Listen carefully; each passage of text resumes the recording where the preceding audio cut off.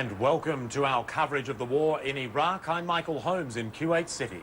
And I'm Rosemary Church at the CNN Centre. We'll have complete details on the battle for the airport. Also this hour, Iraqi officials say President Saddam Hussein is alive. We'll tell you about a new statement read on Iraqi television. Well, now the latest developments. It is day 16 of the war, and US officials say hundreds of Iraqi Republican Guard members from the Baghdad division have surrendered to coalition forces.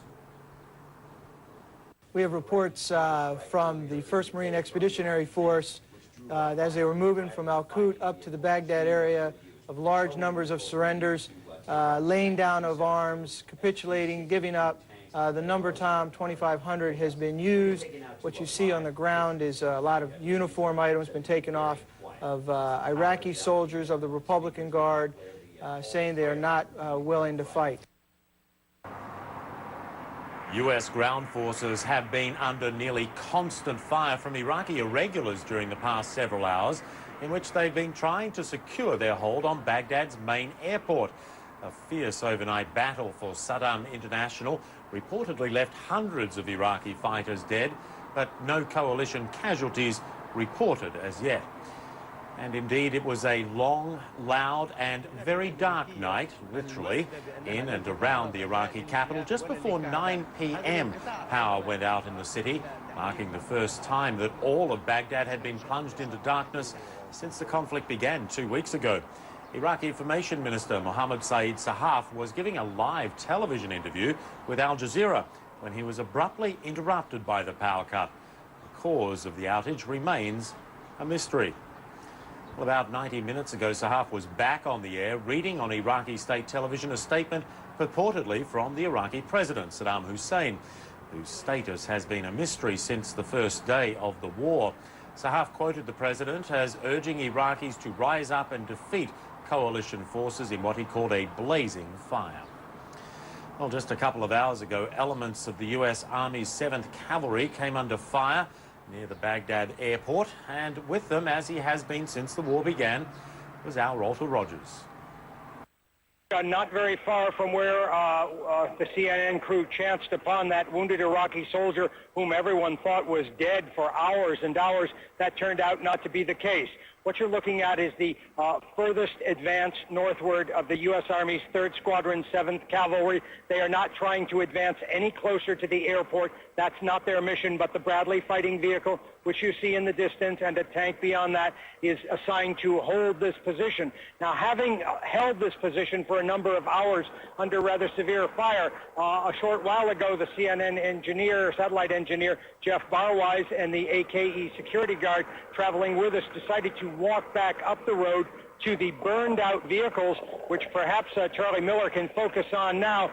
They just wanted to take a look and see what the equipment the Iraqis were using. There had been some Kalashnikovs lying in the road, and we had seen more than a few dead Iraqi soldiers around those vehicles. And then suddenly, as Jeff Barwise was walking by what appeared to be an Iraqi soldier dead, lying there for 5 or 6 hours, Jeff turned to Paul Jordan and said, "Look, that guy just rolled over." And sure enough, there was this Iraqi soldier there, an officer, judging by the large gold star on his epaulette. He had been wounded in a fight 5 or 6 hours earlier. He had managed to crawl out of a burning armored personnel carrier. Everyone in there with him had been killed by the U.S. forces' fire when these armored vehicles tried to overrun the 7th Cavalry last night. This particular Iraqi soldier, however, managed to crawl away from the vehicle and into a depression in the dirt. He was virtually unnoticed by both the 7th Cavalry as it rolled forward and back, also by the CNN crew as we moved forward and back of those burning vehicles, which we had been showing all morning. And then Jeff noticed that this Iraqi soldier tried to roll over. He had been lying in the sun for probably 6 hours now, and extraordinarily uncomfortable, probably in a state of shock. They went over and noticed that the Iraqi soldier had been wounded badly in the buttocks and in his thigh, but other than that, there were no wounds to vital organs, no wounds in his abdomen or chest. So Paul Jordan, a former Australian SAS soldier with first-class first aid capability, went over there, grabbed the first aid kit.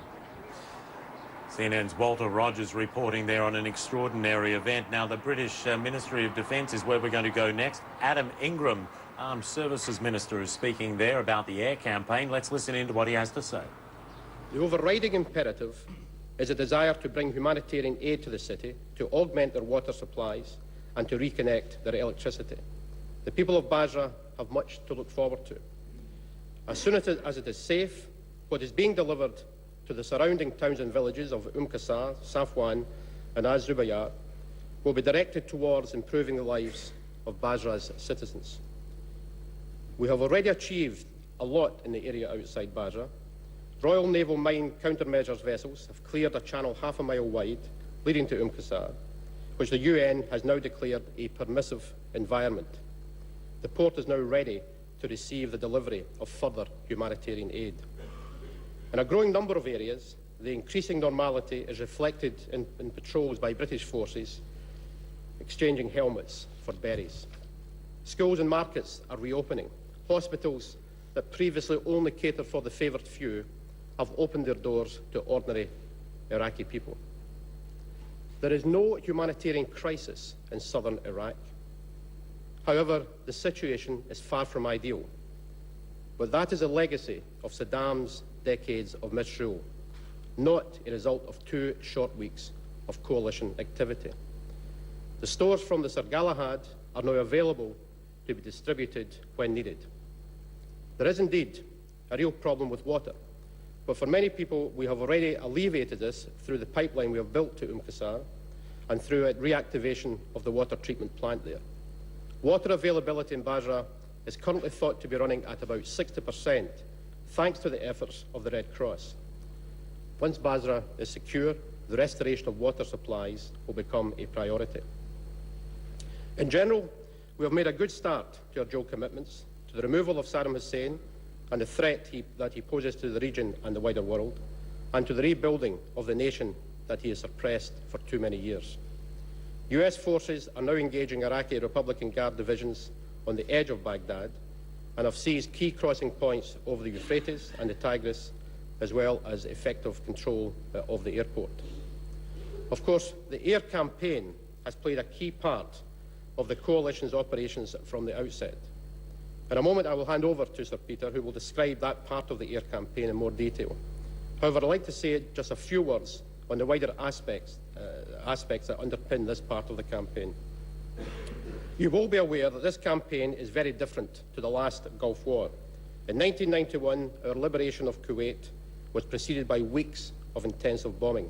In this campaign, the ground war had started before even the air campaign was fully underway. The other major difference is a greater focus and precision we can apply. There has been a huge amount of media interest in the bombing campaign that we have conducted against Baghdad. By and large, the reporting has been sensible and measured. Although we have packed a huge punch, our overriding concern has been to minimise both civilian casualties and unnecessary casualties on our own side.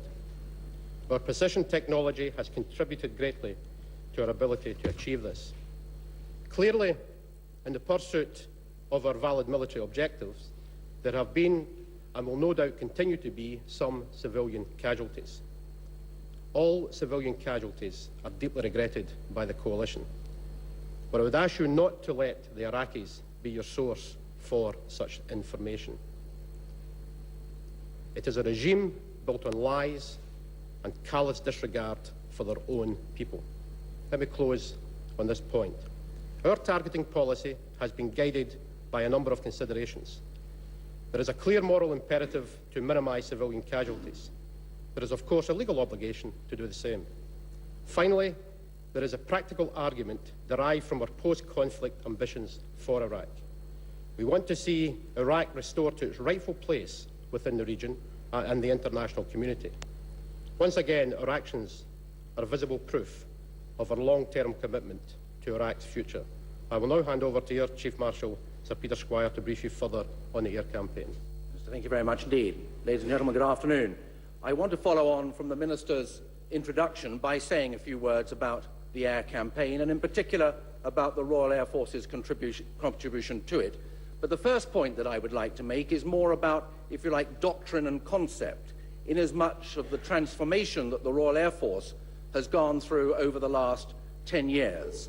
In that time, we have really changed our structure and our training mechanism quite substantially away from the posture that we adopted during the Cold War, which was very much one of a citadel operation from our main operating bases in this country and in Germany. And now we are a fully expeditionary force in accordance with the conclusions of the Defence Review of 1998 and indeed the new chapter work, which was done in the aftermath of the September the 11th, 2001 incidents.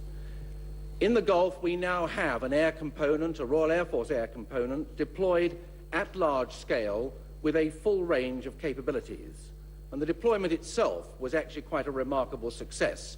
You will recall that really the decision was taken only in the first week of February to swing the deployment of that air component from the north, from Turkey, down to the south, into the Middle East specifically. I went out to visit our deployments at the end of February, and we had a full operating capability by the end of the first week of March. Well, all very well and good, but how have we used that capability? Well, the daily air task order calls for about 1,200 fixed-wing sorties each day. That does not include the rotary wing support, which is also extensive and which I'll come back to in due course. But again, it is not sorties that are important, it is the effect that they create. For the record, the Royal Air Force is contributing about 10% to the overall 1,200 sorties a day, and that matches, if you like, the scale of our deployment. But our contribution in terms of effect is certainly 10% and probably greater, not least because the balance of our combat air power deployed is largely offensive rather than defensive. The Minister has already said that unlike the Gulf War in '91, where the offensive air campaign started some 6 weeks before the ground campaign, on this occasion they have been pretty much coincident. Now, there are several strands to any air campaign, and certainly to this one. There is, on the one hand, the strategic side of it, where we are seeking to gain air superiority. We're looking to take down the command and control and communication centres of the regime, and we are looking for mobile Scud-type weapons which carry a WMD capability. There is also then the support for the land component in terms of close air support and battlefield air interdiction. There is the whole gamut of reconnaissance from strategic right down to tactical, and then there is the combat support sorties, whether they're airborne early warning and control or whether they're air-to-air refueling. Now, as a fully integrated component of the offensive air campaign, the Royal Air Force has brought into operational service in the last 2 weeks 2 new weapon systems. The first, specifically designed to take out strategic targets like air defense operation centers, like C3 nodes, is the conventionally armed standoff missile known as Storm Shadow, which you see here loaded on this Tornado. The program was sufficiently advanced prior to the conflict for us to declare an initial operating capability with this weapon. The testing that we had done had given us very high levels of confidence on its reliability, its accuracy, and certainly on its penetration. And indeed, the deployment of this system and the employment of it on operations has been extremely successful. And what I'd now like to do is to talk you through a sequence which will give you a little bit more to see. Here is one of the weapons being wheeled into a shelter in the Middle East, where it will be loaded onto this aircraft, loaded and inspected by the aircrew who will fly the aircraft just to make sure that all the loading has been done correctly. This is a trials drop. I couldn't get an operational. This is a trials drop done in the United States before the war, and here's the weapon completing its final maneuvering before it actually takes out the target against which it has been designed. And that was actually an inert weapon, not an explosive weapon. Now, clearly, for the full battle damage assessment, we will have to wait until we get inside many of the targets that is being tasked again. But I'm going to show you a photograph now of one of the sector air defense headquarters in Iraq. On the left-hand side, you can see the 2 desired mean points of impact targeted against the building. Take my word, that's exactly where we were aiming for. And if you compare with the right-hand side, that's exactly where the weapons went. And that is absolutely typical of the 30 or so sorties that we have launched Storm Shadow on in the last 2 weeks. I'd like to say something about the targeting process and the care that is taken in the selection. Air Chief Marshal Peter Squire there addressing the media at the Ministry of Defence in London, talking about how the British side of the air campaign in this war in Iraq has been going, and saying that British pilots have flown 10% of the 1,200 or so sorties that have been flown per day during the war. Earlier, Adam Ingram, he is the Armed Services Minister for Great Britain. He was talking about humanitarian aid. That was a photo near a coalition checkpoint northwest in Iraq, really. Apparently 3 coalition soldiers have been killed, a pregnant woman and the car's driver. It's about 80 miles east of the Syrian border, northwest of Baghdad. Now, this statement from Central Command gives the information that the incident happened like this: a pregnant female stepping out of a vehicle at the checkpoint and then screaming in fear, according to the statement. At this point, the civilian vehicle exploded, killing 3 coalition force members who were approaching the vehicle, wounding 2 others. The driver of the vehicle and the pregnant woman were also killed. Okay, other developments now. A US military spokesman says about 2,500 members of the Iraqi Republican Guards Baghdad division surrendered overnight, but he says they probably will not be treated as prisoners of war since they laid down their arms.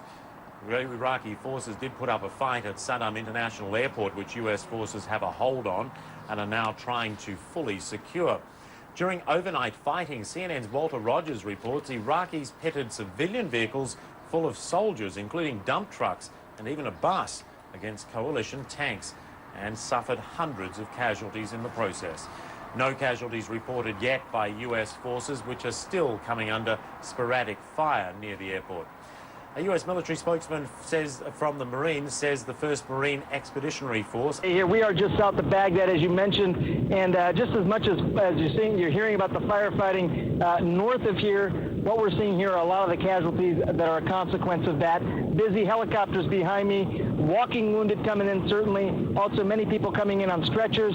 Just earlier today, video that we have showed Black Hawk helicopters, very quickly moving helicopters, quickly triaging patients, bringing them to this surgical station, the Bravo surgical station. It's the furthest north out of all of the medical units at this time. A lot of patients being brought in here very quickly. Quickly they go to a triage tent, and then there are 6 operating rooms just off to my right side. Patients are being taken into these operating rooms. One of these operating rooms operated for almost 12 hours continuously yesterday. All sorts of different patients, all sorts of different injuries. But definitely the tempo has increased here in terms of the numbers of casualties and the significant injuries that we're seeing here as well. Michael, just yesterday, a mother and her child being brought here as well, 2-year-old boy, a mother, both of them had been shot. The boy shot in the head, the mother also sustaining significant bullet wounds to her abdomen. We're seeing all kinds of things here.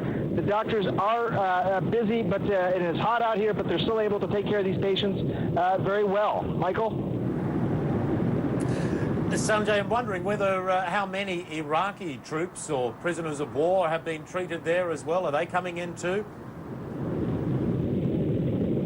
Yeah, very much so, Michael. In fact, the percentage-wise, we were just trying to do some rough numbers in our head as well. I'd say 70 to 75% of the patients, all of the patients that are being brought to the surgical station as well as the other surgical stations are Iraqi. Again, 70 to 75%, much higher numbers of Iraqis, certainly.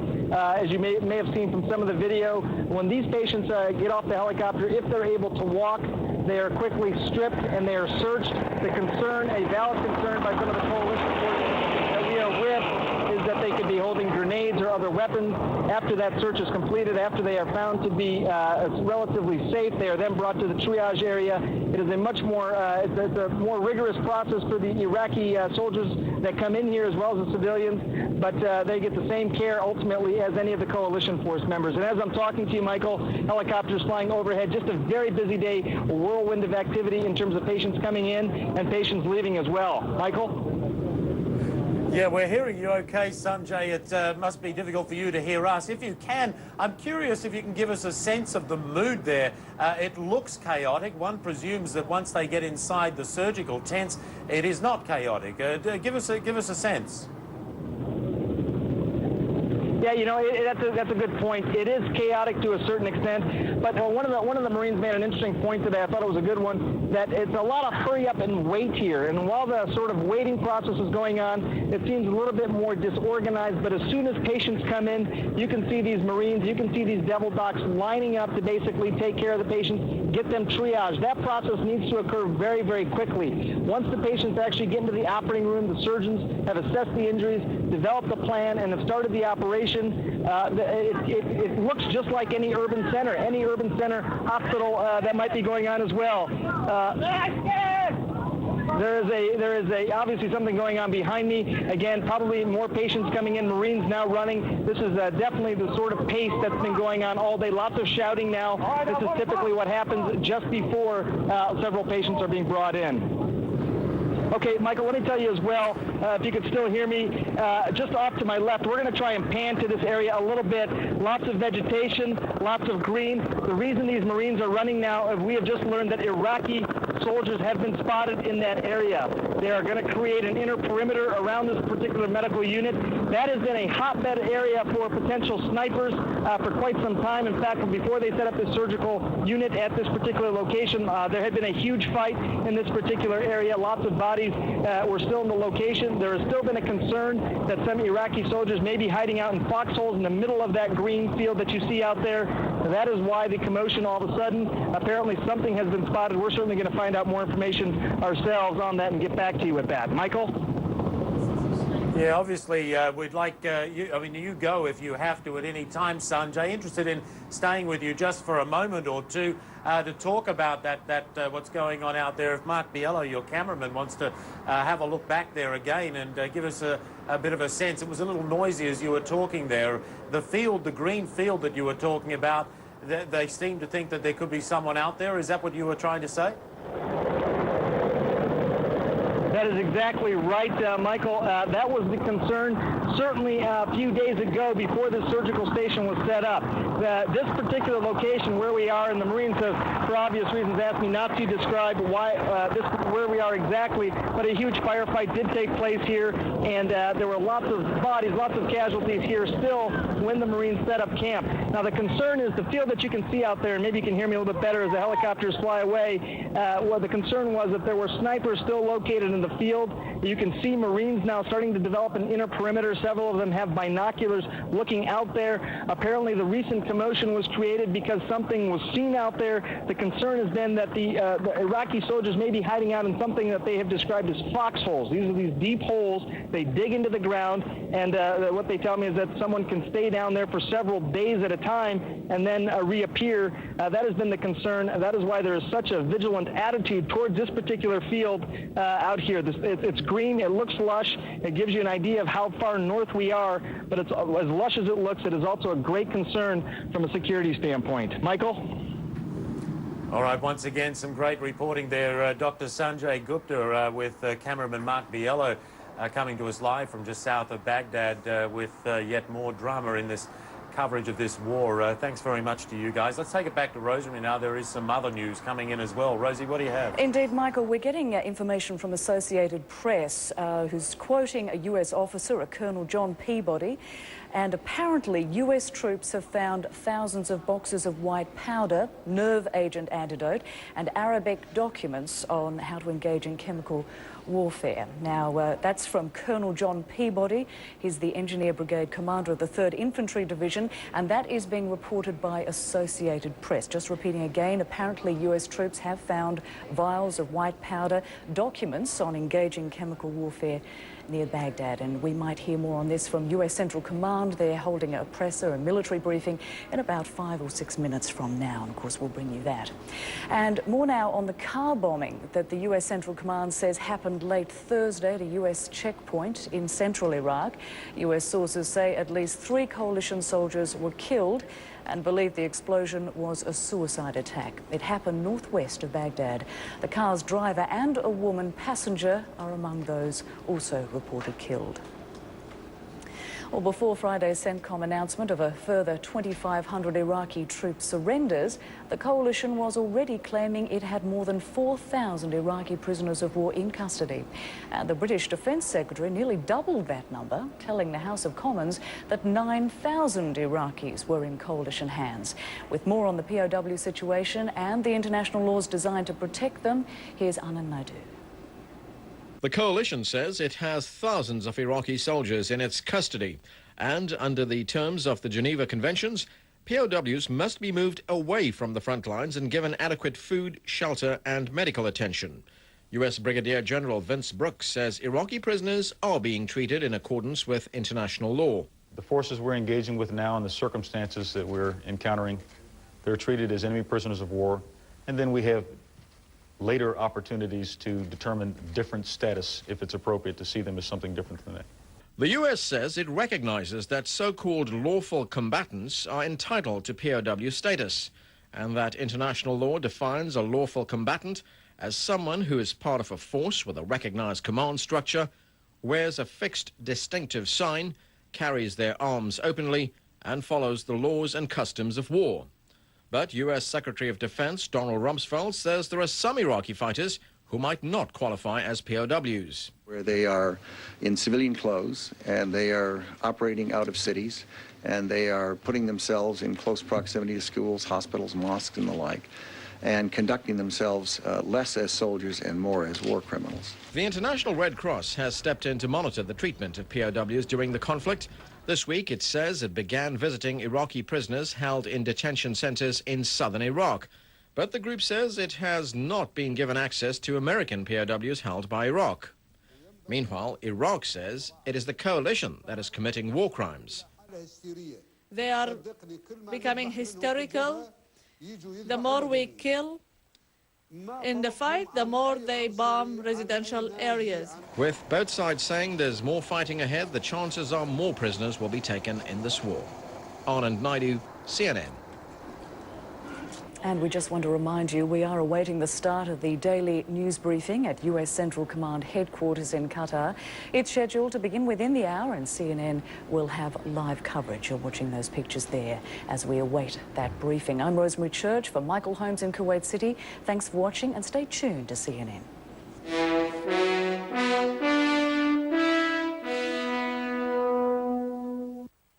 Continues on CNN.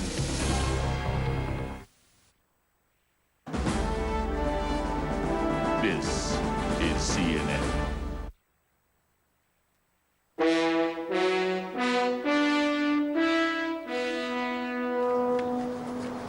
Hello and welcome to the coverage of the war in Iraq. I'm Jim Clancy in Kuwait City. We're awaiting the start of the daily news briefing at United States Central Command in Qatar.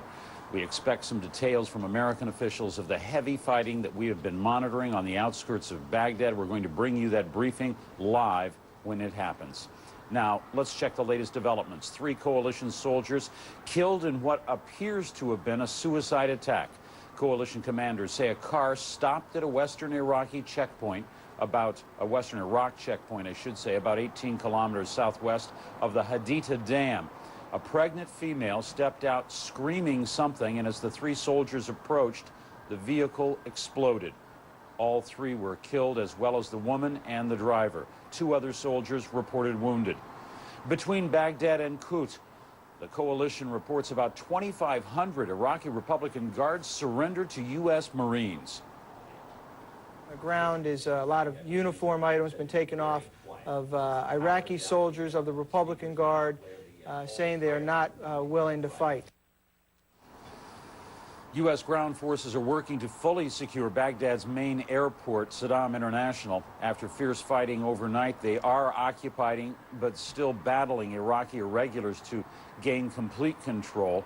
Coalition commanders are confident that it will not take long. They've already gone so far. He was receiving medical treatment. Now, all this while, the Iraqis were firing anti-aircraft bursts over our head, not very high over our head, 20-millimeter shells. So all of this rescue and this medical treatment of the Iraqi soldier was taking place as the CNN crew was under fire. That having been said, the Army suddenly noticed the CNN crew working with a dead Iraqi soldier who wasn't dead after all. They said, "Is that guy alive?" We told them, "Yes, we think so. And we think that he's only got leg wounds," whereupon the Army radioed back. One of the sergeants, actually it was Lieutenant Wade, I believe, he radioed back to the medic unit several miles in the rear. They tried to move forward, but the Iraqis were shooting at the medical unit coming forward, and it couldn't move for a while. But in 10 or 15 minutes or so, the Iraqi soldier was in the hands of a U.S. Army captain, a medic, Captain Davis. I'm sorry, I don't know his first name, but he performed heroically, again, with shells bursting overhead, the 20-millimeter anti-aircraft shells that the Iraqis were firing in the direction of the convoy just a few yards away from where this soldier was lying in a ditch. Immediately, the Army doctor moved in. The wounds began to be bandaged for temporary treatment, tied up. The Iraqi soldier was increasingly looking pleased with the attention he was getting, because 30 minutes sooner he was sure he was a dead man. He almost, as a matter of fact, everyone who drove by him thought he was a dead man. Having said that, in a matter of minutes, the Army medic was able to patch up this Iraqi soldier well enough to get him on a stretcher and back in the M113 armored personnel carrier to the rear, and he showed no signs of not surviving this battle. Indeed, none of the wounds which we could see appeared to be life-threatening, and I saw his upper and lower torso, front and back. There were no injuries to the head, so except for some rather ugly wounds to his buttocks and thigh, this Iraqi soldier is probably the luckiest individual of the day. Just one story of so many on the Baghdad battlefield this day.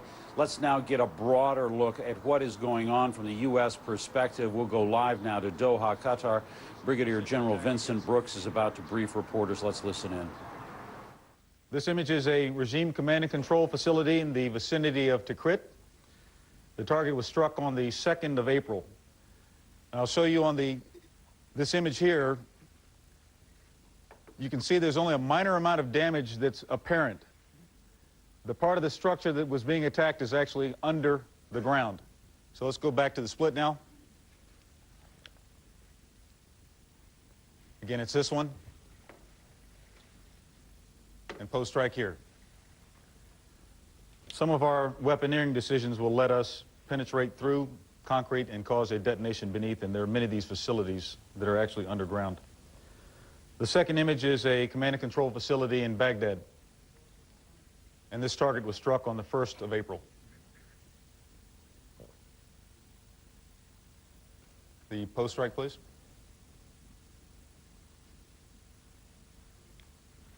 And the split. Our coalition special operations forces in northern Iraq continued concentrated air attacks against regime military forces in northern Iraq. They're maintaining effective control of roads leading into or out of Iraq and roads between Baghdad and Tikrit. Special operations forces in key locations throughout the country are positioned to locate regime facilities or strategic systems and to direct precision fires to destroy them. This next video shows a special operations air asset engaging regime command and control facilities in western Iraq. This is a military complex for command and control. A series of buildings were engaged in this case from an aerial platform.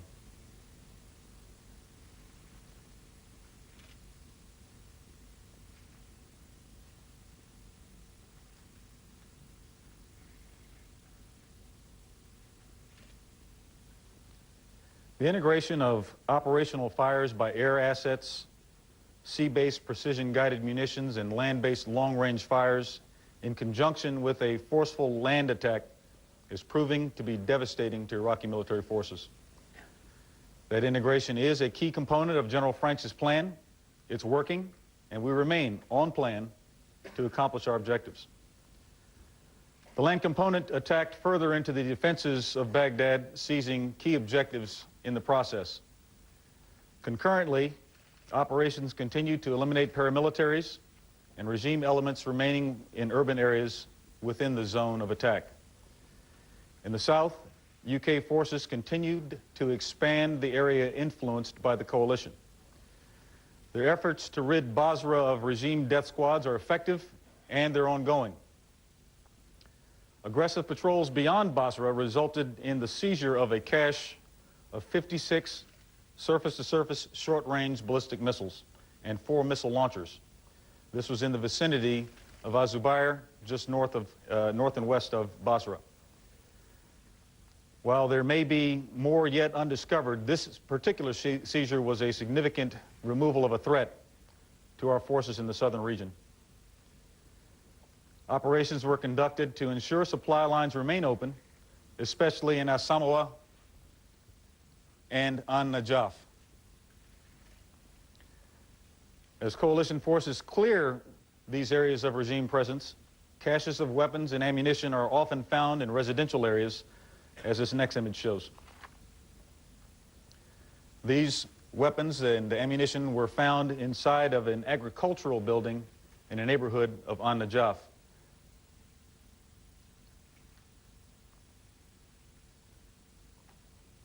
The 1st Marine Expeditionary Force continued its attack toward Baghdad, destroying remnants of the Baghdad Republican Guard Division near Al-Qut and elements of the Al-Nida Republican Guard Division between Al-Qut and Baghdad. The attack continues. 5th Corps attacked Iraqi forces on the approach to Baghdad and seized several key intersections on the south side of the city. The attack continued through the night, and by dawn this morning, the coalition had seized the international airport west of Baghdad, formerly known as Saddam International Airport. The airport now has a new name, Baghdad International Airport, and it is the gateway to the future Iraq. We anticipate that in the coming days, we will continue to see on the ground the types of tactics that we've seen before, including the hiding of combat equipment close to homes, the use of schools, hospitals, and mosques as military facilities, and even the use of civilian assets or even civilians to hide their actions. This short video shows an example of what I just described. In it, you'll see an ambulance near the town of Al-Qut. After a firefight that occurred, you can see personnel right here in this area being extracted after a coalition attack. Let's go ahead and roll the tape.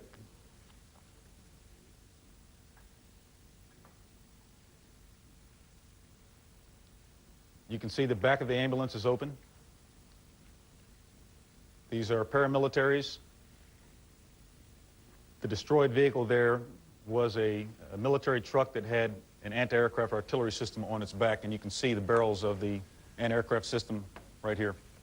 That had already been destroyed by coalition forces, and the element you saw was trying to extricate itself from the area. Yesterday I told you that our maritime component discovered a small boat beached along the Khor Abdullah. We've got an image of where that is located. It was on the north bank, and their work continues to make sure the area is cleared. This find was done by our deployed members of the U.S. Coast Guard that are part of the Maritime Force. We have some images of what was recovered from that particular search. Rocket-propelled grenades in this particular image. Anti-tank guided missile systems. And the third image is the rubber assault boat itself. As I mentioned, there were tunnels that were associated with this set of 7 caches that were found there, and these types of things were found within the cache. Our leaflet operations have now reached over 37 million leaflets dropped as we continue our efforts to communicate directly with the Iraqi population and with Iraqi military units.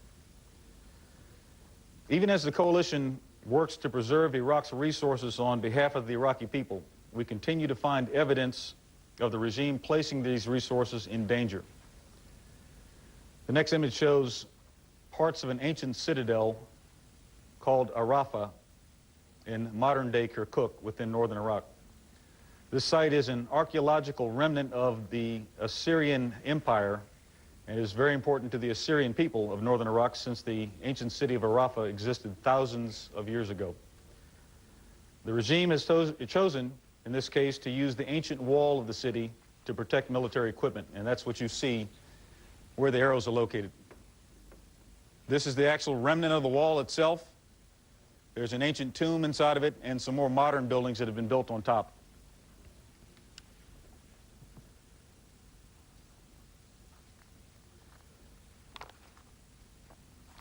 Day by day, the coalition is facilitating the distribution of humanitarian assistance and providing quality of life improvements for the Iraqis. We've learned that the most important need in areas liberated is water. I'd like to show you a video of some of the recent efforts in water distribution. In forward areas, water is provided by military water trailers, as you see here, providing immediate needs of water to the population. Bulk water, larger amounts of water, moved by water trucks from the southern region. These trucks are filled at one of the 11 water points at the end of the Kuwaiti water pipeline near Qasr. And with that, ladies and gentlemen, I'll take your questions. Please. Thanks, Neil Karlinsky with ABC. We've heard shortly before coming in here about another checkpoint suicide attack near the Haditha Dam, a pregnant woman, possibly 3 coalition troops being killed in that. Can you tell us about that? And also a late report before coming in here of a suspicious site with thousands of boxes of white powder, chemical warfare documents, and nerve agent antidotes found south of Baghdad. And if you will, when answering that, an update perhaps on yesterday's remark about suspicious, or bottles with suspicious markings being found. Thank you. Okay, Neil. The first part, we do have a report of a car bomb explosion at a military checkpoint southeast of the Haditha Dam area. And we talked about the Haditha Dam and its importance yesterday. It's still early in the process for us to have a very full story of exactly what happened at the site. Initial reports do indicate that a vehicle approached the checkpoint. A woman who appeared clearly to be pregnant exited the vehicle, screaming for assistance in some degree of distress. As coalition forces began to approach, she and the vehicle were detonated. So she was killed by the explosion from the vehicle. We do have some combat losses as a result of this, and we'll provide more information as time goes on. The report of the powder and boxes we've just recently heard about, and we just don't have any details that are factually based to provide to you at this point in time. Certainly it's an item of interest, and we'll get more information and report that as it goes. What we discovered in the west, near Mudesis, where a special operations raid was ongoing, was a building that we think now was probably an NBC training school. These bottles were samples. I think we have an image of that. Can we bring up the bottles? This is what we saw. One of them had been marked tabun, a chemical agent that was developed back in the 40s. Some of these were taken away, and testing is ongoing. But we think that there may have been an explanation for this as an NBC training school, not an operational facility. These sorts of things happen. We get information. We proceed to find more detailed information about what it is that is in a particular location, and we make conclusions beyond that. And that's how we see it at this point. We don't have any further investigation we're going to do on that site. Please, Tom. Tom Interior with CNN. There are reports out near the airport, farther away from the city, that 2,500 members of the Republican Guard laid their weapons down and surrendered. What can you tell us of the status of the Republican Guard in and around Baghdad, and do you expect more resistance in the city? We have been in contact with a number of Republican Guard forces over the last several days, as you're all aware. Most of the array was outside of Baghdad in defenses that really prevented access, easy access to Baghdad. We've attacked a number of those divisions, particularly the Baghdad division on the east near Al-Qut, the Medina division near Karbala. We think there were mixtures, some portions of the Nebuchadnezzar division that had reinforced the Medina division. And today we believe we had contact with the Al-Nida division between those two locations. There may be other elements of Republican Guard Forces Command that have moved to reinforce or that have become intermingled. At this point, it's very difficult to separate one from another. We have had a tremendous effect on those organizations that we've encountered in the process. We still anticipate that Special Republican Guard Forces are operating from within Baghdad or on the outskirts of Baghdad. Some of those we may have encountered near the airport today with some very uncoordinated, small unit attacks. I won't even call them counterattacks. They certainly came after we had possession of terrain, and they were soundly defeated in each case. Not well integrated, not coordinated, but nevertheless, there's a presence of force that's out there still. So in answer to the question, will there be more fighting? Yes, there will be more fighting. The fighting is not complete by any stretch of the imagination. We remain cautiously optimistic. We have, in fact, seized a very important piece of terrain that has importance not only now, but into the future of Iraq. But we don't have any doubts that there will be more fighting ahead. The nature of that fighting, we'll have to see how it unfolds. We're prepared to deal with a number of contingencies, but we're not finished with this operation at this point. The surrender number, I don't know. I've heard that report, and we have not gotten any confirmation of 2,500 or any other number like that surrendering. We have encountered forces that have surrendered along the way. They're usually parts of units, not whole units at this point. But we believe that as the situation continues to unfold, that may change. There may be larger sizes of units that we encounter, particularly in other parts of the country where there hasn't been as much combat, but we've had some attacks against those forces. And that will remain to be seen. And if we have more confirmation, we'll provide it to you. Please. It's Jeff Mead from Sky News. One would expect a capital city's airport, because of its psychological value, to be more fiercely defended than apparently was the case. I wonder if you have any view on that. Can you also tell us what the options now it gives you, possession of that airport, how you may exploit it? And thirdly, what are the next installations that you have listed to rename? We might rename this facility and name it right after you. But the nature of what we're seeing in and around Baghdad Airport is, first, there were some defensive forces there, and we had seen over the last weeks some reinforcement around it, positions ringing it, and we've also seen air defenses located there. We made efforts more than a week ago to ensure that that could not be used for the takeoff of any regime leaders that might want to escape the country. So we rendered the runway unusable for air operations. You saw some images a few days ago against regime command and control facilities that were associated with the area near the Baghdad airport to the south. Those have been attacked and we believe effectively impacted. And so the amount of force that we encountered there was not intense in terms of the nature of the fighting. The actions of the force that took that objective area were very effective on any forces that were present. We think perhaps we may have gotten inside of the enemy's decision-making cycle and arrived with a tempo that put us in place before they could respond to the impending threat that now is a matter of history. It now is it's in our possession.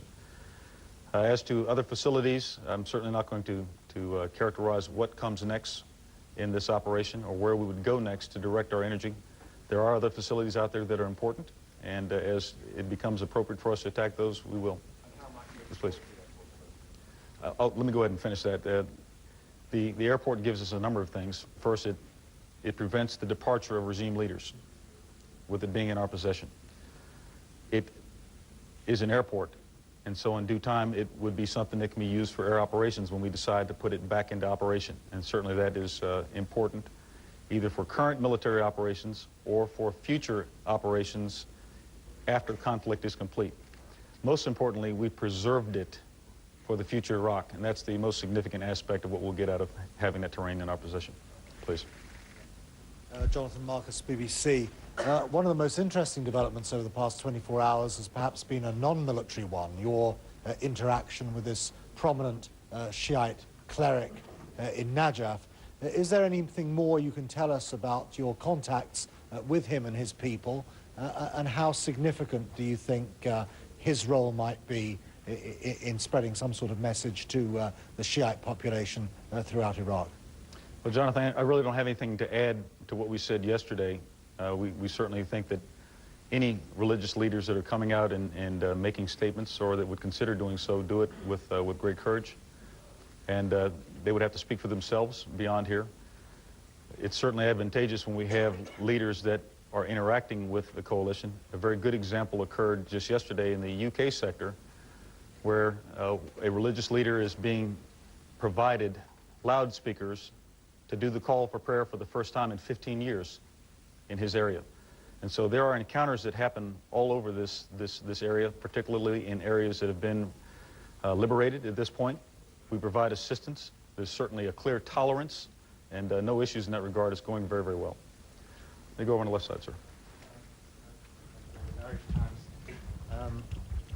Just 2 points, General. At these briefings, you've gone to great lengths to outline the policy of precision bombing and the lengths to which you go to avoid civilian casualties.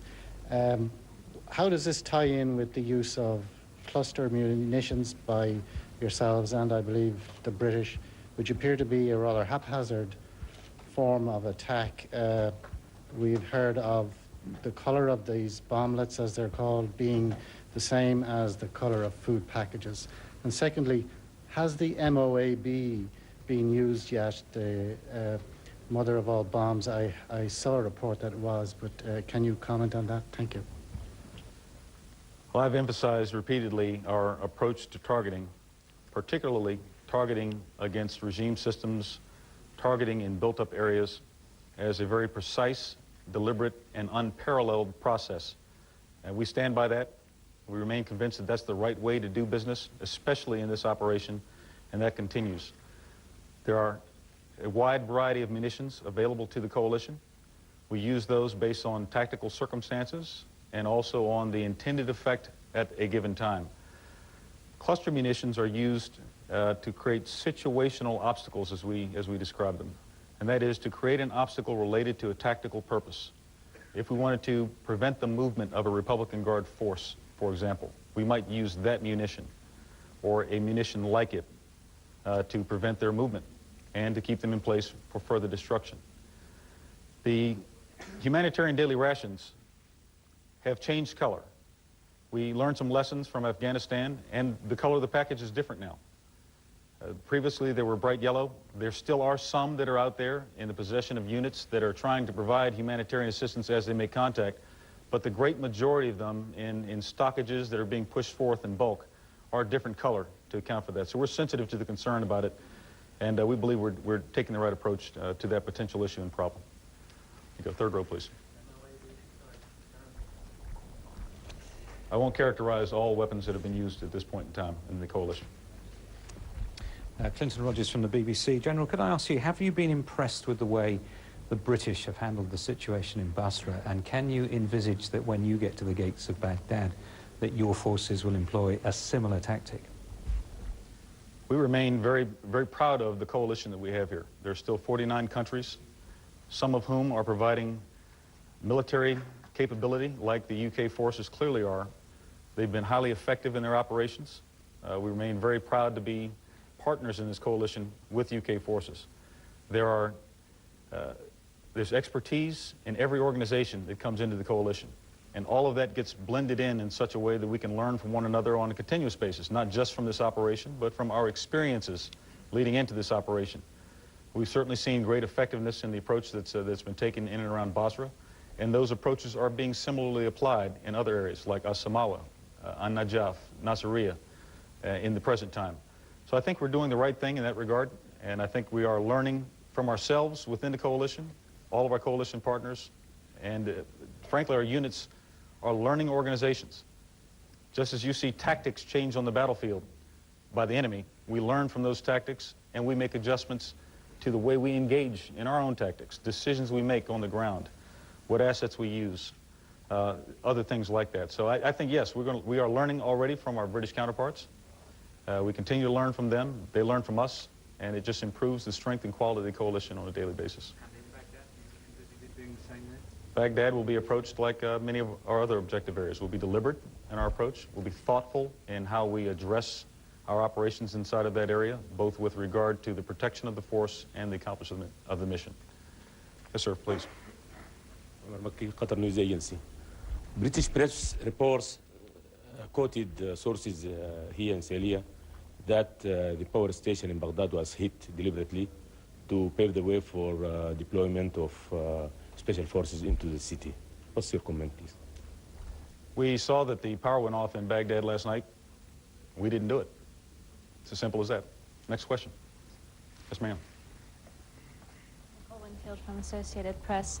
You mentioned that special Republican guards may have been engaged at the airport. I think you also said that there were some engagements with, you were eliminating paramilitaries in the zone of attack. Does that mean that you have gotten to the point of this kind of the inner ring of Saddam's forces closest to Baghdad, the most loyal of his forces? And if so, the fact that you were able to get that far and didn't meet serious resistance, what does that tell you about what he has closest to him? And do you need to control the capital itself, secure it, control it in order to bring down the regime, the stated goal of this campaign? First, we are clear that we have penetrated the defensive ring that was set by the Republican Guard forces. That came by way of destruction of divisions of Republican Guard forces along that line.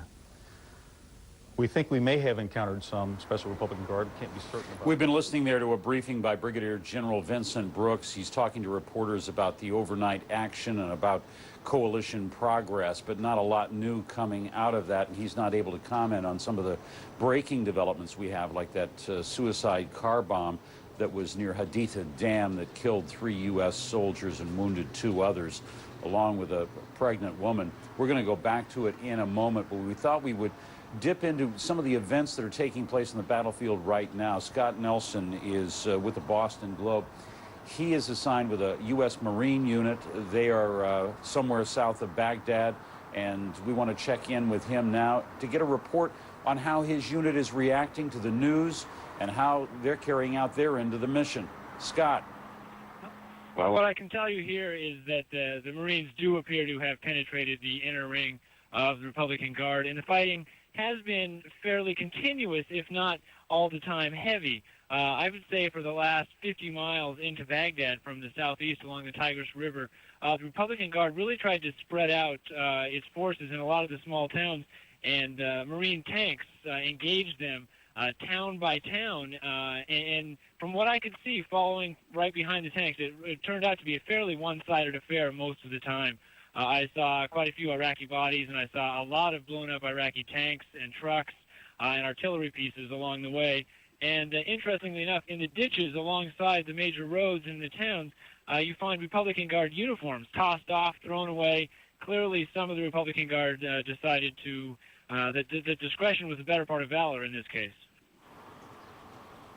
How about, there's been a lot of talk about chemical weapons and fears of that, the discovery of some white powder that was along with atropine and other things in some boxes.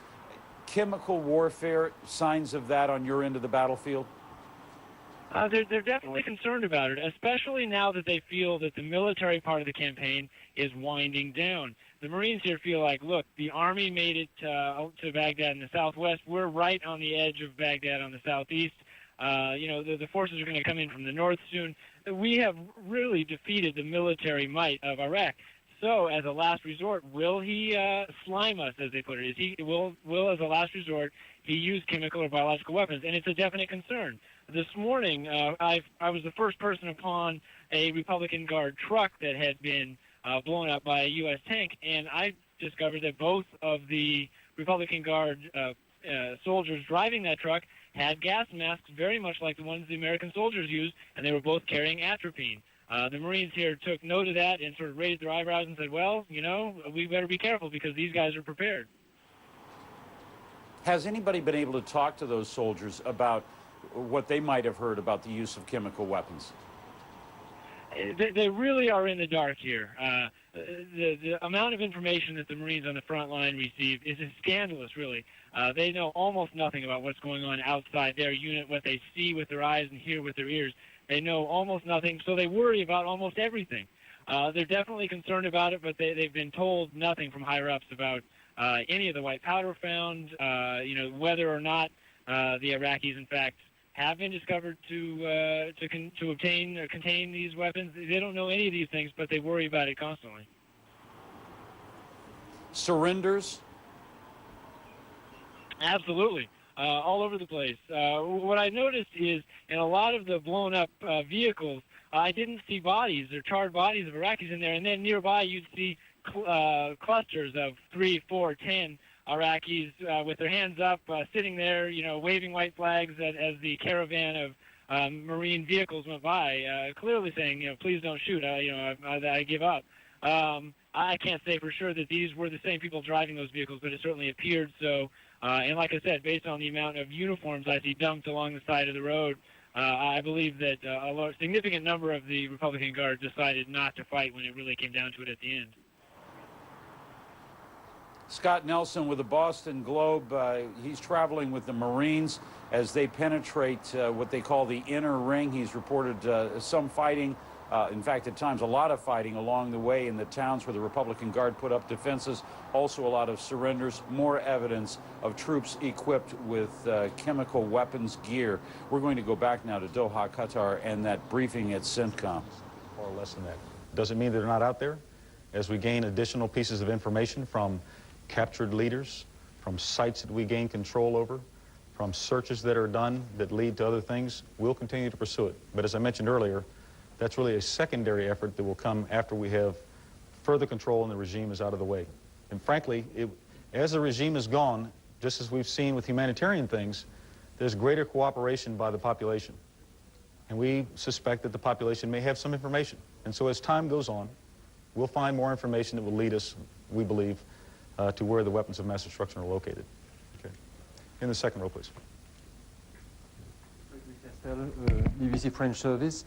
General, can you tell us, do you plan to use Qasr for military logistics? And the second question, about the cautious optimism and the takeover of the airport, how do you translate these things in the mood of the joke and the people you work with on site, on the military base? Well, Qasr is a very important port, we know. That's why we tried to gain control of it and secure it as quickly as we could, and why we've committed so much effort to transitioning it to the humanitarian role that is already beginning to play in a very important and significant way for Iraq. That's really what the focus will be. Now, military logistics can be brought in a number of ways. We would look everywhere we need to try to get that in. We haven't had a need thus far to use Qasr for military logistics, and unless circumstances change, that will probably continue to be the case. Having said that, military logistics to sustain the operation must remain a priority for us while we're conducting combat operations, and we'll make whatever adjustments we need to make that happen. It's important, however, that we not put that port at risk. We believe we have a good condition of stability that's already occurring in and around Qasr in the southern region, and that's important to us. And so we would seek other alternatives before putting Qasr at any kind of military risk as it goes right now. Your second question, the mood in the JOC. Bunch of pros inside of there. And my interactions with the professionals inside of the JOC, some of you have met some of them before. They're always focused on the mission. They're always upbeat. They're positive about things. And they also have a cautious optimism. Things are going well. We're on plan. We're accomplishing what we set out to do. There are many achievements, and we're only 2 weeks into this operation. So that's the source of our cautious optimism. But all military professionals always keep that cautious piece in there as well, recognizing that there's still work to be done. We never underestimate our enemy, especially when there's capability that still exists. And that's what the situation is there. Let me go back here, sir. Qatar TV. What we have seen in Iraq is exactly what's going on in Palestine by Israel occupation. Are you considering the fact that many Iraqis are now united against you to dividing their country and they see you as occupiers? Thank you, sir. What you're seeing in this situation is only applicable to this situation. What you're seeing is a coalition that has come together to rid a nation of a regime that has oppressed it for decades. What you're seeing is humanitarian assistance being delivered from the first inception of combat operations as quickly as we could possibly do that, because we recognize that the Iraqi people need assistance, and they weren't getting it from their own leaders. What you see here is a coalition that's dedicated to, after removing the regime, proceeding without any change to the territorial integrity of Iraq, to set a condition that will make it possible for a future Iraq that belongs to all the Iraqi people. That's what you see in this case. It can't be compared to anything else, and really that's all there is to it at this point. Yes, sir, in the back. In the back, next row. Thank you, General. And I'll come back to you. Your Dave colleague Ross next. from KIRO in Seattle. Okay. May I ask you to address a fundamental question? This is day 15. Can you say that Americans at home are safer today than they were 15 days ago? I think we can clearly say that we have uncovered the realities of this regime, that there are very close links with terrorist organizations, and there are much closer links with terrorist behaviors.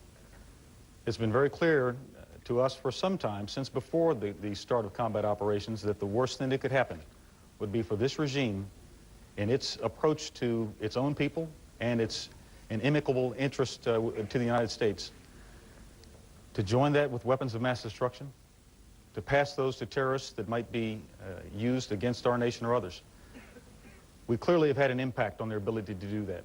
So yes, as this contributes to a global war on terrorism, absolutely, we believe that we are safer as a result of this action. It still doesn't make us completely safe. There's still all kinds of threats out there globally. Our efforts are focused on taking care of the ones at hand in Iraq, and we're going to continue that effort until we're complete. Yes, ma'am.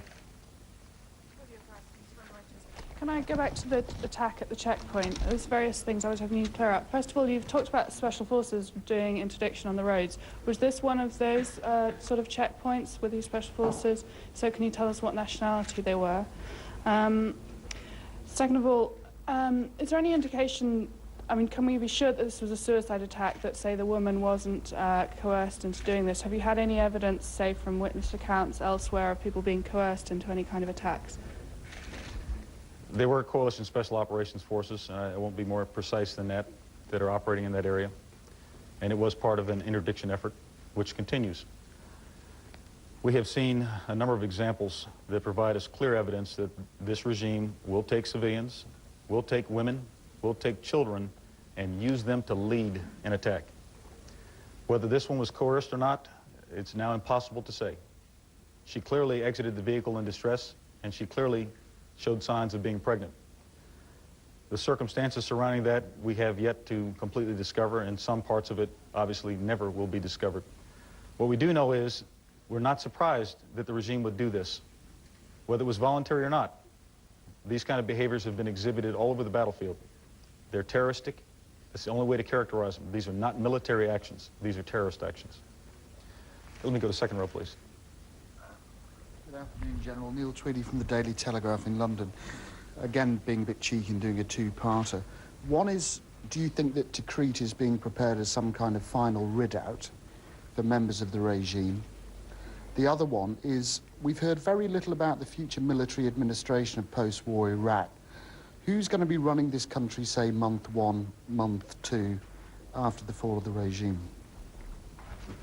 Tikrit is an area that's very important to the regime and to certain regime leaders. We know that. We have interests regarding the regime in Tikrit. That's why you saw some targets that have addressed regime facilities in Tikrit. We certainly know that there is a link between Baghdad and Tikrit, and we have taken actions to influence that link in a variety of ways. And so I'll leave our interest in Tikrit at about that point. As to the future and the administration aspects of this, that really is a matter that ought to be better discussed in the Pentagon and also in Washington to determine who's going to do what. We still have combat action we're involved in. That remains the focus of our operations. And as we get closer to the conditions that you're describing, we'll have more to say about it. Up on the left, please. Jeff Schaefer, Associated Press, Television News. I'd like to know if you have any details today of the investigation into what brought down the Hornet and the Black Hawk. Hostile fire or mechanical error, or what could it be? On the FA-18 Hornet, both of them, of course, are still under investigation, but the FA-18 Hornet, we're continuing to dig deeper and find out what the causes were. We don't have any final answers at this point. It would be premature to talk about that. Similarly, with the UH-60, let me first say that we are comfortable in that case that it was not hostile fire. We think there was a mechanical problem We haven't determined what that mechanical problem was yet. There's still more work that needs to be done on both of those cases. And as we have more to say, we'll pass that to you. I missed someone over inside of here. Yes, sir. Mr. Markkonen, Finnish Broadcasting Company. As far as the roads from Baghdad to west and to north are concerned, have you been able to cut the road to Tikrit? Without being too precise about our actions along the road to Tikrit, we have the ability to influence movement on the road to Tikrit. And I'd just like to leave it at that at this point, since we have current operations ongoing. And let me go right here, please. Paul Hunter from Canadian Broadcasting. How much of each day for troops closest to Baghdad is spent inside a chemical suit? And as the days go on and the temperatures get hotter, how much of a disadvantage is that for coalition troops in that if Iraqi troops wouldn't have to be in chemical, if they were to use chemical weapons, wouldn't have to theoretically put their suits on until they were about to use them? I can't characterize exactly how much of the day it is. That varies unit by unit and commander by commander. The chemical suit is used as part of a protective posture, and commanders make a determination on what kind of risk they're under.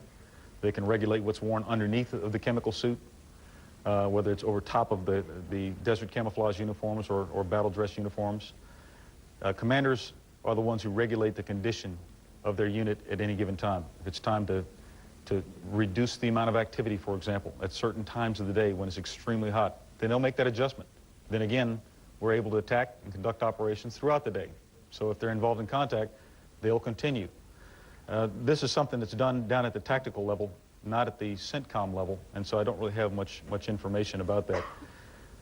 The one thing I would tell you is we train that way. And so there are certain advantages that come to an organization that fights the way it trains. That's how we do all of our work. Throughout the coalition, you see that. And so we don't have any concerns about our ability to fight even under a chemical environment after chemical weapons are used. We can do that. We've trained to do that. The key part is how commanders take care of their organizations. We're satisfied. We've got great commanders out there that are doing the right thing. They've shown their capability throughout the 15 days of combat operations. They're pretty savvy young folks. They make things happen the right way, and we're very proud of them. Let me go over in this area, please. Pietro Veronese, La Repubblica newspaper, Italy. Two questions, General, please. First of all, on the Haditha Dam. Could you tell us where the forces who are securing the dam come from? They seem to be far apart from other ground forces there. So are they part of the 5th Corps or whatever? Second question concerning the incidents of the past few days involving civilians. We had from this command the clear answer only on the first one in Baghdad, in one Baghdad market. Then there is the second incident in Baghdad, then Hilla a few days ago, and the last one, we hear from the regime in Baghdad that there have been dozens of civilian victims around the airport. Do you have any information on this one? Thank you. I mentioned yesterday actually the last 2 days, the Haditha Dam had been seized by Coalition Special Operations Forces.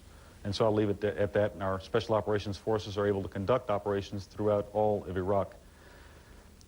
Civilian casualties are being reported on the battlefield through a number of sources, and we know that in warfare throughout history, civilians do get injured. Civilians are killed as a result of combat action. The numbers that are out there, and certainly the reports from the regime, we would put into great doubt. You've seen evidence of the regime killing their own civilians. So there's certainty in the on the regime's part that there are civilian deaths and what the cause would be. Our approach has been very deliberate about minimizing the potential effect on civilians and other structures that we don't intend to cause any effect on. We've seen that demonstrated in a number of places. We can take any example, the mosque in Najaf, how we approach our work on the ground or from the air. We take these things into consideration. I can't stand here and tell you that there have not been any civilian casualties caused by coalition action. I suspect that there are. But I can tell you with absolute certainty that we've done everything we possibly could to prevent that and to drive it down to an absolute minimum. And I'll stand on that. Yes, ma'am, and with the red shirt, please. Independent television in Finland. General, you said you want to prevent the members of the regime to escape. Does it mean your previous offer for President Saddam Hussein to go in exile is not valid anymore? Well, this command never made such an offer. We were committed to action by our national leaders. We've got objectives that are clearly laid out for us. The offers that you described are matters for capitals to deal with, not for this command. We can remain focused on our objectives, and that includes removing this regime. We cannot allow an escape to occur at this point. If we're ordered otherwise, then we'll do things otherwise. But at the current time, we want to prevent departure from Iraq until we've completed our operations. And there will be a time of accounting. We've said that before. And it's important that we complete our work before we make any more pronouncements in that regard. Yes, sir, in the back. Talk a little bit about, short of a surrender, what kind of things are you looking for when you will know you have control over the country, militarily at least? I think some of the things we're already seeing throughout much of the country tell us that we have established an environment of security where life can begin to proceed into the future. Control is probably not a very good word, and so that's not something that I would use to characterize it. Rather, it's a matter of establishing conditions that let life go on. Militarily, when we have removed military threats, that's the first and most important thing. Some of those things, some of those efforts to remove military threats will take time. For example, we know that in some of the towns through which we've passed, or towns that now fall into the area where we believe we have general security and have removed most of the regime's influence, there is still presence. It's not so much an effect anymore, but there's presence. And so as conditions continue to go favorably in the coalition's direction, as we have more and more impact on the regime's ability to issue instructions or to take actions in a coordinated way, then we'll find that we can do that. So that's what we see in terms of military conditions related to when we think that we've got the right security environment. If I could just follow up, in terms of regime change, how will you know when the regime is no longer has any ability to control the levers of power? And I think what are you looking for to establish we'll have a that? combination of things, and I don't want to give you the laundry list of what the indicators will be. Certainly throughout all of our processes that integrate intelligence that comes in, the conditions we're finding out on the ground, how much fighting are we experiencing, what is the population telling us. All these things get brought together in a way that tells us whether or not we still have work to do. Right now we know we have work to do, and so we're continuing with that work, and we'll be very deliberate about it as we get it done. Yes, please. ABC News. Over a week ago now, we had the incident involving the two M1 Abrams tanks. These were destroyed. The first time ever in combat that these tanks had been destroyed. There were indications, reports I should say, that possibly cornets were involved. Over a week later now, can you tell us what the status of your investigation is regarding what destroyed these two tanks? Was it the cornet, or was it another kind of device that destroyed these two tanks? And also, sir, UN violations, as you are going through and finding these weapons caches, the 56 surface-to-surface missiles, as you reported moments ago, how many of these missiles and other sorts of weapons violate the UN sanctions? Thank you, sir. Let me recharacterize what you said first about the M1 tanks. We have not had any M1 tanks destroyed by hostile fire. We've had a number hit by hostile fire, and we've had some that have been damaged by hostile fire. None have been destroyed at this point.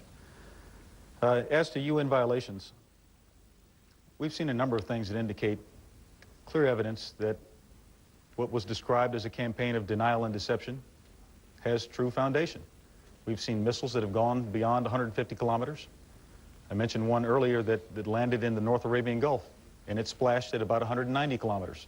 We've seen atropine injectors that we believe were purchased under the Oil for Food program, requiring adjustments by the United Nations on the goods review list. We've seen heavy equipment transporters that are moving tanks. In some cases, they move explosives near mosques. There are all kinds of things that have shown up through our operations that indicate that the campaign of denial and deception was true. There was, in fact, a campaign ongoing to prevent global knowledge of what was really happening here. I think we're going to find even more of it as time goes on, and we won't be surprised with what we find. Yes, sir, please. All right, we're listening there. Brigadier General Vincent Brooks briefing reporters at U.S. Central Command in Doha, Qatar, making clear there are a number of points. Some of the most interesting ones, he was saying that U.S. forces have now positioned themselves around Baghdad to prevent the escape of anyone linked to the regime, reminding reporters that the U.S. has said that a day of accounting is coming. He also made some other assertions about close links with terror organizations or with the type of terror operations. That is something that is not as clear, perhaps, as Brigadier General Brooks put it there in the press briefing. Another interesting fact that came out of all of this is an operation on its face that was meant to disarm Iraq. However, the shift in focus that we saw just before the campaign was launched, sometimes in the speeches that were given, and certainly here at this briefing, the entire shift of focus has been regime change, and how that is to be accomplished to improve the lives of the Iraqi people rather than focusing on the smoking gun of banned chemical or biological or nuclear weapons inside Iraq. Now, in all fairness, all sorts of links have been made by others saying that the chemical, biological, nuclear prowess of the Iraqis did not develop independently of the regime, that the regime is part and parcel of that and really gave birth to the use of chemical weapons, certainly, and the development of biological and nuclear weapons programs.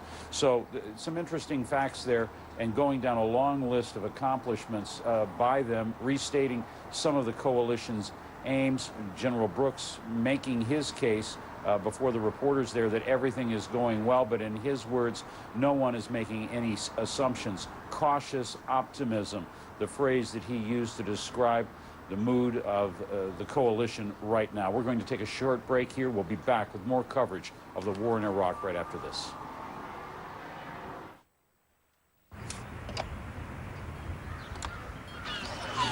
Print me. Hey, look, my first fish! Karbala and Baghdad.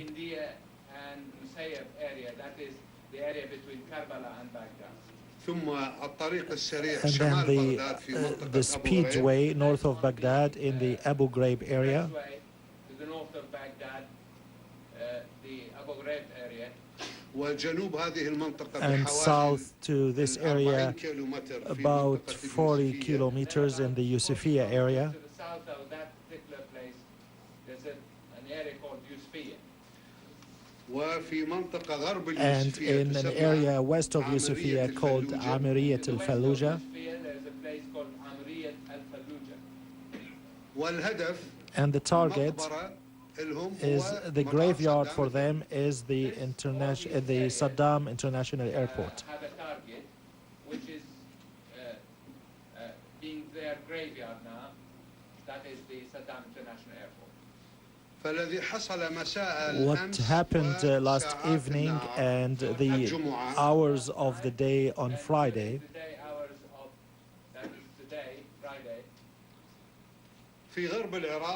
in the west of Iraq, in the Al-Haditha area, we decided in all of these areas that I mentioned and that I will recall what happened in them. In all of these areas, we which I will report to you what's happened there. We went ahead and immobilized the forces of the invaders, the mercenaries from America and Britain, Remain there. to nail them down. In Al-Haditha, a battle took place, and we destroyed 4 of their armored personnel carriers.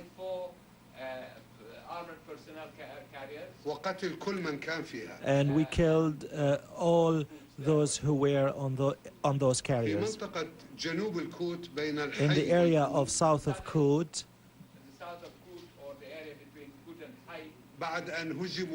after they were defeated yesterday during the day, our forces chased them and destroyed 9 remaining tanks and 1 APC and some of the military vehicles. In the area of Musayyab, between Karbala and Baghdad,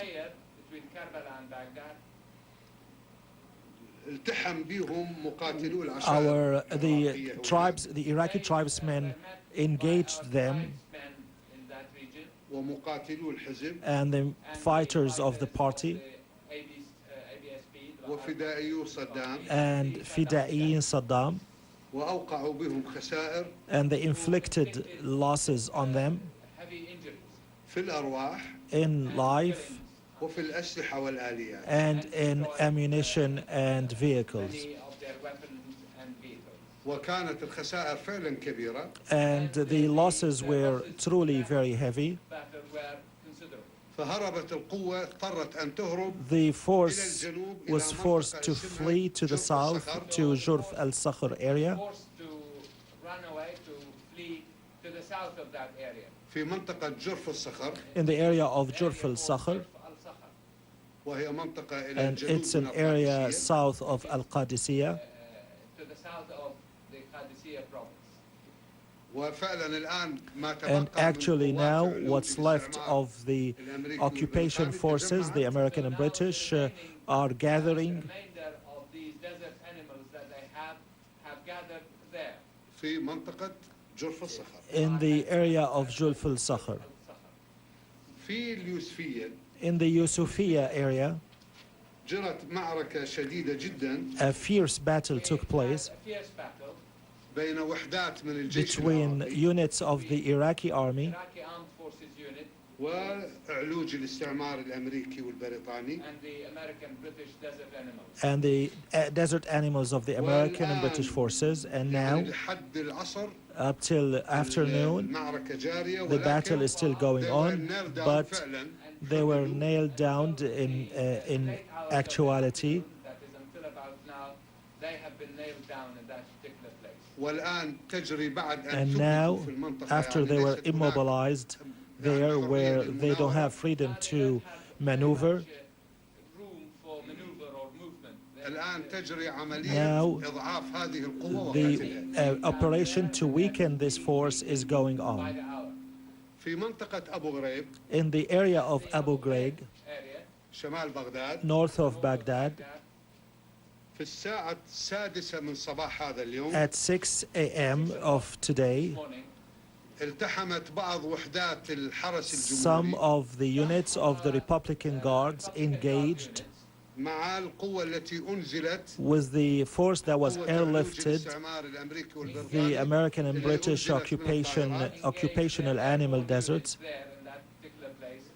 وتم تدمير ستة and دبابات 6 tanks were ثلاث destroyed, ناقلات أشخاص مدرعة 3 APCs من قبل وحدات الحرس الجمهوري were destroyed by the units of the Republican Guards. هذه القوة الآن This force is now isolated from the force that was airlifted to the south of Saddam International Airport.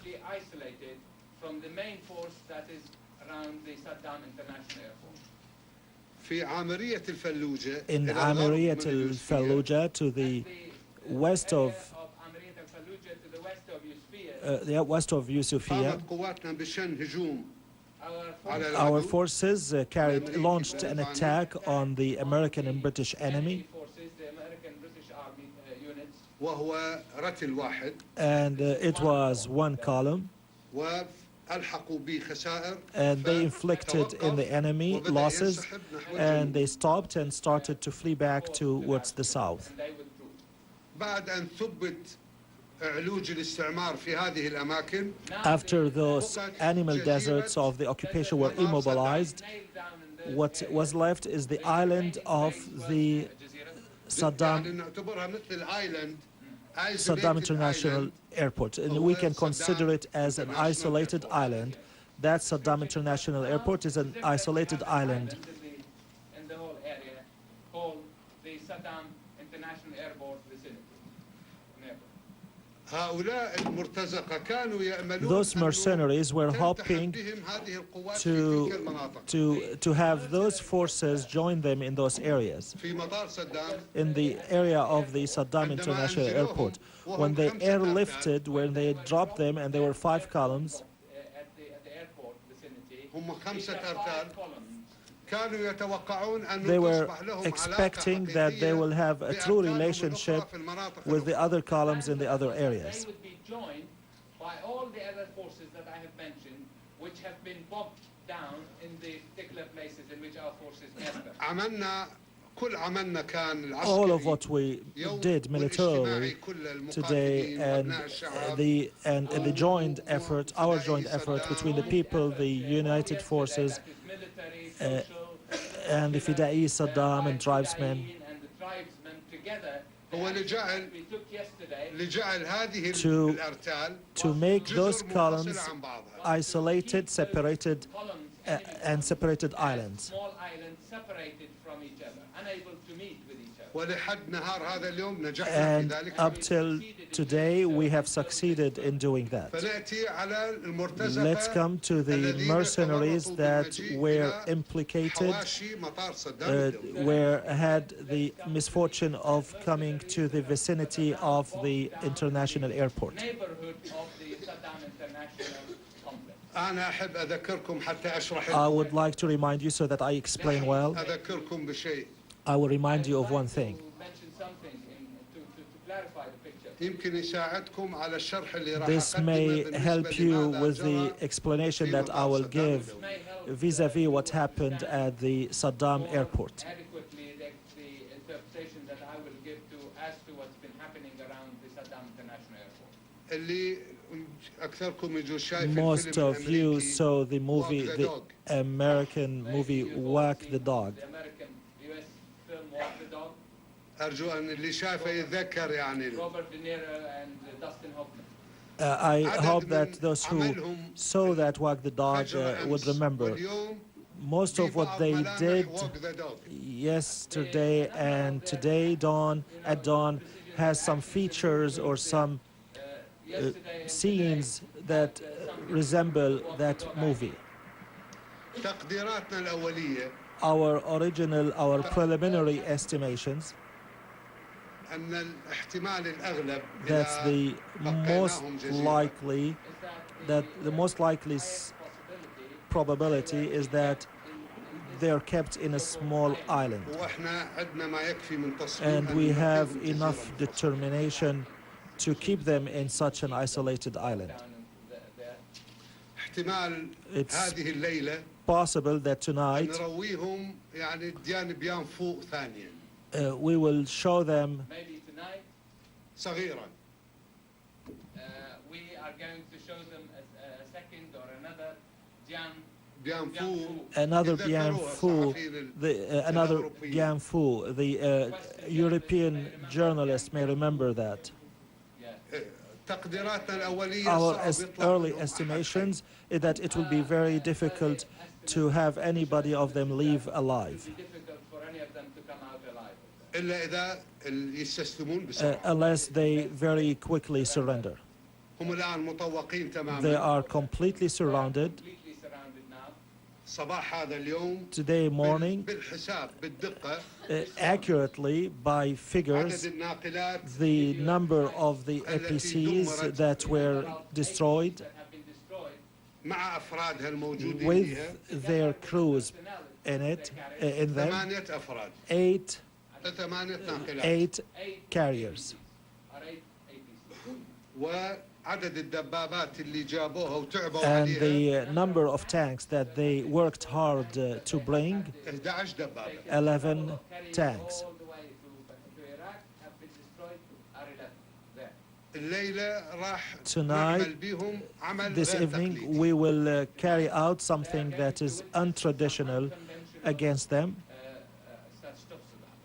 يعني not conventional not conventional.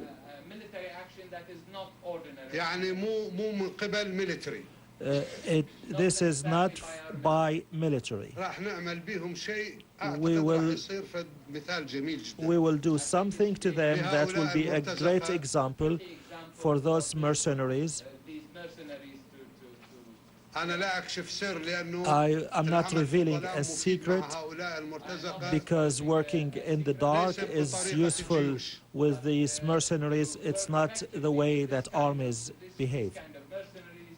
Darkness, the dark is helpful, not by conventional methods. وأنا أقول أنه And I say that رمي هؤلاء مرتزقة بهذه الصيغة في فجأة في مطار صدام.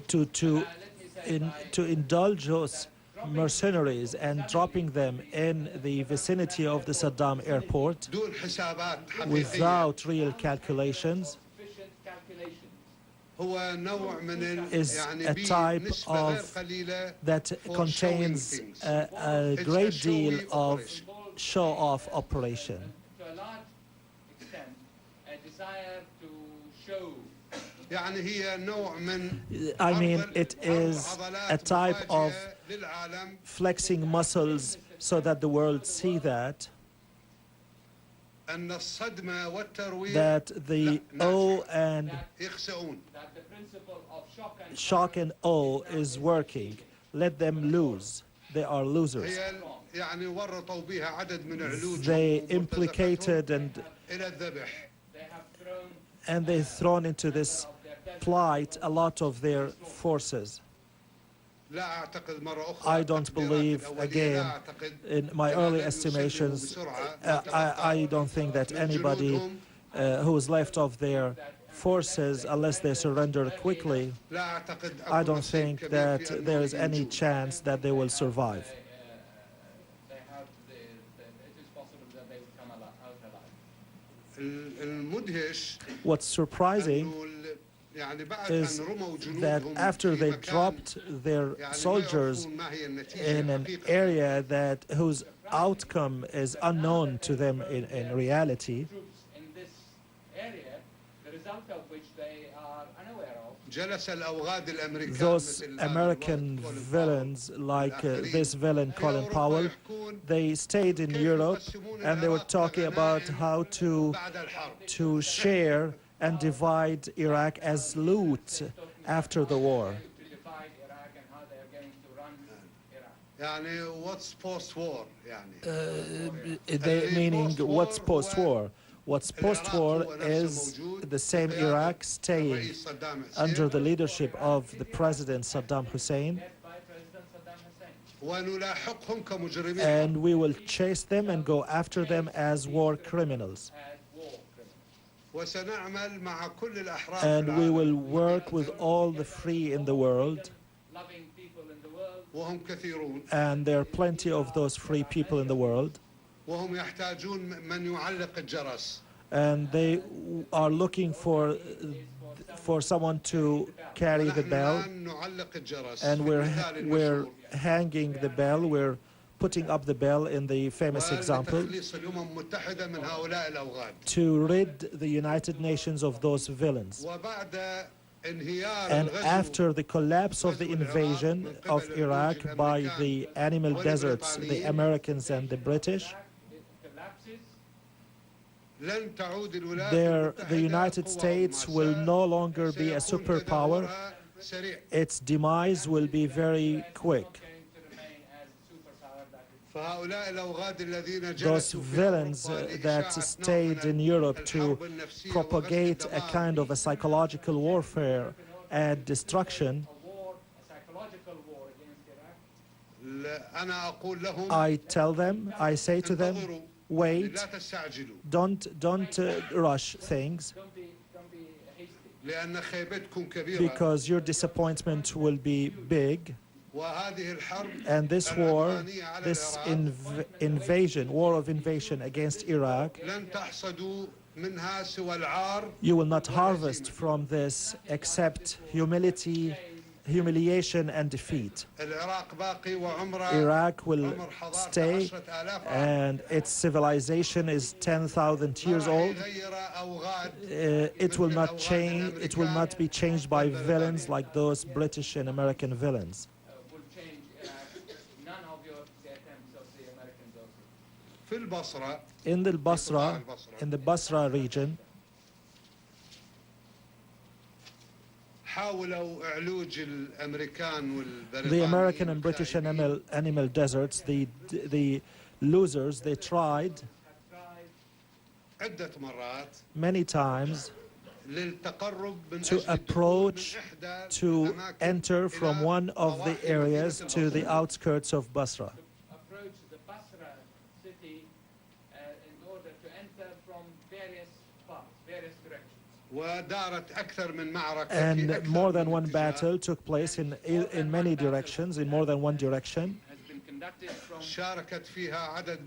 And a number of our units, our army's units, took part in these battles, and units of Fidaiyin Saddam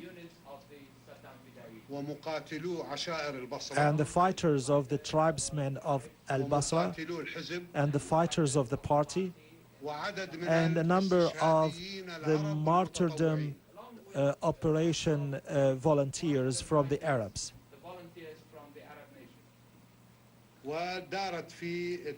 And in three directions, three axes, three battles took place. The major one of them is when they tried to approach from the direction of Al-Basra International Airport, and they suffered losses. 6 tanks with their crews, one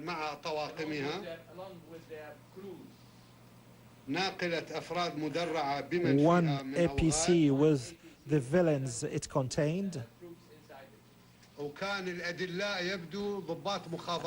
the guides were British intelligence officers.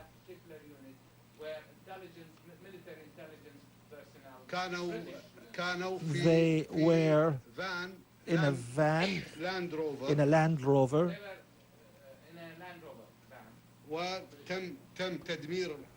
and that Land Rover was destroyed and they were all killed. Yesterday also, a helicopter, a Black Hawk, was downed in the area of Karbala.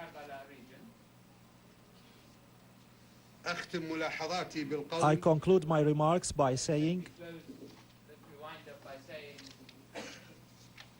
that the criminals of the American administration, the villains of that administration, if they think that they can engage in a wagging the dog to fool, deceive the world in the international airport, then I send them my condolences from this press brief.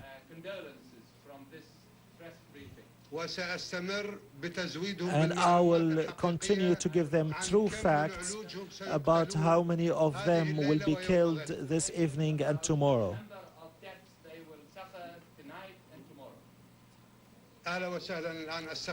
Now I welcome your questions. Mr. Minister, I have two questions. One, is this an Iraqi tactic? Because the enemy bombarded the electrical power. The propaganda, the American propaganda, say that the Ayatollah said that there was an edict that would prevent or invite the Iraqis not to fight back the invading powers. I would like to appreciate the Manar efforts made by Al Manar TV station, and my greetings to the fighters of Hezbollah in Lebanon. And we, along with you, are fighters in the Islamic nation, and we will defeat those villains. As for the power, those villains, they denied, then they admitted, and they said, yes, we hit the power grid so that we can carry out airlift and airdrop operations, so that they can continue with their silliness, looking the leaders of Iraq. And of course, they said we could not find anyone. They did not do that only for your information in Baghdad. Those cheap villains, they find nothing but those dirty operations. They are dirty politicians. They are the lowest of the law of humanity. And that's why our destiny is to fight those laws. For your information, they hit not only in Baghdad, they threw, I told you many times before that they throw fiberglass against the power grid. They first did bombard the TV station. Again, those villains, they hit the station, the power station in Qadisiyah in Baghdad. This has been a question about the blackout. The question whether it was done by our side or by the American side. And the minister has replied by saying they themselves, the enemy themselves, said that it was they who did it in order to chase, to create a darkness. Then the translator is translating in English. It was they who did it, and not only in Iraq, but they have not only in Baghdad. Not only in Baghdad. In the fiberglass network. نعم. القسم الثاني. They throw the fiber. Rumsfeld statement. إيه ما هو تدري هؤلاء الأوغاد لا مانع عنه. Statement. Yes, you know that those villains, they don't have, they say that now we call them Ayatollah Donald Rumsfeld.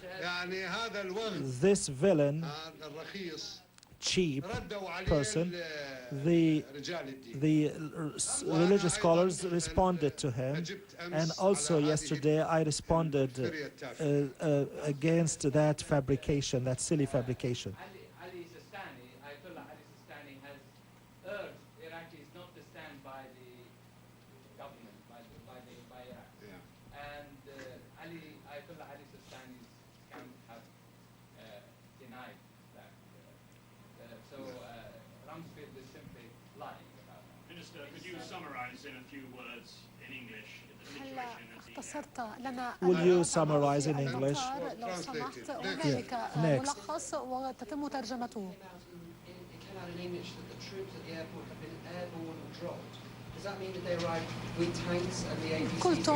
You said that in your statement that forces were dropped.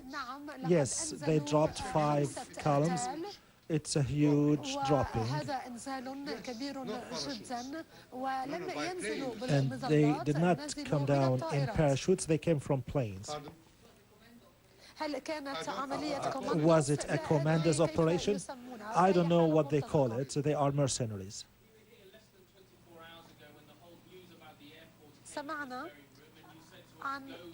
We heard about the international airport about 24 hours ago.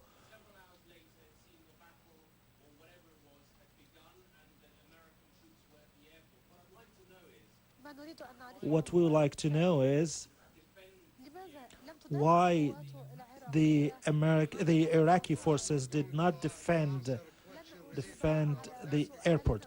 We will not answer questions related to tactical operations.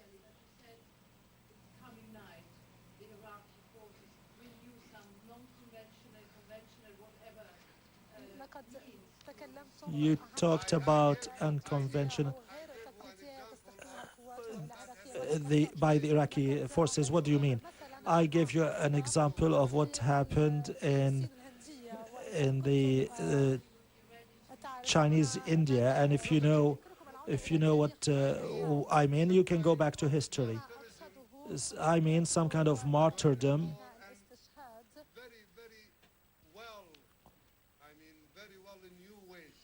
And there are very, very new ways that we will carry out. We've been listening to a press briefing there. Iraq's Information Minister Mohammed Saeed al-Sahaf talking with reporters. An example of it: why didn't the Iraqi army defend the airport? And he said, we will not answer tactical questions. this press conference, for those people who might have been around 20 years ago and seen the Iran-Iraq war and the way the government explained its losses on the battlefield when it invaded Iran in a rush for the oil fields, in those battles, any setbacks were covered over. This very reminiscent of that. As one journalist once described the conflict with Iran, Saddam Hussein managed to snatch stalemate from the jaws of victory. In this case, the information minister is clearly putting as much shine as he possibly can on a very, very difficult subject. As an example, he said, in talking about U.S. forces, coalition forces, moving into the airport and how serious a threat that might have been, how serious a representation of how close the coalition had come in. Describing all too vaguely this unconventional force he intends to use against the U.S. forces from the 3rd Infantry Division at the Baghdad International Airport, now under U.S. control. And of course, I'm with the 7th Cavalry. They have been engaged in some pretty fierce action off and on throughout the day with Iraqi forces who are between the airport and the 7th Cavalry. Now, the information minister was incorrect when he said the units south of the airport are trying to link up with the airport. I know the U.S. battle plan. That is not the case. The 7th Cavalry, the unit to which I believe he's referring, is in a holding position. It is protecting the flank of the 3rd Infantry at the airport. Nonetheless, it is alarming because the Iraqis are still in the field. And it is true when the Iraqi information minister said that the Americans control the airport, they control an island. And around that island are Iraqis, hostile forces. They have been shooting at the 7th Cavalry for over 24 hours now, employing whatever means they could. And these are relatively primitive weapons against the 7th Cavalry. By the way, we've seen absolutely no U.S. casualties throughout the day. The Iraqis have, according to Army sources, suffered over 400 killed. We know at least 9 Iraqi tanks which tried to overrun the 7th Cavalry were completely put out of action. We understand there are more Iraqi tanks in the area between the 7th Cavalry and the airport, but again, they do not pose the kind of threat that the Iraqi information minister suggested they do. Remember, it's very important for our viewers to remember that in the Arabic language, rhetoric is often as important, if not more important, than words. And I think what we heard was a fair amount of rhetoric. Of course, that's wistful thinking, perhaps, because we are close to the airport, and we're all hoping that the Iraqis don't go too unconventional. Jim? Walter, he ruled out the use of chemical weapons. I suppose that won't change anybody's notion there about their preparations? Well, no, it won't, Jim. I haven't ruled out the use of chemical weapons. When he spoke of unconventional actions being taken, of course, it occurred to me that may be what he's referring to, but there are many other kinds of unconventional weapons, unconventional actions. You mentioned human shields from Baghdad with Iraqi forces behind them. Here's another, much less threatening, and the Iraqis have essentially been doing this, fighting a guerrilla war. They have been fighting a guerrilla war against the 7th Cavalry and in other places against the 3rd Infantry Division. So again, you have to weigh the rhetoric against the action, and as I said, in the Arabic language, rhetoric is often far more important than action. You'll recall in the 1967 war, when Gamal Abdel Nasser was being pounded by the Iraqi army, he was broadcasting pounded by the Israeli army. The Egyptians were on their way to an enormous defeat at the time, and yet the Nasserites were claiming a magnificent victory for the Arab forces at the time. So again, you must pay attention to the rhetoric and then subsequently measure it against the action, because as some Arabic scholars have pointed out, rhetoric is often excuse for inaction, and the Iraqis don't have a lot of cards to play at this point. Jim? Another point that was brought up there, the information minister is saying that, in fact, U.S. forces were airdropped into the airport. True or false? I'm not aware that that was the case. I can't tell you because, as I say, we're several kilometers west of the airport protecting the 3rd Infantry Division there. I can tell you that most of what the Iraqi information minister just put on the air was quite in conflict with what we've seen throughout the day. I think he claimed that there were U.S. casualties, U.S. tanks knocked out of action. We haven't seen anything like that. The only tanks we've seen knocked out of action, and we've seen more than a few of those, are Iraqi tanks and plenty of dead Iraqi soldiers sprawled out beside the road. Again, this conflict between rhetoric and reality, the rhetoric we're hearing just simply does not coincide with the reality we're seeing on the ground. And as I said, Jim, we're just a few kilometers west of the Iraqi Baghdad International Airport. Jim?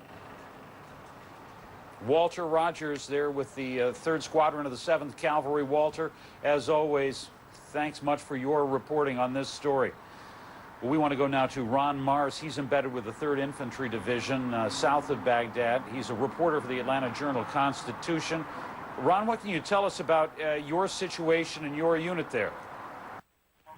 Well, today, this particular unit, which is a tank company with Task Force 164, they cleared a major highway south of Baghdad. What they're trying to do is isolate Baghdad from reinforcement from the Republican Guard forces that may be still south of the city. They're particularly worried about the Medina Division and what they might have left. The company here fought a series of contacts last night. International Airport, or Baghdad International Airport. There are Iraqi forces between this unit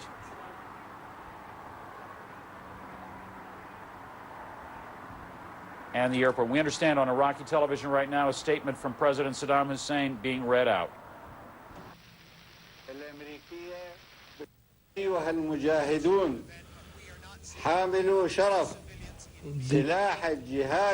carriers of Nobel, the weapon of fighting, you women in your beloved, dear Baghdad, strong with its people, peace be upon you, and the mercy of God be upon you. Oh dear, the enemy is trying very desperately to confuse your steadfastness and your bravery and your confrontation, and therefore they are bypassing the defensive lines around Baghdad, just like around other Iraqi cities in general, and avoid to confront those lines. Or they would test those lines, and if they find it strong, then they will avoid engaging, and instead they will skirt these lines, and they will airdrop here and there, just like we expected before. And most of the time the airdrop or the movement will be on roads with small numbers, with vehicles and troops.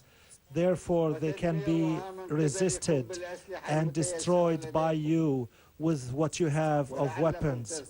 And maybe you remember the villager, the Iraqi villager, how he downed an Apache, the American Apache, with the old weapon Berno.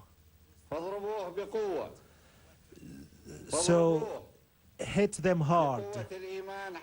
Hit them with the force of belief whenever they approach you, and resist them.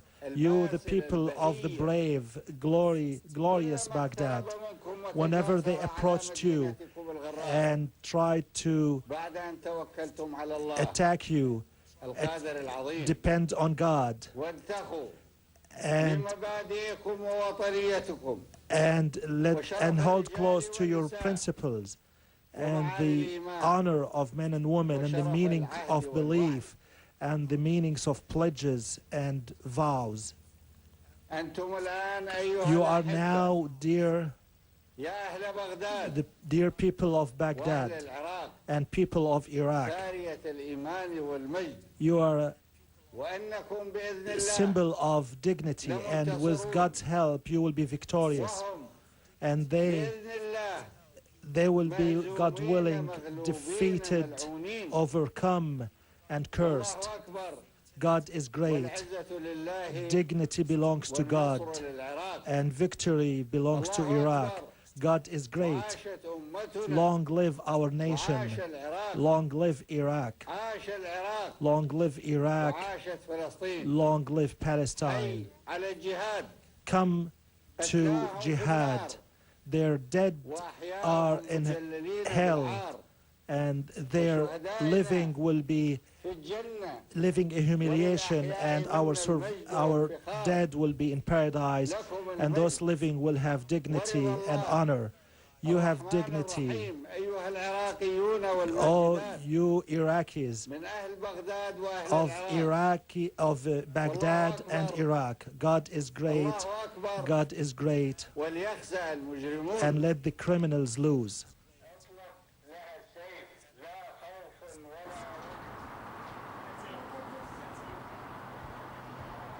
President Saddam Hussein speaking there, some of the other pictures rolling on after it, clearly looking somewhat distressed as he delivered that message. This will be analyzed. Was this perhaps an acceptance of defeat, at least of his armed forces? They were not mentioned hardly during that address to the nation. President Saddam Hussein saying very clearly there that they were bypassing our defenses rather than confronting those lines. He says, just like we expected. Now calling on the people, he said they are small in numbers, meaning the coalition troops that are pouring toward the capital, saying they are small in numbers. You can fight them with what you have, not offering to back them up with army forces at this point. It bridges, it borders on capitulation. Let me check here with Rula Amin. She's in Ruwaishid along the border, just on the other side of the Iraqi border with Jordan in Jordan. Rula? Well, Jim, as you said, he reiterated his lines, which is basically calling on the people to take part in this fight, telling them that they can be strong, and the fact that they would believe in their strength would make them able to confront the enemy. He also said that they have to hold on and clutch to their faith. The interesting part in his speech is the fact that he mentioned the Iraqi peasant that he referred to who gunned down a U.S. Apache helicopter. And this is a reference to an incident that took place after the war, making it seem that it's Saddam Hussein and that he's still alive because he's making references to incidents that took place after the war. Jim? How did you think he looked? I thought he looked not well. Well, honestly, Jim, it's very hard to try to figure out how he looked because every time he comes on television, it's a different uniform, it's a different setup. And every time we say, is that him? Is that not him? This time he's thinner, this time he's bigger. It's hard to read his face because he's also, we have...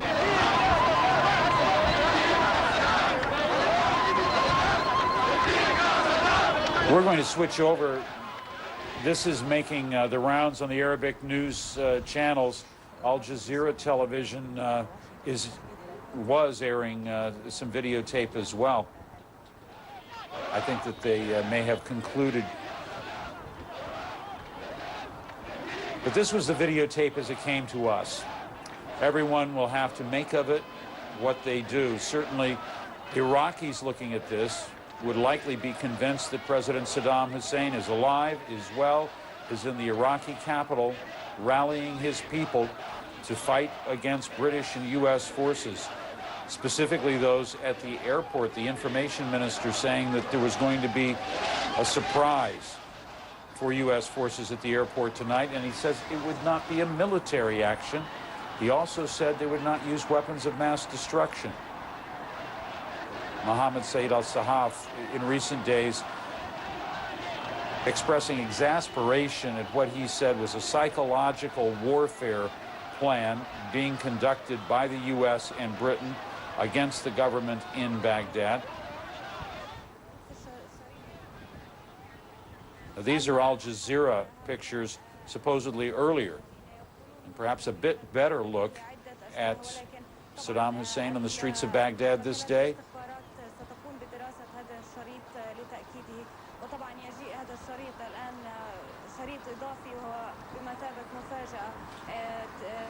زيارة الرئيس العراقي إلى شوارع بغداد، وطبعا نحن بانتظار مؤتمر صحفي من وزارة الدفاع بعد قرابة الساعة وربع من الآن، وبالطبع سيطار الموضوع ونستطيع حينئذ أن نتأكد من الرد. دعينا نستمع إلى الأصوات. You heard the chanting and cheering just moments ago on the other tape. I believe they're chanting, "Our blood and our souls we give to you, Saddam."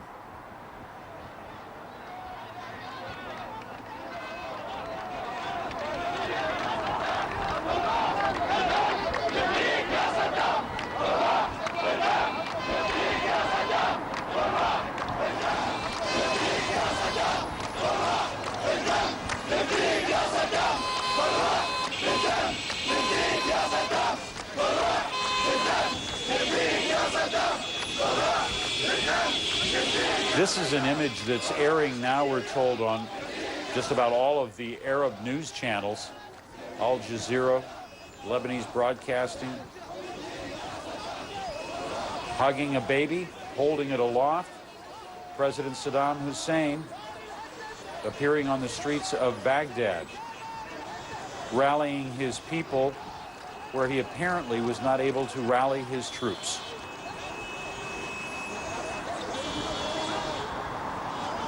In a message earlier, the president calling on the people of Baghdad, the people of Iraq, to hit back hard against the coalition wherever they find.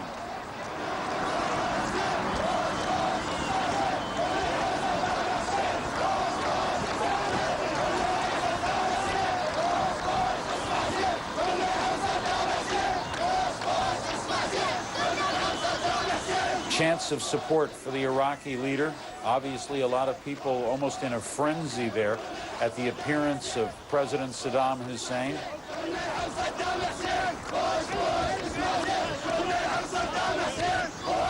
It will be interesting to hear the analysis of all of this coming from Washington later, whether or not it's authentic, when it was shot.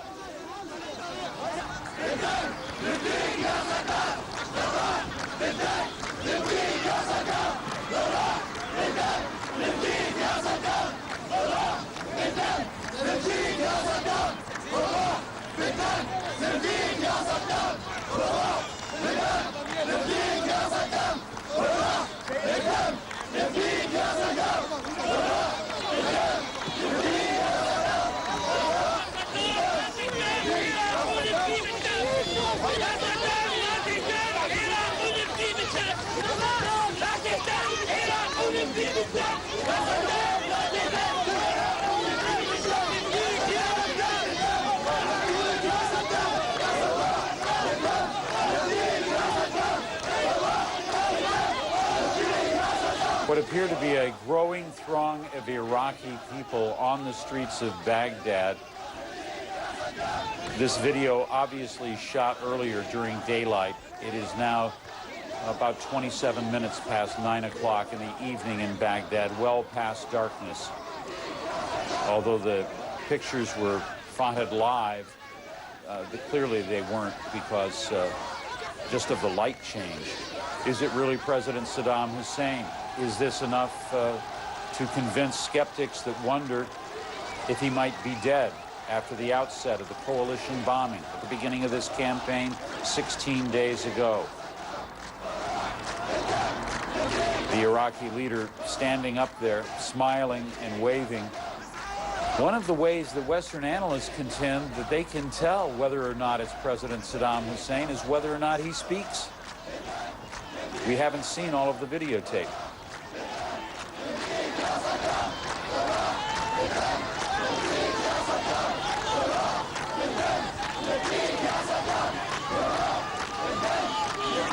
Rula Amin, our correspondent along the Iraqi border inside Jordan. I wonder, you're looking at these pictures as well, Rula. Join me, what do you think? I just saw the pictures. Well, it's amazing, Jim, because it's all these attempts to find out where Saddam Hussein is, and if this is Saddam Hussein, he's out there. According to what we have been hearing, is that he was there checking the places that had been bombed, the damage, checking out on the people. We have been able to recognize a couple of the places where we saw him there in Baghdad. One of them is Al-Mansour neighborhood. Actually, one of our cameramen even recognized one of the restaurants. So and you can tell that the reaction around him from the people is very spontaneous, it seems. We are used to Iraqis usually with organized shows, with organized demonstrations. This seems like a spontaneous outpour. It's people who are under bombardment in Baghdad, the American troops so close to them, and yet they see Saddam Hussein on the street. It's probably at least very exciting. Jim? I don't think I've ever seen him in a position like this, mingling among his people, slapping hands. Usually he is back very far from the crowds, isn't he? Well, it's actually, we did see him in such setups before. It's usually scenes broadcasted on Iraqi TV, somewhere not only in Baghdad, but in different villages, in different areas in Iraq. But we usually, it's not us who are taking these pictures. We don't know how spontaneous the group and the reaction from the people around him is. We don't know how did he arrive there, who are the people who showed up. But in these pictures, it seemed it was very spontaneous. And I say again, it's the fact that under all this bombardment, everyone in Iraq knows that Saddam Hussein is the main target for this war, and yet he's there on the street demonstrating, in their eyes at least, probably courage. Jim? And I don't know whether we were looking at some of the video interspersed there showing a moving car. I don't know whether we went to different areas. Well, I'll tell this you, would Jim, look we like did it's see him in different... It looks... This is different areas, isn't it? Go ahead. It is different areas, and you can see that he didn't have a huge escort. We did recognize one of the people behind him. It's his secretary, Abd Ahmoud. He's the man who's always next to Saddam Hussein in any meeting, in any visit. That guy is always behind him. And we saw him there among the crowds behind Saddam Hussein. We did see some people in the military trying to keep the crowds under control. But you can tell also people coming out from their shops, people coming out from the buildings, without knowing what is going on, just looking, it seems that they heard the sound, they heard the noises, and they came out. And you can see the surprise on their faces. With him there, we saw pictures of him holding a baby. We saw some women chanting some slogans for him. We were not able to hear exactly what the woman was saying, but you could tell people were very excited. Jim?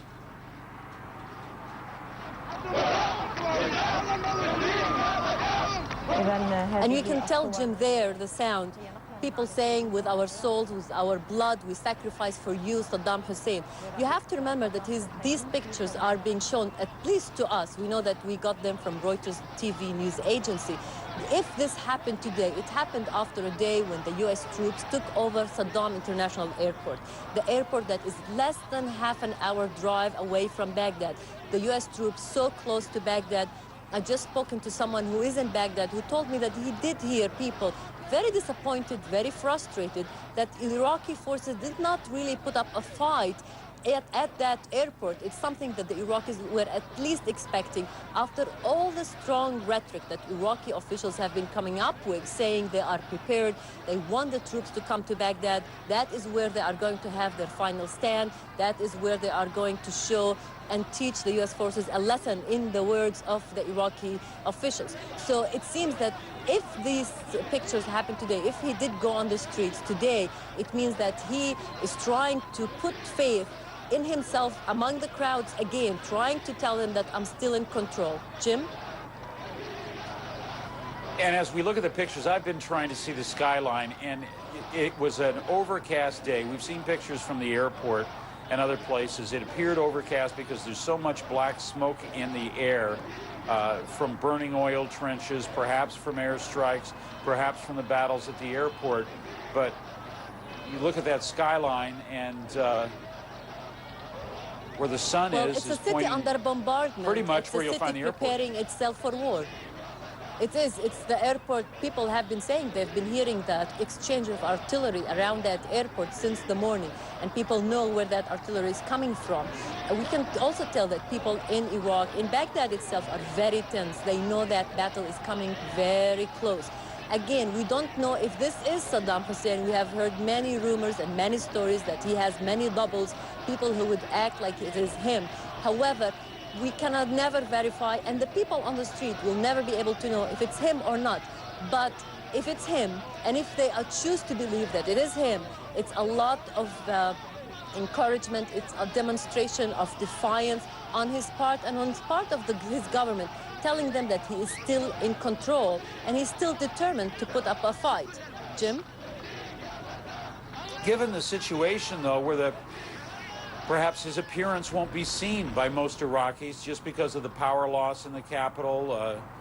And there you see clearly some smoke-smeared sky, but it's different. You can see the skyline around the city. I did not see those smoke clouds in the other pictures, though, with President Saddam Hussein, but in all fairness, I mean, it's in a different direction. You don't see the sun setting there.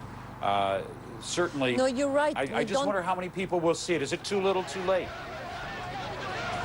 Well, at least the Arab world will see it. And we do know that the electricity is back in parts of Baghdad, like a Shab neighborhood, there's electricity back there. But in some neighborhood, it's still not there. They're going to hear about this from different radio stations, not only Iraqi radios. Even if they were listening to the BBC in Arabic, if they were listening to Radio Monte Carlo or whichever radio, this is going to be a headline. And they're going to hear about it. And the word of mouth.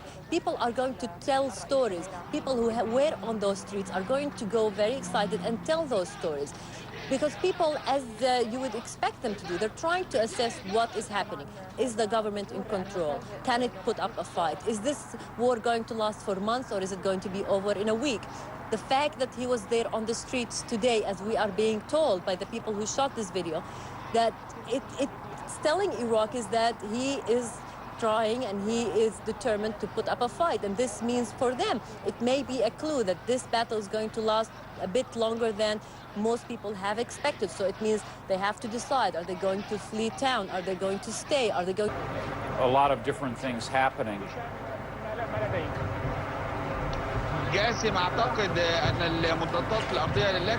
All of this just an indication of the continuing pressure that the coalition is putting on Baghdad, perhaps making all the more remarkable how we saw this videotape of a man purporting to be and looking like President Saddam Hussein, after making his televised statement, coming out on the streets to meet with his people. But you can definitely see the anti-aircraft artillery over Baghdad. These are night scope pictures.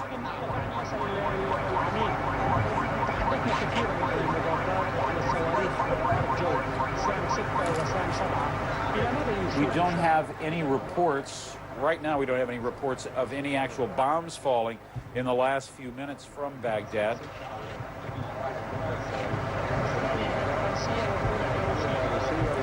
Reem, let me go back to you and ask you just about, you say you talked to people inside Baghdad, their attitudes, what they thought about the fate of President Saddam Hussein, perhaps before these two pieces of videotape, one the message, the other his appearance on the street. What were they thinking? Jim, what's interesting is that the people I spoke to in Baghdad, well, as I said, they didn't have electricity, so they weren't watching TV necessarily. But what was interesting about the current situation is they were saying that, of course, referring to what happened at the airport, everybody is aware because they do listen to radio. They will listen to Iraqi state radio and to international radio stations. So they are aware of what happened at the airport. And the expression that was used was, I was told, people feel there's this sword of Damocles hanging over Baghdad, and yet there's an eerie quiet about it. Of course, it was Friday, but a very eerie quiet about the Iraqi capital. People expecting some huge battle to come up, and it's not coming. So people just suspended there, it's a sort of calm before the storm. Now, going back to the tape, Jim, I think another one another question is this may or may not be the president himself. It doesn't look very much like him. That's my personal opinion, but then again, experts would have to look at it.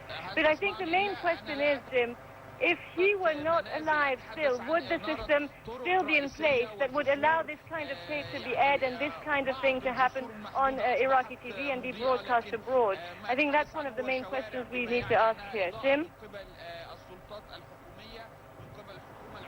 David Inser, what do U.S. officials think about that? As far as the tape that you're looking at now on the left of the screen, the tape of Saddam in the streets of Baghdad, or supposedly Saddam, there are two questions that U.S. officials will be asking themselves, they say, and that is, first of all, is this really him or is it a body double? And secondly, when was this recording made? There is some evidence of smoke in the background, so a working assumption would be that this is a recent tape, perhaps even today, but that they're not assuming that. They do believe that some of the tapes that Saddam's regime has put on Iraqi television since March 19th have been old tapes. So they wouldn't put it past him, so to speak. Now, as far as the other tape where he makes a statement on Iraqi television, this really is in some ways more significant in intelligence terms, because here you have Saddam Hussein actually referring to an incident that did occur after March 19th. And that is causing some of the analysts I speak to, both in and out of government, to say that it would seem to indicate that Saddam Hussein survived the attempt to kill him on March 19th. Jim? I should note here, as we look at that scene in Baghdad, Reuters news agency is reporting a witness saying a big explosion hit the presidential complex in central Baghdad. That may just be punctuation to the message that's already been sent to the buildings and the structure of the Ba'ath Party leadership and the government in Baghdad.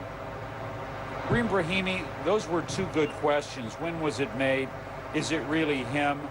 But a third question could be, does it really matter?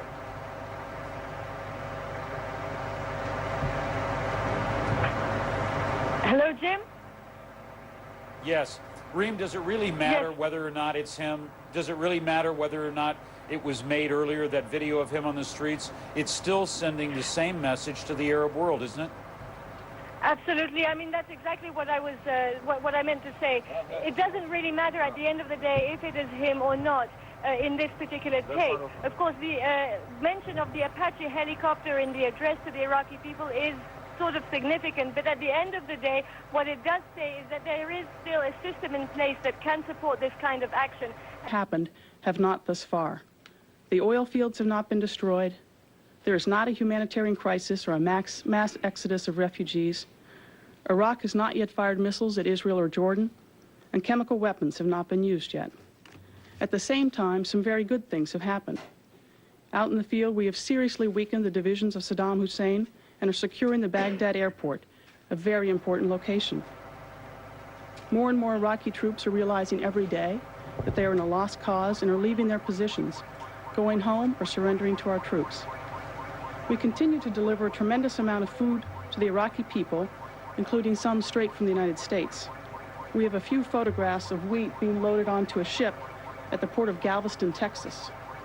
The ship, which is named the Free Atlas, is carrying about 28,000 tons of wheat, nearly 1 pound of flour for every man, woman, and child in Iraq.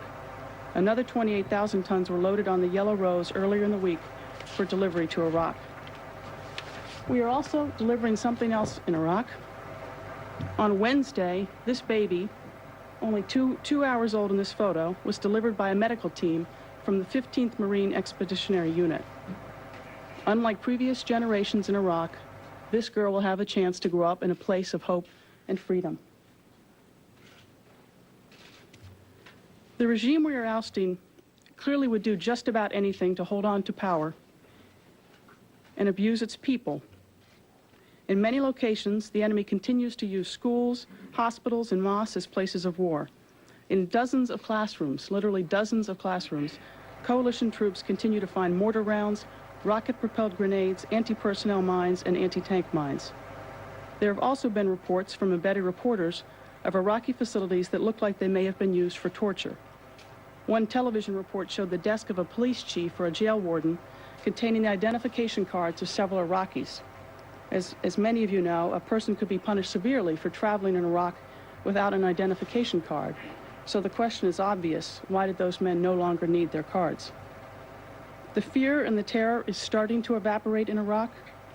Many of them feel free enough to cheer the arrival of the coalition forces. A recent story in the New York Times said, quote, "People rushed to greet them, the soldiers, crying out repeatedly, 'Thank you, this is beautiful.' 2 questions dominated the crowd. Will you stay, and can you tell me what time Saddam is finished?" Asked what else the people wanted, residents pointed to a building from which they said rocket-propelled grenades were launched and asked the military to remove them. As we near the end of the regime, we have to remember and underscore repeatedly that the very toughest fighting could lie ahead. It's quite possible that what's left of the Iraqi regime will continue or even escalate their horrible tactics of using civilians as hostages and shields for their own protection. In Baghdad, we continue to see the enemy putting military assets in and around schools, hospitals, mosques, homes, embassies, clearly hoping to blame any civilian deaths on the coalition forces. The regime is fooling nobody, and the end is inevitable. As the president said yesterday at Camp Lejeune, no scheme of this enemy, no crime of a dying regime will divert us from our mission. We will not stop until Iraq is free. General. Thank you, Ms. Clark. I'd also like to express my condolences to families and loved ones of all those we've lost in the conflict. Operation Iraqi Freedom continues. General Brooks covered the last 24 hours of operations in detail during the CENTCOM brief earlier today, so I'll be brief. Currently, the coalition has a substantial number of forces on the ground at Baghdad International Airport and will begin to increase our scope of control over additional areas nearby. We are still sporadically engaging forces on the airport grounds and clearing buildings there. Further east, Marines are continuing to push towards Baghdad from Al-Qut, and we're continuing to engage any remaining elements of some Republican Guard divisions defending the outskirts of Baghdad. Yesterday, coalition aircraft flew more than 1,000 sorties over Iraq, focusing on regime leadership targets and Republican Guard forces. Coalition forces have fired more than 750 cruise missiles and have now expended over 14,000 precision-guided munitions since Operation Iraqi Freedom began. I have 3 videos for you today. The first one is of an F-16 dropping a precision-guided weapon on Iraqi troops in their vehicle hiding in an orchard near Haditha.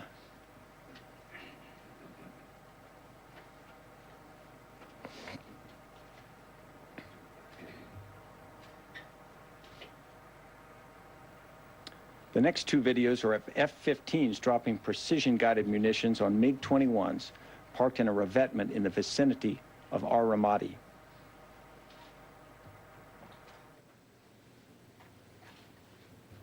And with that, we'll be happy to take your questions. Charlie. Tori, what does the Pentagon and U.S. intelligence make of television pictures from Baghdad, apparently from Baghdad today, of a figure purported to be that of Saddam Hussein in rubble that could have been caused since the bombing started? I think apparently is a good word. We have no idea where the tapes have come from. Don't have anything for you on the tapes themselves. I just don't think it's that significant what may or may not be in tapes or when they may have been made. We haven't seen him publicly, and what really matters is not whether or not he's dead or alive, but the fact of whoever is left in this regime, whatever is left of the regime leadership, got up today and realized they have less and less control of their country. They have less and less control of just about everything in that country, and that's what's significant. And what we're focused on is ending the regime. If it is Saddam, are you concerned that he's alive and able to exhort people to continue fighting? I'm not going to speculate on any hypotheticals. What we are focused on is continuing the kind of progress we've made thus far. Think about what has happened in 2 weeks. Think about how far the forces have come. Think about the domination and the supremacy in the air. Think about our special forces everywhere. Think about what we have saved for the Iraqi people. And again, whatever is left of this leadership, they got up today and looked around and realized they have very little control of their country. You said again you weren't going, I'm sorry, you said you weren't going to speculate. And yet you seem to indicate that it didn't matter whether he was alive or dead. Is this building concerned that he might still be alive, kicking and exhorting people to fight? Well, we focus on results. And the results are that the coalition forces have made some pretty extraordinary progress in 2 weeks. We still have some tough work ahead.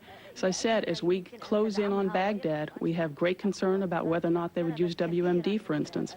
We realize that some of the fighting from a desperate, dying regime could be pretty intense, but that's what we're focused on. Jamie? Just one thing that's, whether or not these tapes are genuine or pre-taped or whether Saddam is alive or dead, one thing that's clear is that the Iraqi regime is still using television images to create the perception that the regime remains in control to some extent. I guess I would ask both of you, how long will that be permitted to continue? And do you have any sense of whether these images that we're seeing are being seen in Iraq, or are they only broadcast externally on satellites, or are they broadcast internally? My understanding is that the communications and what people in Iraq can see and not see or hear or not hear is up and down. Sometimes it's on, sometimes it's off. So I have no idea what they're actually seeing. I do know, and people are demonstrating this, more and more people in this country are beginning to realize that the regime is going to be gone. The very fact that they are coming out and greeting coalition forces, the fact that they are pointing coalition forces to caches of arms and weapons and telling them where some of these, the death squad headquarters are, for instance, that demonstrates increasingly what they increasingly believe about the results of what's going on with the regime. You want to add What about anything? Iraqi television as a which has already been identified as a legitimate military target? Why is it still able to exert a force? Well, the regime determined early on that one of its primary mechanisms for controlling the population and exerting coercion was through its media. And it has a very redundant system, starting with fixed sites to include mobile vans that it uses to put out its signal. Clearly, we've degraded that significantly, and we believe that it is sporadic at best, but it is still important. And we find it interesting that Saddam Hussein, if he is alive, feels the need to walk in the street to prove that. What we don't see is effective command and control from his level. We do see some sort of regime command and control, but effective military command and control, which is normally emanated from the core of the regime, has not been apparent on the battlefield. Do you plan to take out Iraqi television or take over Iraqi television at some point? We intend to limit their ability to use those mechanisms to control the population. And we're also communicating with the Iraqi people in a variety of ways, such as Commando Sola. We've been communicating regularly with them. Bill? It was reported today that a Marine colonel has been relieved of duty. Why was he relieved of duty, and was it related to the investigation of 2 Marines who drowned several days ago in the Saddam Canal? I don't have anything for you on it. I got asked that question by a reporter, and that's all I know. It would only be appropriate to let his chain of command discuss that. Tori. Let's go right there and then we'll come back.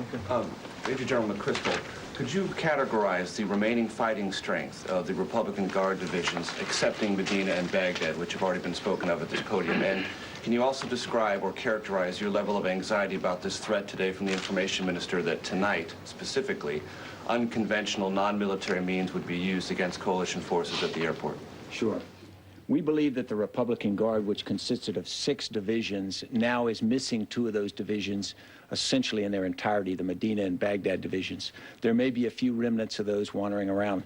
But the situation of the other 4 is very confused because we know that they moved parts of those divisions around, and in fact, they have become intermixed with some of the other elements on the battlefield. We believe that overall, each of those remaining 4 divisions has been significantly attrited to this point, significantly degraded.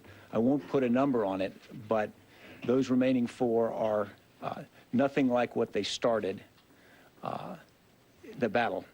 Now, our level of concern over the surprise or unexpected activity, we went into this operation expecting the unexpected, and from car bombings to the potential use of weapons of mass destruction, we've had to stay postured for sort of anything that the regime is capable of using. So at this point, we are just postured for that. We have no particular threat that we consider more than another. Tom.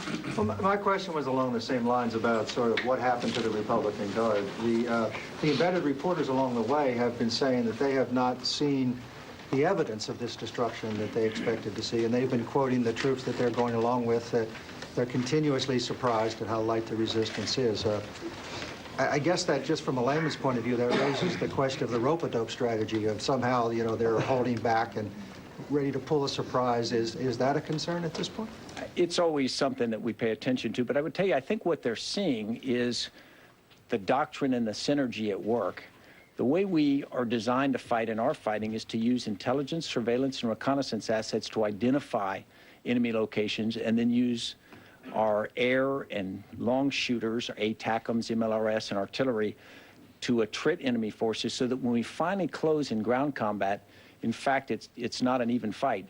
What we believe we saw in the Baghdad and Medina divisions is we had attrited both of those formations, both materially and also morally, to the point where when the first MEF, the Marines, came on the Baghdad division, and then when 3rd ID hit the Medina division, they were incapable of a coherent defense. Now, there were some point contacts that were very violent, and the soldiers and Marines had fought through some sharp fights.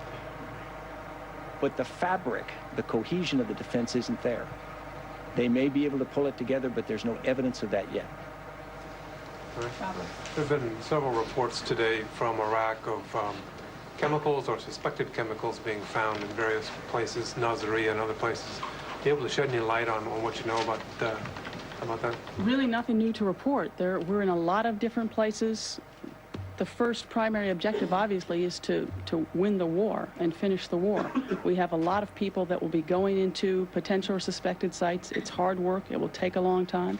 I have nothing new to report. In a lot of these places, I know, for instance, they have found defensive equipment and supplies, which says something. But again, it's not hard to speculate. These are people who have used chemicals against their own people. The potential for them to do it again is real. So we have nothing new to report on finding WMD, but just in the name of managing expectations, we've said we've got a primary mission here, which is to finish the war, which we can continuing to do, and then a second primary objective, which is finding and destroying the WMD, but nothing new to report.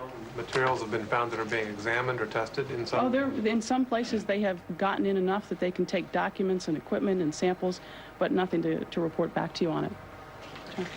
Can you help us to understand one of the points, one of the arguments made by the administration on the war criminals tag? Obviously, the administration has seen a number of irregular practices on the part of the Iraqis. One of them in particular puzzles me. When they take off their uniforms and fight in civilian clothes, why is that a war crime? Because U.S. Special Forces do it and did it in Afghanistan. They didn't behave in the same way, but why is the act of fighting without a uniform considered a war crime? I'm not a lawyer, so I might get part of this wrong, but having grown up in that business, part of it is the action, what you do when you're not in uniform. If a force is going to engage in combat, is going to fight, it must wear a uniform or some kind of uniform. Law of land warfare says armbands or some distinctive marking that allows combatants to be identified from civilians. In these cases, the use of civilian clothing was expressly for the purpose of acting in a combatant way while hiding the fact that they were combatants, similar to the false surrenders, using the law of war and the sure knowledge that we would follow that against coalition forces. It goes to the behavior, but U.S. forces in Afghanistan and U.S. forces now in Iraq are not in uniform and do not, some of them are not in uniform and do not have specific designations that they are, in fact, American soldiers. I'd actually like to take that question because I don't think you're right about that. No, we'll take the question and we'll get back to you, but I don't think you're right about that. That they are somehow designated as U.S. soldiers? We'll take the question, but my understanding is that they are designated as such. Alex. Great, General. Are U.S. coalition forces under any special instructions? You don't need to answer his question now. Are coalition forces under any special instructions if they come across Saddam Hussein or any of the other senior leaders who were considered most wanted? And secondly, outside of the Kurdish territory, are we currently working with any armed groups in Iraq, or have we armed any Iraqis to work with us? I'm not sure whether we've armed any elements outside of the Turkish or the Kurdish area. We are working with elements in many of the areas, Shia elements in southern cities, to try to help them identify and help us identify some of the irregular forces that have been operating there. So clearly we are working with populations to try to give them the ability to remove the regime figures in the area. And as far as any special instructions to our forces vis-a-vis Saddam Hussein or any of the other senior most wanted? Not things we would discuss from here.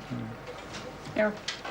General McChrystal, every day we see on the briefing and at the CENTCOM briefing, they talk a little bit about Special Operations Forces and Special Forces activity. But given your own background, can you characterize for us how extensive these operations are in Iraq and how they compare historically to other campaigns, particularly ones you've been involved in? Sure. They are more extensive in this campaign than any I have seen.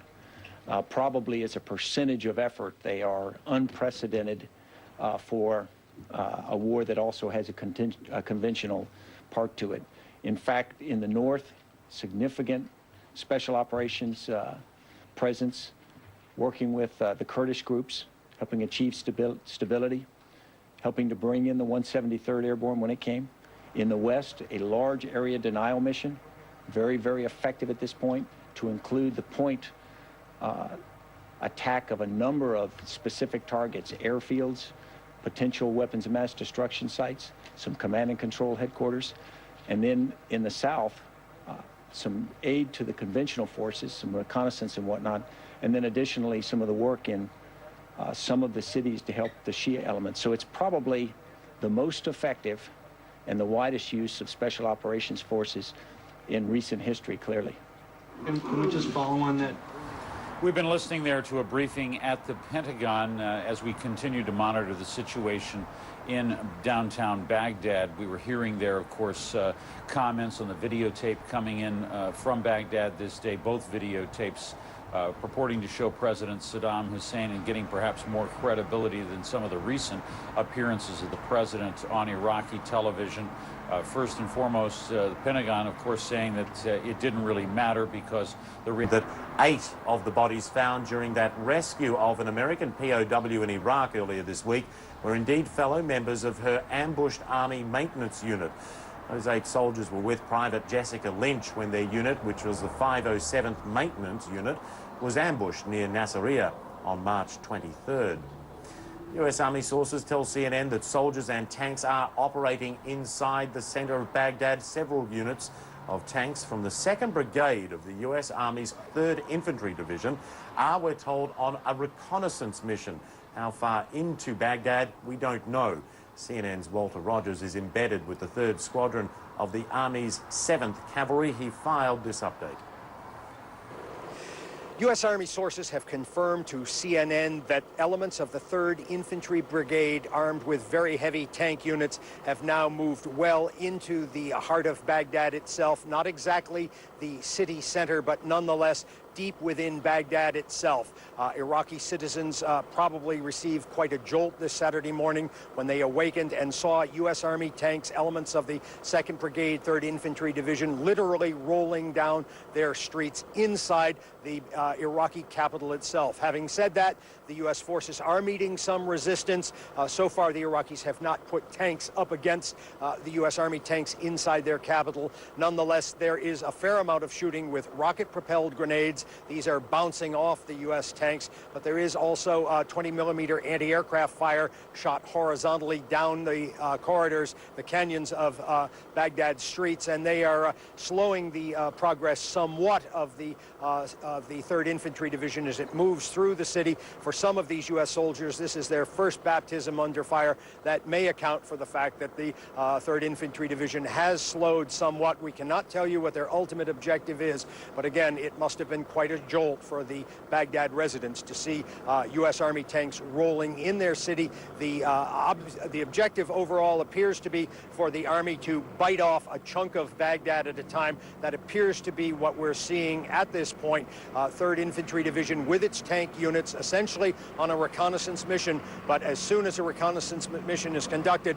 heavier units are brought up behind it, and Baghdad is about to see a large chunk of it fall under American control. Walter Rogers, CNN, with the U.S. Army 7th Cavalry on the outskirts of Baghdad. Well, the events of Friday in Baghdad only intensified the speculation about whether Saddam Hussein is alive or dead. Our correspondent, Reem Brahimi, of course, spent several months in the Iraqi capital before she was expelled from the country. She joins us now live from Amman in Jordan. Reem, tell us, these television pictures, what do they mean? Are they reliable? What do we take from them?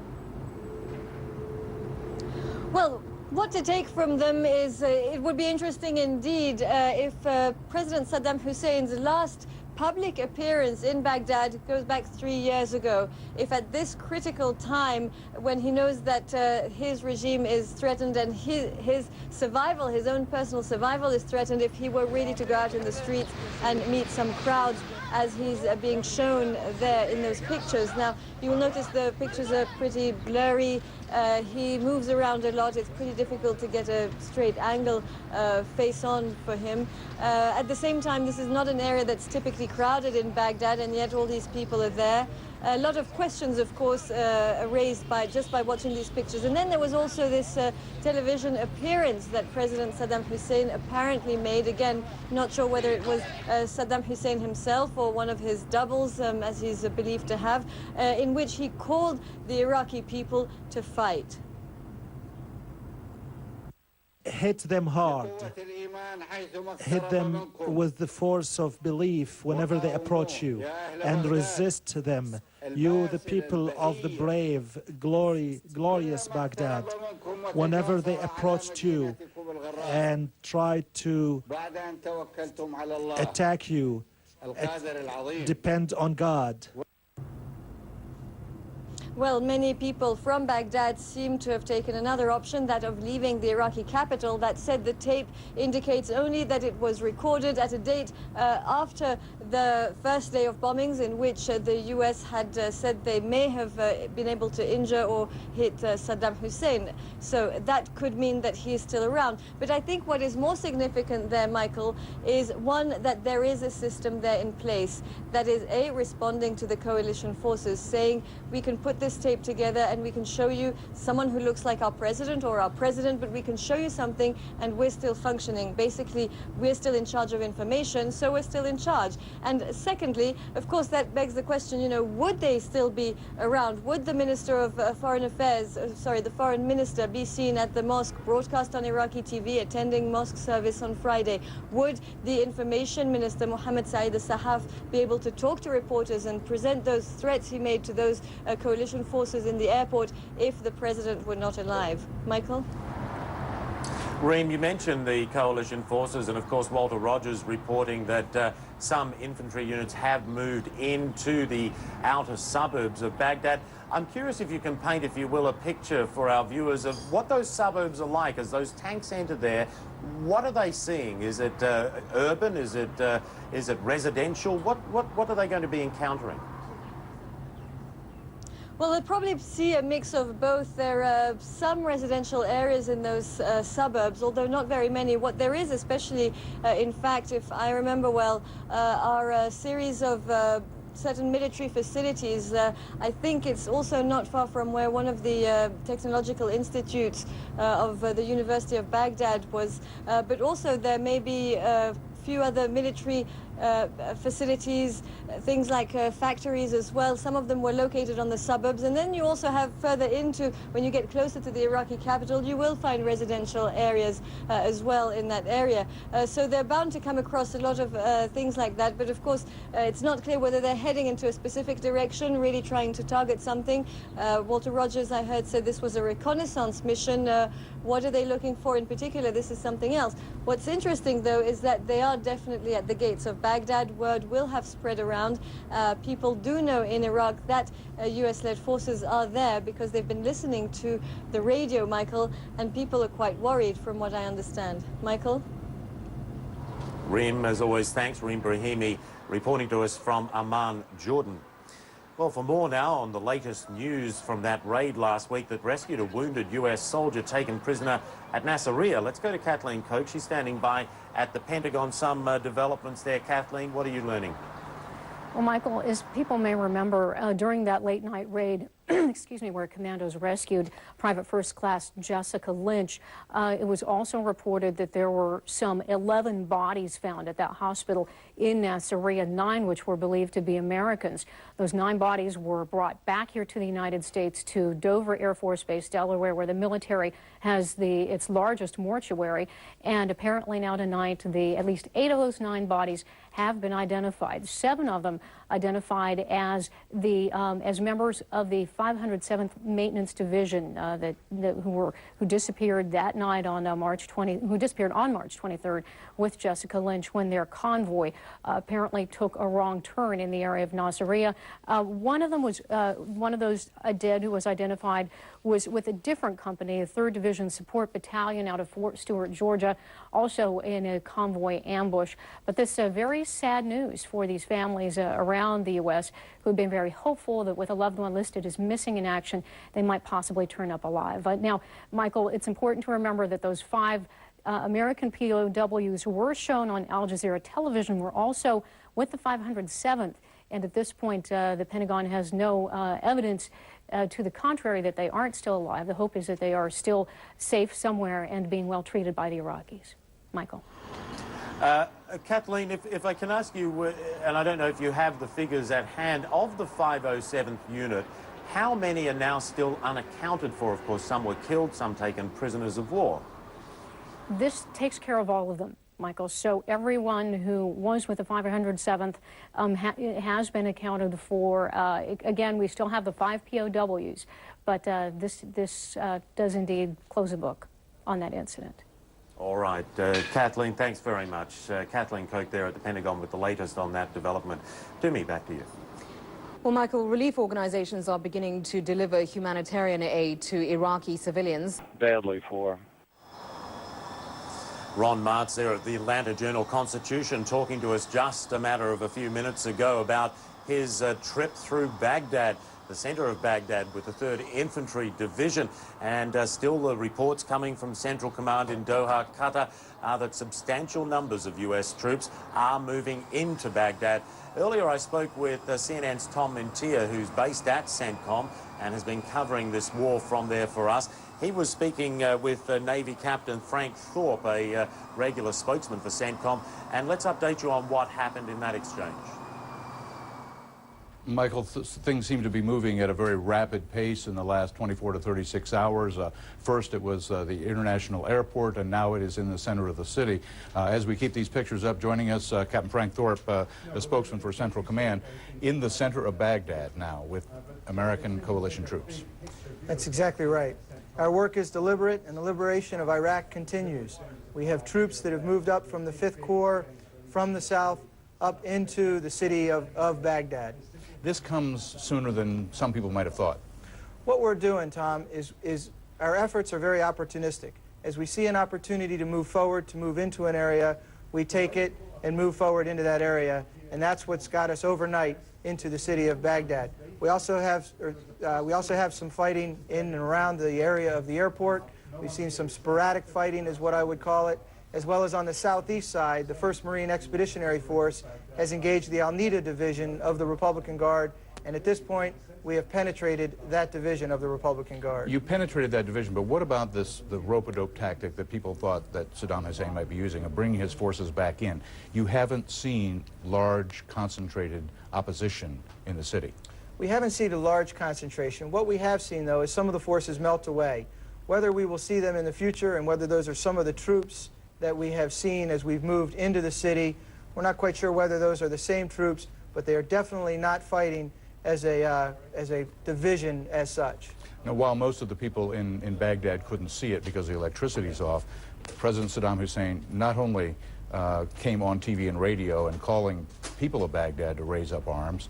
But later there were pictures of what arguably may or may not be Saddam Hussein out in the neighborhoods where you could see smoke billowing up in the background. What do you make of those pictures and those statements he made? We've looked at those videos a couple times out here, and I guess there's a couple things to point out from the video.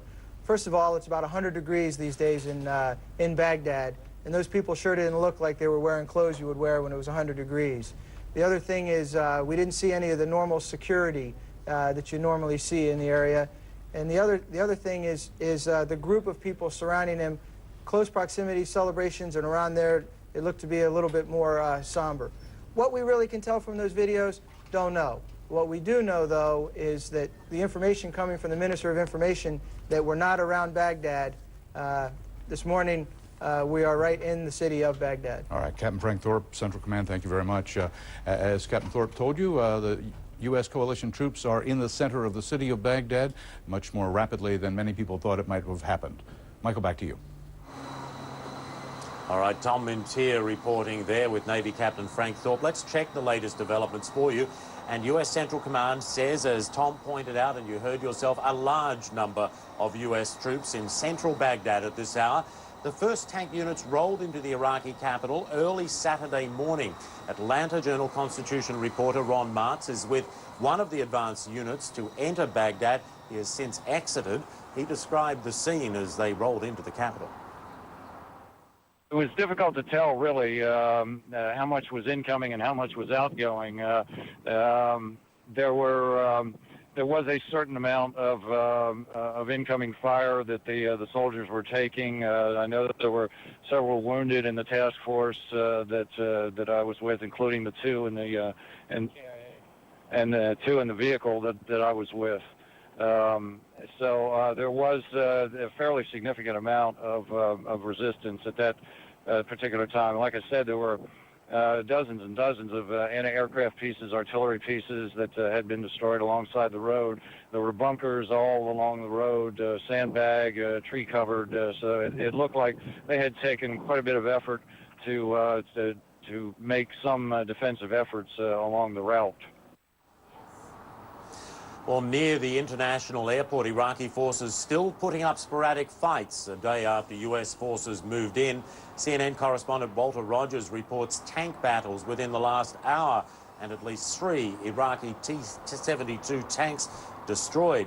U.S. military officials say their troops have captured the headquarters of the Iraqi Republican Guard's Medina division in the town of Suwaira, some 50 kilometers southeast of Baghdad. Unit commanders say Iraqi defenses appeared to be completely collapsed and that they took the headquarters unopposed. Well, 2 videotapes appearing to show that Iraqi President Saddam Hussein is still alive have been shown. The first apparently showing the president in the midst of a cheering crowd. The second was a videotape addressed to the nation by the Iraqi president in which he mentions the downing of a U.S. helicopter last week. The Pentagon is revising the number of U.S. soldiers killed in a potential friendly fire incident that happened on Thursday. It now says 3 soldiers and not 1 were killed. Investigators are looking into the possibility that a U.S. Air Force jet mistakenly bombed the soldiers' position. Well, the closer U.S. forces got to Baghdad, the more Iraqi television sought to display that Iraq's president is alive and is in control. Now, Friday, the television aired what they said was their president, as we said, giving a public speech and walking the streets of Baghdad. We have 2 reports now on the president's most recent appearance. David Ensor examines Washington's view of the credibility of those tapes. But first, correspondent Nick Robertson offers his perspective. Just what the president ordered, a walkabout on the streets of Baghdad. Not clear, however, if this is the Iraqi leader, uncharacteristically giving high fives to those gathered around him. None shouting his praise, however, appeared to doubt this was their president. An impression reinforced by the presence of Abid Hammoud, President Saddam Hussein's personal secretary and key advisor. This tour of a couple of the capital's western suburbs, apparently designed to reassure Iraqis the leadership is alive well and firmly in control, despite coalition advances to the city's main airport and Pentagon assertions the Iraqi leader could be dead or injured. The public rallying, backed by a TV appearance calling for support. Hit them hard. Hit them with the force of belief whenever they approach you, and resist them. You, the people of the brave, glorious Baghdad. During overnight bombing, reports of civilians leaving the capital seem to indicate some not heeding the pleas from the leadership. Apparently fearful of the fighting around the capital, that Iraqi officials promised to be a fierce attack on coalition forces. We will do something to them that will be a great example for those mercenaries. As coalition forces consolidated their grip on the now renamed Baghdad International Airport, sources in Baghdad told CNN Republican Guard and Fedayeen forces were being called to new front lines near the massive airfield. Nick Robertson, CNN, on the Jordan-Iraq border.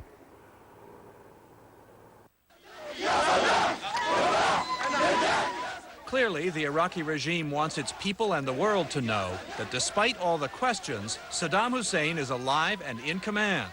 The questions on this tape for U.S. intelligence: when was the tape made, and is it really Saddam? It's entirely possible that this isn't Saddam Hussein, that this is one of his doubles. Saddam Hussein is known to have used lookalikes in the past, particularly for appearances in public not requiring him to speak. As to whether the tape is recent, there is a shot that shows Saddam Hussein or his lookalike, and then pans to show the smoke around the city. Even as the tape first played on CNN, the White House spokesman was downplaying its significance. In the bigger scheme of things, it really doesn't matter, because whether it is him or whether it isn't him, the regime's days are numbered and are coming to an end. More significant to U.S. intelligence is the other. About 40 miles or so south of Baghdad, we are seeing all kinds of activity here. We're actually standing inside what is known as SST, Shock, Stabilization, and Triage. Right now the tent is empty. That's not the way it's been, not at all. In fact, patients have been coming through here and going straight to the OR almost continuously. We've been here for about 4 days now. Over the last 40 hours alone, there have been over 70 patients, several of those patients needing operations, including head injuries, chest injuries, abdominal injuries, and many extremity injuries.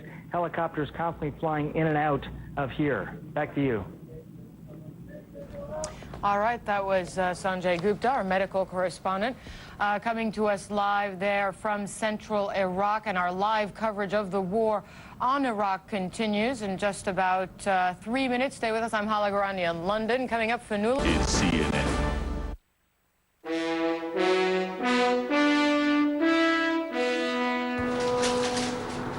Hello and welcome to our coverage of the war in Iraq. I'm Jim Clancy in Kuwait City. We're awaiting the start of the daily briefing at Coalition Central Command in Qatar.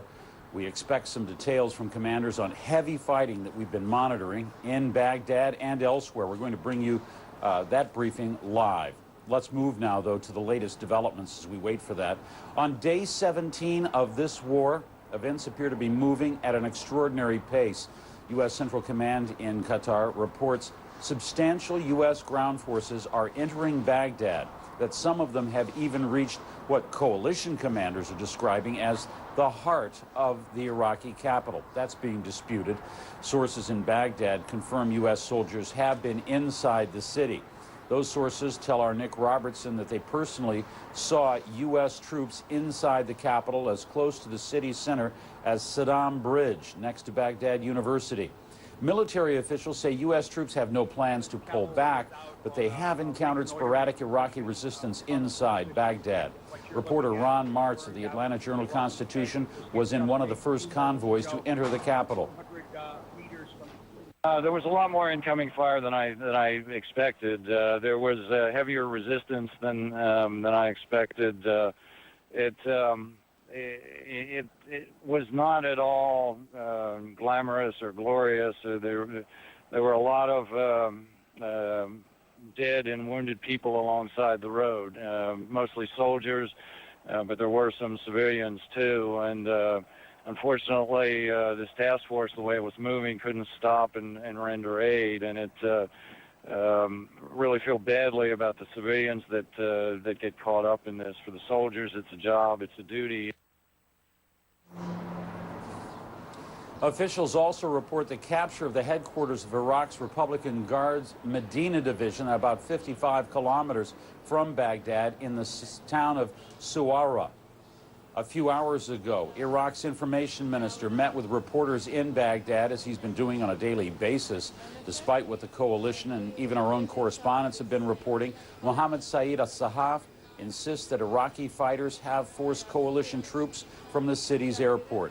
He even told reporters he might arrange a field trip for them so they can see for themselves the airport is still Saddam International, not Baghdad International, as has been renamed by coalition troops. Well, despite assertions to the contrary by senior Iraqi officials, U.S. forces say they control Baghdad's airport and areas nearby. Walter Rogers is embedded with a unit of the U.S. Army 7th Cavalry. He joins us now. Walter? Despite the progress made by the 3rd Infantry, actually 2nd Infantry Division, 3rd Infantry Division, 2nd Brigade, taking the heart of Baghdad in recent hours, we need to caution our viewers and say this war is not over yet.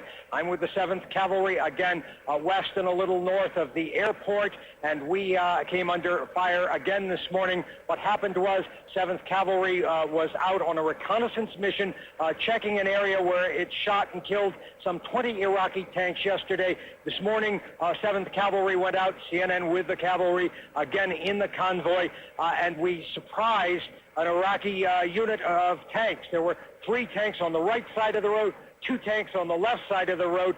We suddenly heard firing. Fortunately, the Iraqi soldiers in their tanks were sound asleep, even though they'd taken up a position, and by the time they knew what had hit them, their tanks were on fire. There were big blazing balls of diesel fuel burning in the air. There was artillery from within inside the tanks, that is the tank shells exploding, small arms fire exploding.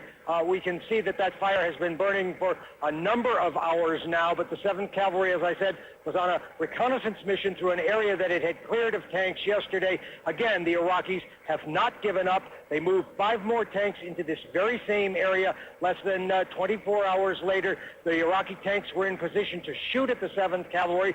It appears, however, the Iraqi tank drivers and gunners were caught sleeping. They were in their turrets, never had a chance to escape because the second visual contact was made.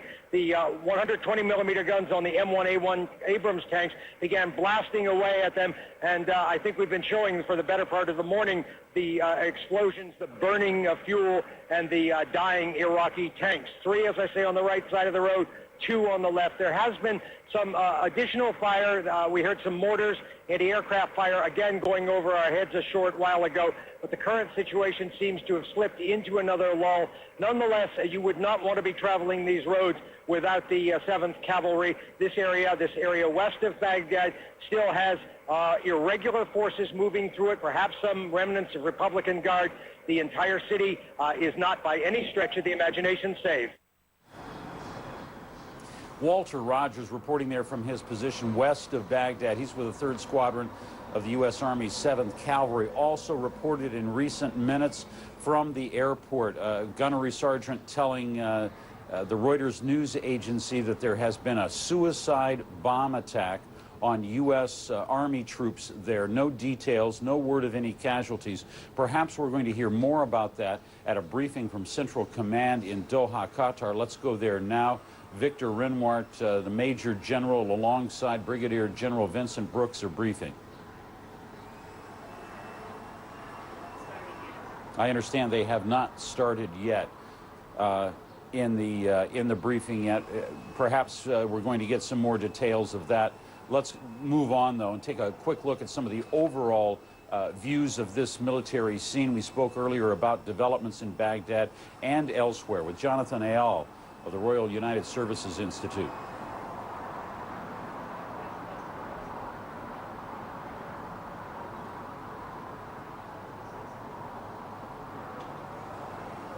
Do we have Jonathan?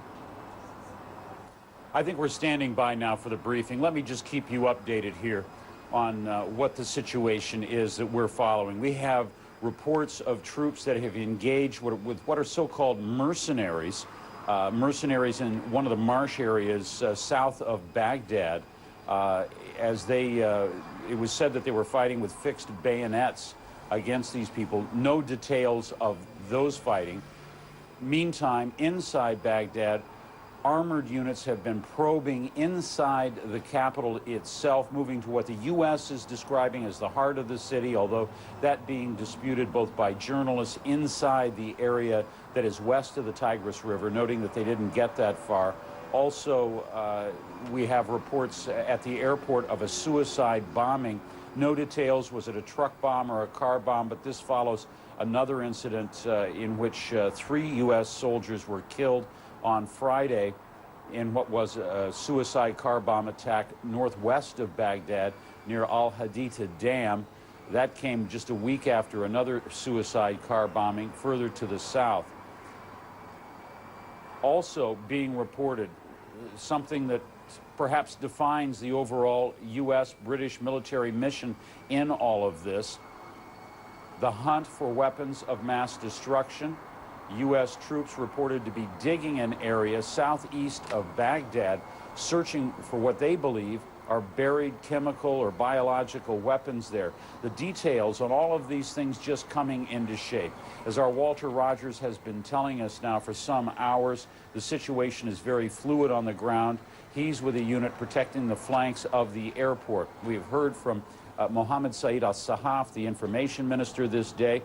He is telling the Iraqi people and the world at large his side of the story, completely contradicting everything that is coming from U.S. and British military officials. He insists that overnight, Republican Guard units were able to push U.S. forces out of the airport in what he called a special operation. In getting the big picture of all of this, let's try to turn once again to Jonathan Isle of the Royal United Services Institute to get his views.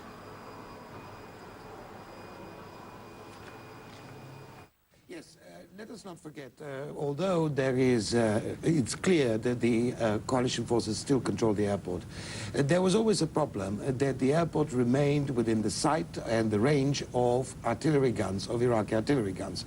Now, what seems to be happening is not, as the Iraqi information minister, that there is a counter-offensive or that the Iraqis have regained control of the airport, but clearly that the Iraqis are putting pressure on the airport at the moment, and they may be using some of artillery bombardment of the airport. Now, that indicates that what the Allies would need to do very soon is actually to increase the range of their control, the actual radius of their control outside the airport. That is a serious task, and it is being done, and it was anticipated. The 101st Airborne Division, for instance, that came in, the 94th Battalion, which is an engineering battalion that came in overnight, came for precisely this purpose. And so how do they do that on the ground? Well, they effectively, very slowly and rather riskily, have to enlarge the radius which they control. It's not sufficient to have the runways, which could be very efficient once they get cleared out in order for the Allies to bring in supplies, but they also will need to consider very carefully about how they clear the area around in order to push Iraqi artillery out of range, in order to make sure that actually Allied aircraft could start landing. That's the task for the next 24 hours. Is there a possibility of... That was Jonathan Isle talking with our own Fionnuala Sweeney in London. Well, U.S. Special Operations Forces, joined by ethnic Kurd fighters, report they're making some progress in their push toward the northern city of Mosul. Julian Mannion reports on the fight to take a key bridge that's along that main road to the city. All morning, U.S. jets pounded Iraqi positions on the road to Mosul.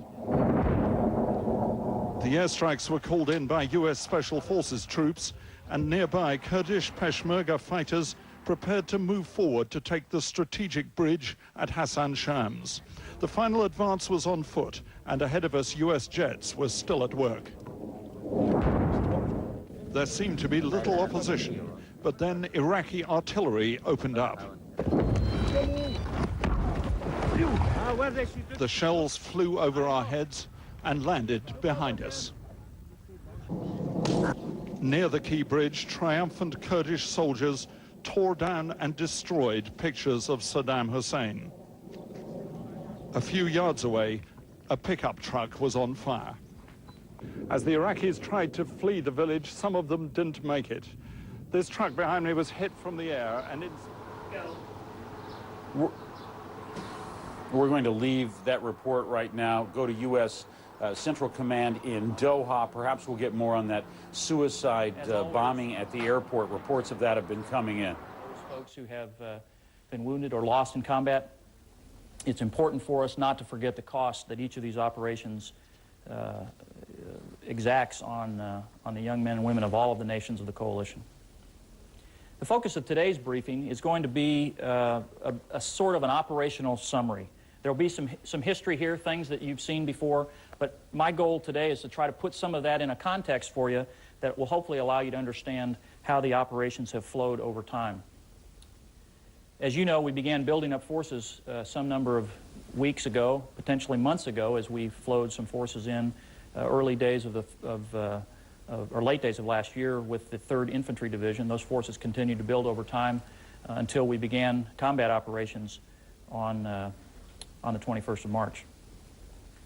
On the 21st, we began with an insertion of some special operating forces and a strike in Baghdad by a number of Tomahawk land attack cruise missiles. Those targets were key leadership targets.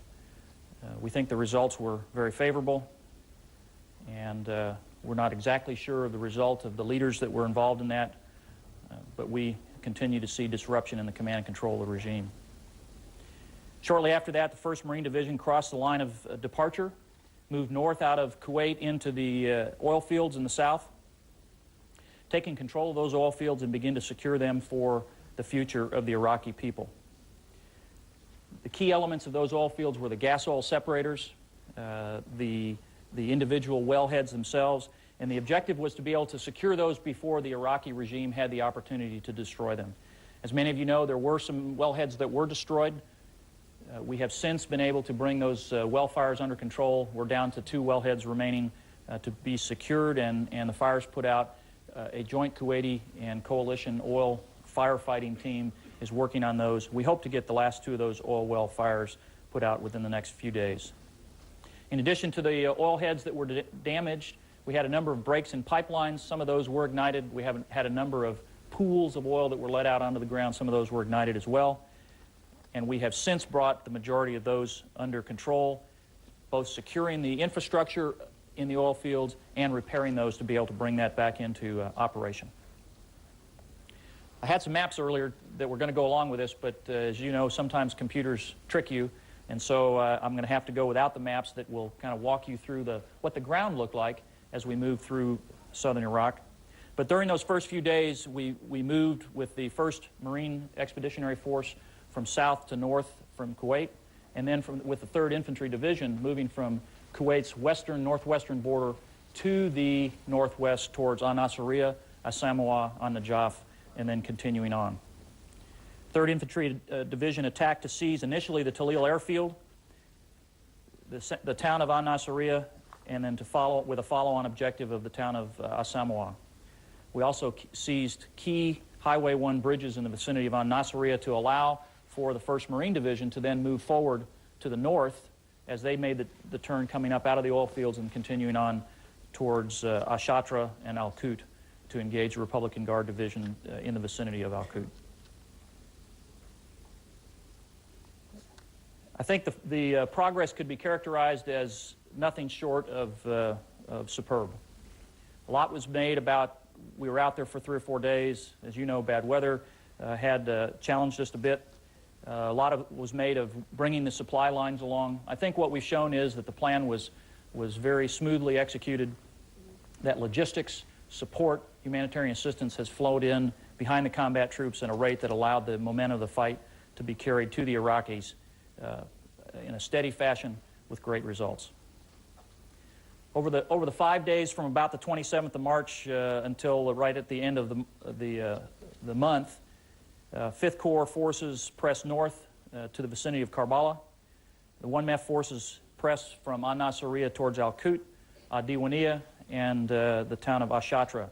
In each case, taking the time to reduce pockets of irregular forces in each of these locations, forces that were holding the local leaders of the towns and the populations of those towns hostage, if you will, and in some cases terrorizing them to the point of inactivity by any of the leaders in the town to resist.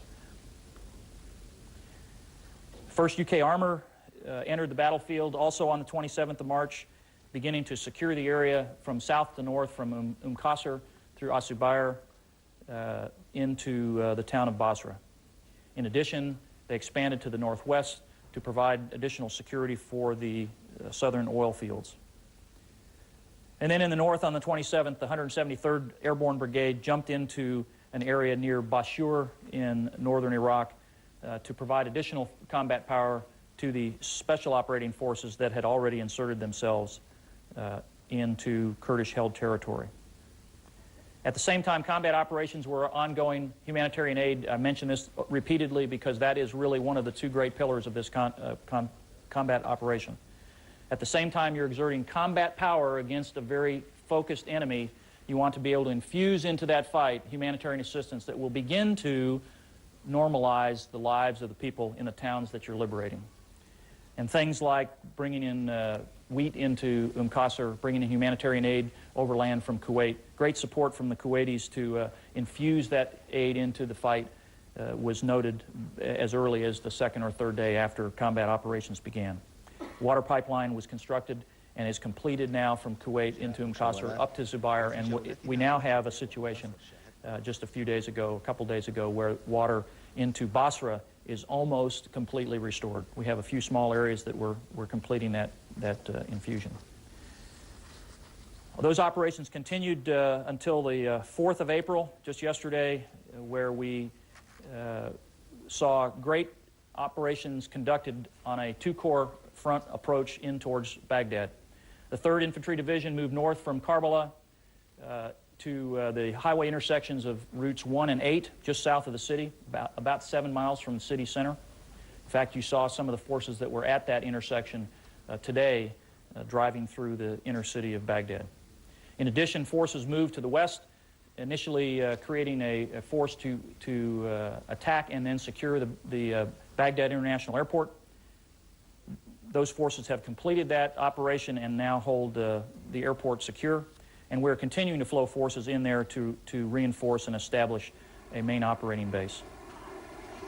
At the same time, the 1st Marine Forces, 1st Marine Expeditionary Forces were attacking from the vicinity of Ad-Diwaniyah and south of Al-Qut to destroy the remnants of the Baghdad Division and then turn northwest along Highway 6 to the southeast corner of Baghdad, attacking remnants of a regular Army division and a Republican Guard infantry division, destroying those forces as they move forth to establish an operating base on the southeast edge of Baghdad. Finally, continuing the great work in Basra and then moving further to the north, 1st UK Armored Division has moved north through the oil fields to begin to secure more and more of those vital resources for the future. And we now have a substantial percentage of what we call the southern oil fields, the Rumaila fields, the Kurna fields, and some other smaller fields, Zubair, under our safe control. And we continue to expand that UK lodgement position further north along Highway 6 to complete the destruction of the remnants, really, of 4 regular Army divisions that began the fight in the vicinity between Al-Amara and Kurna in the eastern portion of the country. Finally, we've alluded to special operating forces throughout the operation, and I just want to spend a minute or two describing the intent of these very highly capable forces, the use of those highly capable forces around the country. As we were beginning combat operations, special operating forces were infiltrated into western Iraq, into northern Iraq, and in some areas in the south. The intent of these forces was to establish a relationship with leaders in the local area, to be able to call fires on theater ballistic missile launch sites in the west in order to protect neighbors in the region, other countries that were threatened by the Iraqi theater ballistic missile capability, to begin to set conditions to bring follow-on forces in to take advantages of airfields in the west and in the north. In addition, to begin working in an unconventional warfare manner, engaging with Iraqi forces in the north who might be interested in laying down their arms and not continuing to fight. Those operations have been highly successful. In addition to the unconventional warfare operations in the north, as many of you know, we attacked a terrorist base camp in, near the little town of Kurma. The intent here was to eliminate an al-Qaeda and Ansar Islam-based terrorist training camp, a military facility, and potential chemical WMD processing or manufacturing plant. Those operations were very successful. It was a combination of U.S. Special Forces and Kurdish fighters, and those operations actually continue to eliminate small pockets of terrorist activity in extreme northeastern Iraq. Finally, on a note of success that was very visible to y'all, the Special Operating Forces, in coordination with conventional forces from the Marine Corps and the Air Force and the Army, were able to successfully rescue Private First Class Jennifer Lynch out of a hospital and irregular military headquarters facility that was being used by these death squads in Nasiriyah, and successfully return her to U.S. hands and onto medical care and a reunion with her family. I'll talk a little bit about that operation in just a little bit, so if you'll hold for that one just a second, I'll come back to it. Finally, to continue to beat the drum of humanitarian assistance, we have worked to secure key bridges and infrastructure to maintain those for future use, and we have begun to really accelerate the infusion of humanitarian assistance into the country. Throughout all of these operations, we've encountered an enemy who has been determined.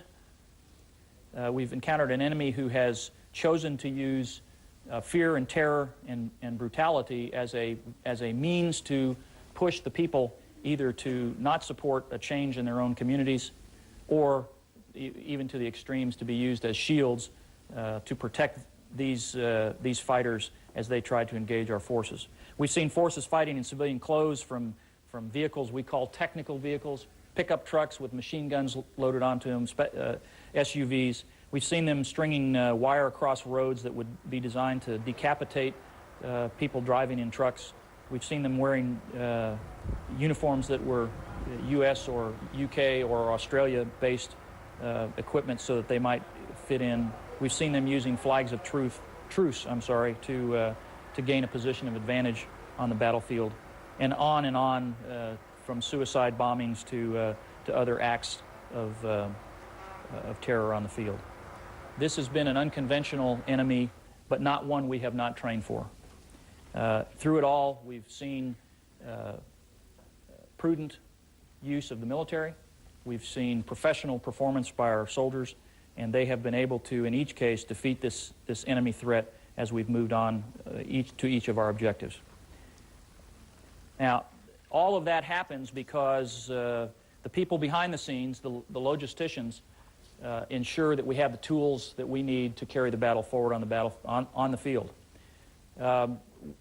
Some of you have had a chance to listen to some of the logistics facts that we've used out there, and I won't go into lots and lots of them, but I do have a few tidbits of trivia that might be interesting for you. The line of communication that we are maintaining open from Kuwait up to Baghdad is about 350 miles. On any given day out there in the battlefield, we've probably got 2,500 or more logistics support-related vehicles traveling on that road. So if you can sort of imagine driving from LA to San Francisco, along the way there you'll see it's sort of like having a big old convoy of semi-tractor trailers running up and down that road, moving food and fuel and water and humanitarian assistance to our forces. We've moved something on the order of 65 million gallons of fuel into the region in order to fill supply points around the area to allow our forces to continue operations unencumbered. If you throw that into well, I got a little car, so I get about 20 miles to the gallon. If you throw that into my car, I could do an around-the-world trip about 52,000 times. to fly the air tasking order that we have up each day. The aircraft that are out there to support our operations take something on the order of about 2.5 million gallons of fuel, and in that same car mine, I could only make the trip around the world about 1,736 times. So to give you some perspective, the cost, the support required to keep these operations going continuously is substantial. And the work that is being carried out by our logistics experts in the field is nothing short of Herculean. There are some real superstars out there. In order to keep our forces properly hydrated, we use about 1.5 million liters of water a day. About 2 million tons of spare parts and support equipment is moved around the battlefield each day. And then finally, soldiers, as they say, you feed the Army on you have to maintain its ability to eat. About 1/3 of a million MREs are consumed each day. So for that one Marine out there that didn't get more than one on that day, we've got some more out there coming to him, and I think we've solved that problem. We continue to have great days of supply out in the field at each of our supply points, and I think we have continued to excel day by day to improve that process. I talked about a lot of humanitarian aid a minute ago, and I want to give you just a few tidbits on what we call CMO, civil military operations. These are some good news stories, and they're not stories that the military has brought to the fight. They're stories that other non-governmental organizations and international organizations bring in. The World Food Program, for example, delivered 1,000 metric tons of wheat yesterday. We have had support from non-governmental organizations to distribute kerosene to families to allow them to heat their homes. There's not many cool nights left, but there were a few, and we've been able to get kerosene into some of the families in order to run heaters. The World Food Program's warehouse in Basra has built up substantial stockpiles of cooking oil, coffee, flour, and miscellaneous items, and those continue to be packaged for distribution. We've talked about DART teams before. All right, we're going to break away from this briefing. We were listening there to Major General Victor Renwart at Doha at the U.S. Central Command briefing. He says the progress on the ground has been superb. However, I think most of the viewers would like to hear what are the latest developments of the battlefield, and we were beginning to look a little bit like the History Channel there as we tried to get some of the information. We're going to go back to that, though, for the question and answer session. Clearly, there are some major stories that we want to get more information on. It may be as well that the U.S. military there in Doha, Qatar, also want to get some information on it. There's been a report that there was a suicide bombing at Saddam International Airport. Now, this was what was threatened, perhaps, by the information minister, Mohammed Saeed al-Sahaf, from Baghdad yesterday in a press conference when he said there would be a surprise attack, that it would be a non-conventional attack, and he hinted of a martyrdom operation as well.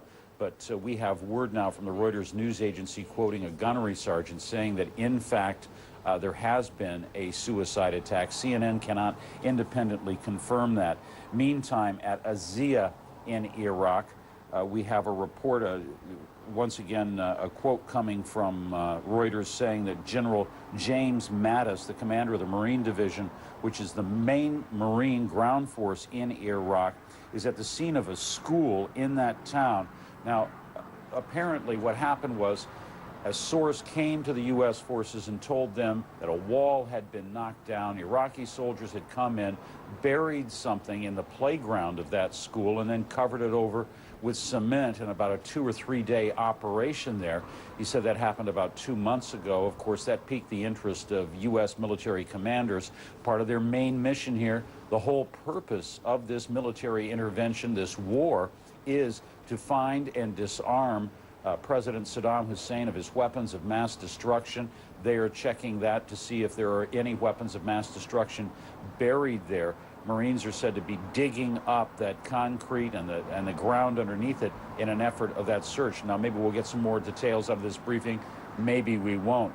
The same goes for the suicide car bombing reports that we're trying to confirm right now. Also, of course, we have the reports that there are U.S. forces that have probed or moved in mobile units, armored units, into the city of Baghdad itself. A few minutes ago, or a short time ago, we heard from the information minister.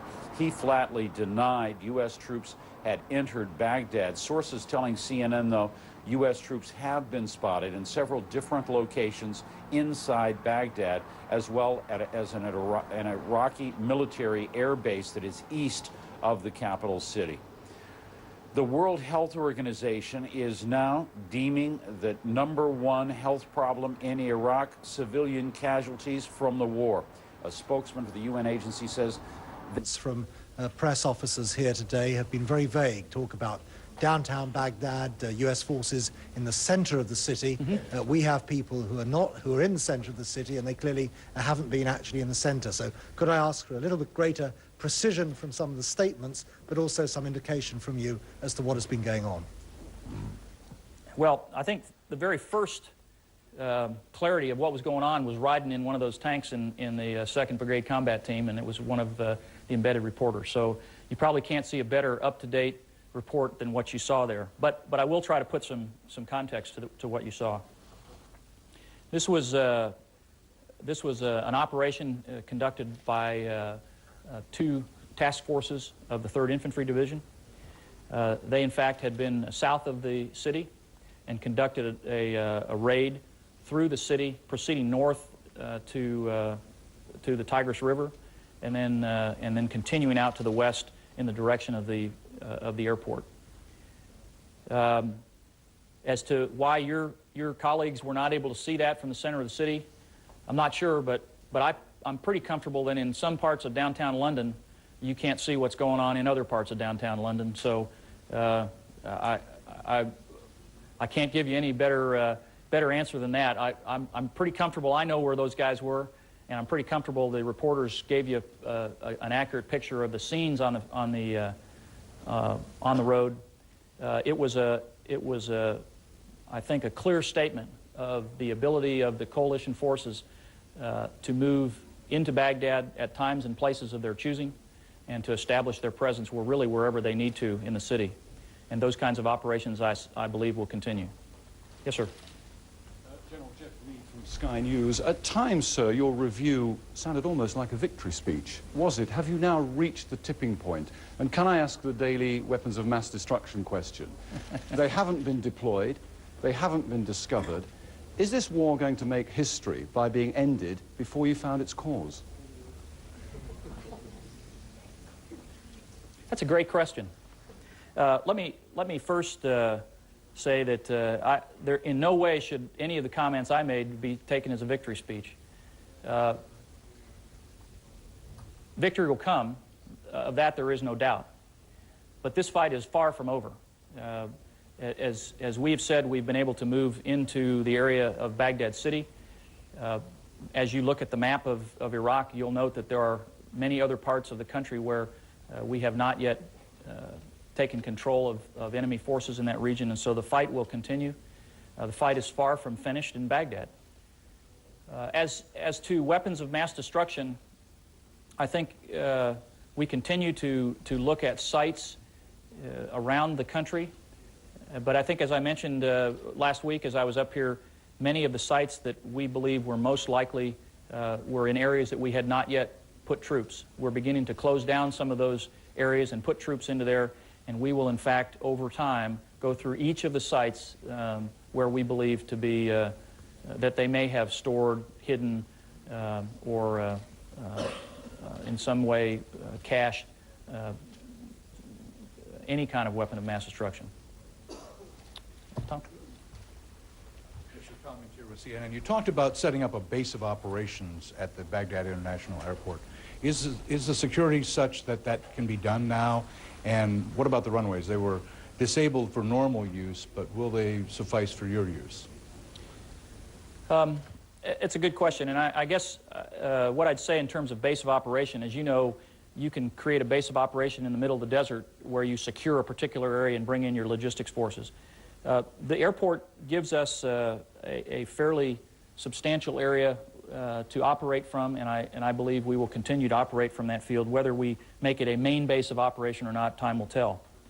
With respect to security on the airfield, the 3rd ID folks elements of the 101st have I think, secured the airfield to a fairly good degree.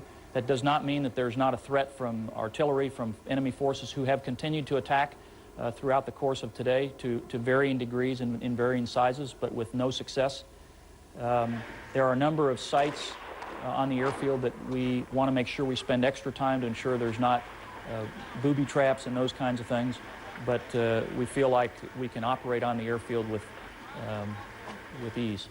In terms of is the airfield functional, we believe that at least one of the runways will be functional very rapidly. Most of the obstructions there were dirt, so they can be cleaned off very quickly, and I think we'll have that capability very rapidly. It appears the rest of the infrastructure on the airport was intact, and I think the Iraqi government still today says we're not there. So clearly they weren't expecting us, so they left the airfield in a fairly operable condition. Who disabled the runways? The coalition forces, or did they put obstacles in your way? Well, I think it sounded like that you took out portions of the runway so they couldn't be used. But I don't think you could have put dirt in yesterday. Even we're not that fast. No, we had Baghdad International Airport has two runways, two sides of the airfield. One of them is the military side, and we, because there were some military-capable aircraft over there that we were concerned about, obstructed that one ourselves. On the other airfield, our intent was to leave that intact. The Iraqis, in fact, put dirt mounds in a number of places. I think they may have been worried that we were going to do some sort of an air landing or something, and they wanted to ensure that maybe that was not possible. I think they underestimate our capabilities. However, we will be about clearing those dirt mounds and et cetera to get that runway functional very rapidly, and at the appropriate point we'll start using it as we need to bring in supplies or other items. Yes, ma'am. Jane Secker, Sky News. Can I just ask you firstly about the discovery of these bodies in Al-Zubayr? Do you have any information about that? And secondly, were you surprised by the level of resistance that you faced so far going into Baghdad? Do you really think the Republican Guard have gone, or do you think they're waiting for you somewhere else?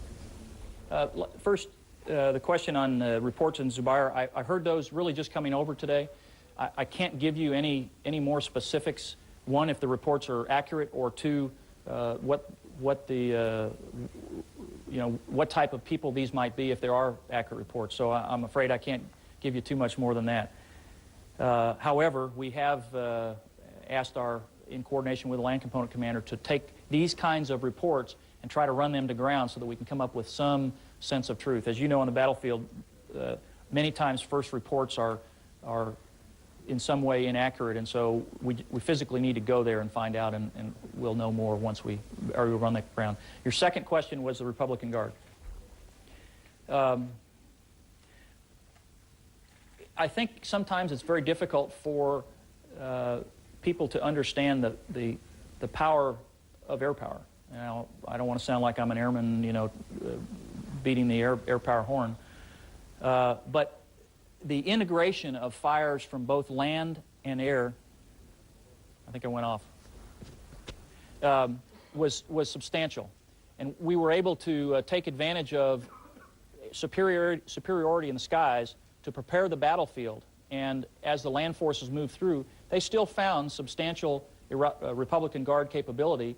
And in many cases, those forces fought hard. But they were more isolated, they were not well organized.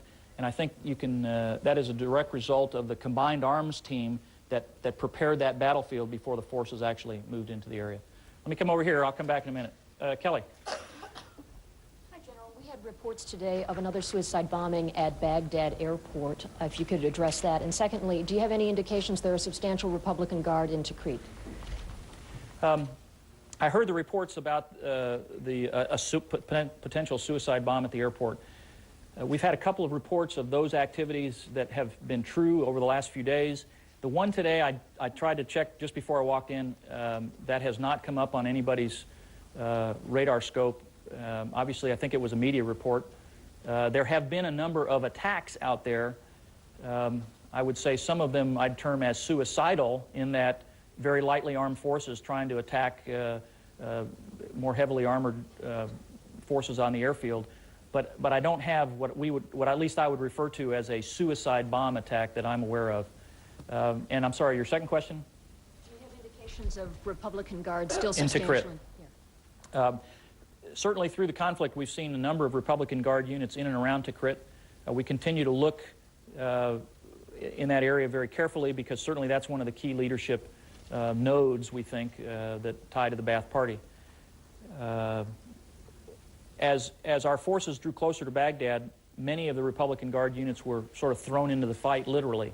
And there certainly are some remnants of Republican Guards in that area. As to how large a force that is, we're still trying to get a little better intelligence on that. Yes, sir. Jeff Schaefer, Associated Press Television. Can you elaborate on your definition of favorable with regard to the strike on the leadership of the 21st? What exactly does that mean? And on the same track, can you give us your assessment of the Saddam Hussein video that was put out yesterday? Favorable means really good. We hit exactly where we wanted to go, and we're pretty sure that one of the targets we were aiming at, we got. Now, beyond that, I'm going to leave it there. Good try, though. And I think that goes to really your second question. Was this Saddam on the tapes yesterday? You know, I can't tell you. They are tapes, clearly. We know from intelligence that in the months preceding combat operations, a number of tapes were made to be used. Some to be released locally, some to be released from other places in the world. I don't know. I truly don't know. But the fact of the matter is, it really doesn't matter. The operation is to end the regime in Iraq, and we'll continue with that one. So whether that was or was not Saddam is truly not relevant to the plan. We'll continue until we complete the operations. Yes, sir. Back here. Gentleman from, I think, Qatari TV? Hamid Marzouqi from Kuwait TV. I'm sorry, Kuwait TV. I'm sorry. Okay, I have a question, General. What is the problems which is the American armies faced in Baghdad now exactly? I'm sorry. What is the problem which is the American armies faced in Baghdad now? Okay. So you're asking, are we having difficulties with our Americans? Exactly at the south of Baghdad. Thank you.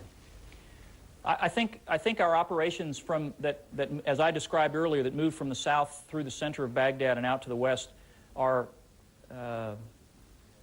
very successful for us. The challenge with that were pockets of very intense fighting. As I mentioned, we had a task force that moved through the city, made up of both Bradley infantry fighting vehicles and Abrams tanks. The fight through there was characterized by a number of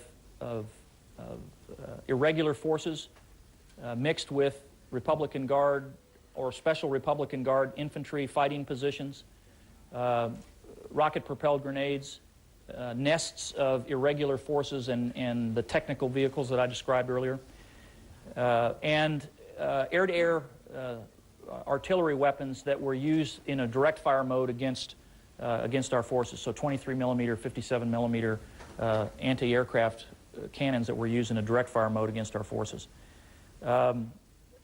It was, as was reported, intense fighting in areas. On the other hand, in some areas, people were standing on the sidewalks waving to us. So clearly there is confusion in Baghdad. Clearly there is some chaos in terms of the command and control and ability of the military to defend in Baghdad. On the other hand, there are people who appear to acknowledge the presence of coalition forces favorably in that area. Does that answer your question for you? Okay, good. Yes, sir. I'm Nat Harrison with AFP. Can you confirm that the third ID reached the center or the heart or the middle of the city today? And can you tell us where those troops are now? Moving wherever they need to. I'm not sure I can define to you what the center of Baghdad is.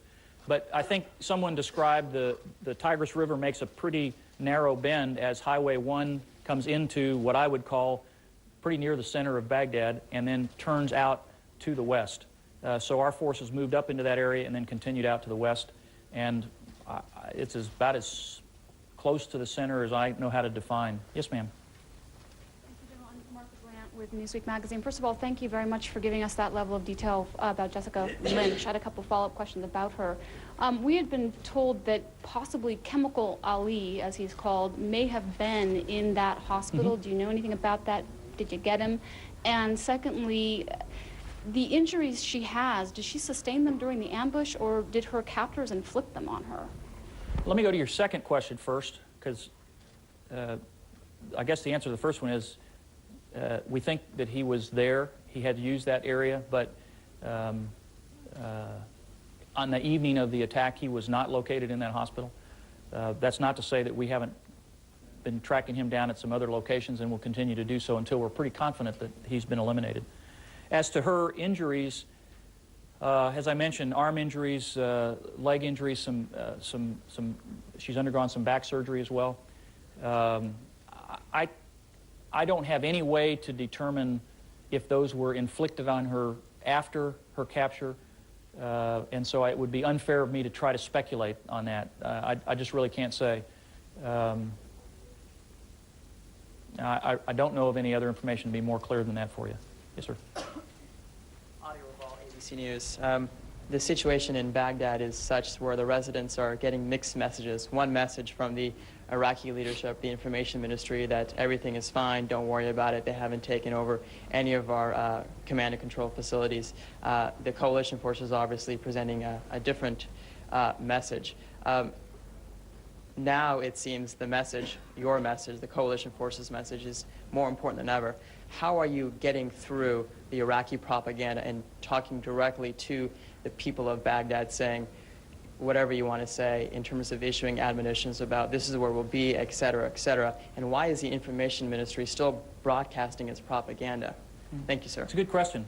As you know, the technology for broadcast is pretty sophisticated. And you can purchase satellite time on a variety of different corporation satellites, and so as to how they're still being able to broadcast, while I'm not technically proficient to tell you how that happens, I can say that it appears that there are a number of satellite companies who have sold broadcast time to Iraqi national television, and so we're trying to work in some way to encourage that not to happen. But I think more importantly is the question really of how do we get our message to the Iraqi people. We have a capability to broadcast on the Iraqi Channel 3, and we're continuing to do that. We're trying to expand our ability for Iraqis to broadcast on satellite television, and as we try to improve that capability and expand that capability, we will do so. We're beginning to see many more leaders in the communities of Basra and Al-Nasiriyah, Samoa, Najaf, even now towards Karbala, become much more supportive, openly supportive of the coalition forces as they see the threat from these other irregular troops go away. And some have expressed interest in helping to get that message out. You have to be careful, though. You have to be careful because it has to be an honest message from the Iraqi people. And so we're sensitive to try to create the opportunity for Iraqis to broadcast on their network. You said that you want to broadcast on Iraqi TV, but there are reports that the electricity in Baghdad was off. Do you know if the electricity is back on?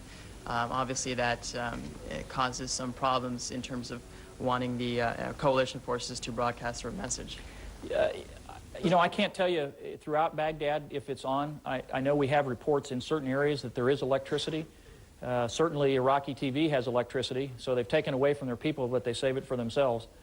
But we're seeing reports that it is on in certain areas, and we're trying to develop that a little bit more. We're looking for ways to try to get that power back on as rapidly as we can. Yes, ma'am, right here.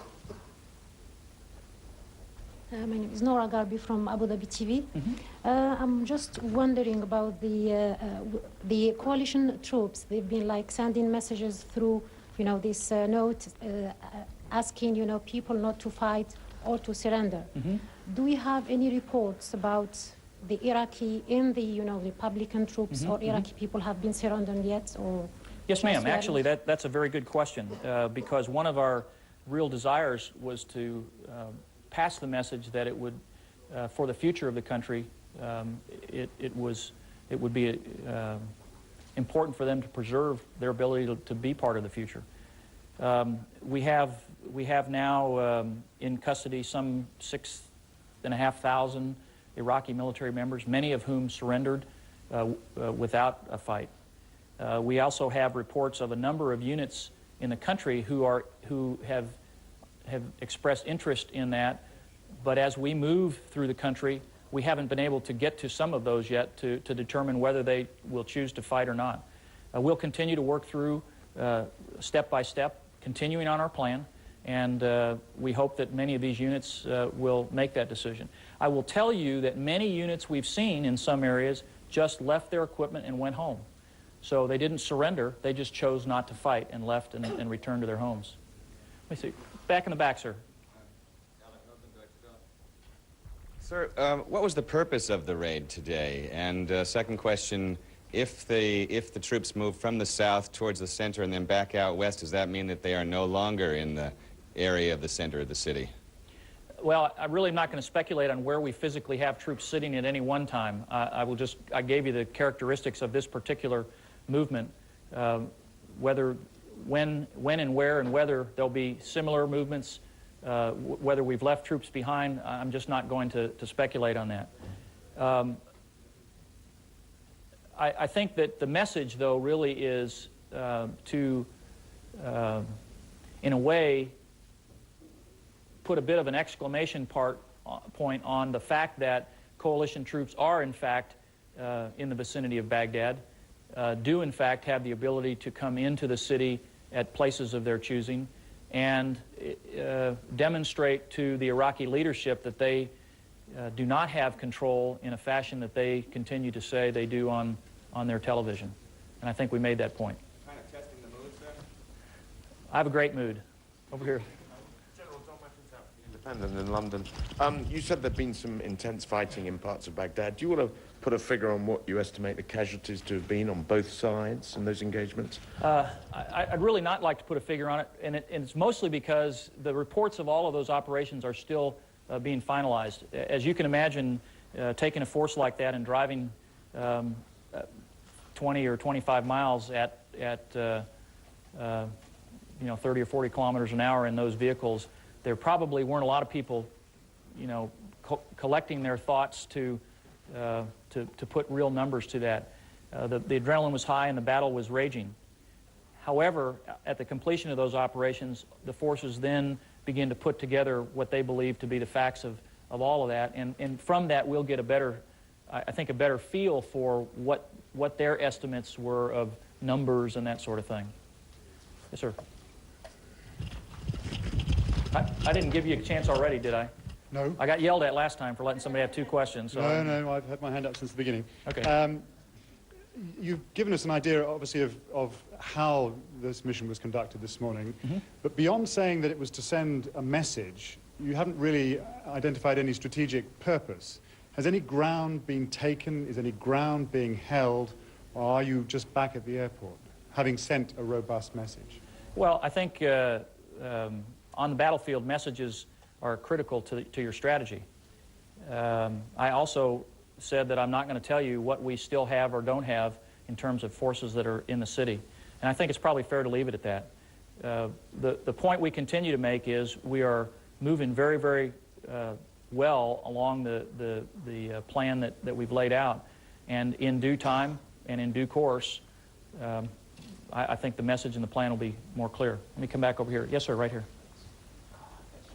Craig Gordon from Newsday. Along the line of messages, General Myers of the Pentagon, I think a couple days ago, sort of painted this notion of you folks taking control of water plants, electrical plants, essentially sending the message to the Iraqi people that we sort of run the city now, not Saddam Hussein. Can you match that up with some of the military moves that you're making and put the two together for us so we can understand how some of the military maneuvers fit into the strategic picture, but also into almost the psychological picture of sending the message that the United States is in charge, not Saddam Hussein? Again, a really good question. I think it's important to understand that it goes back to those two pillars I talked about. it's as important to demonstrate control of the battlefield as it is to demonstrate support for the people.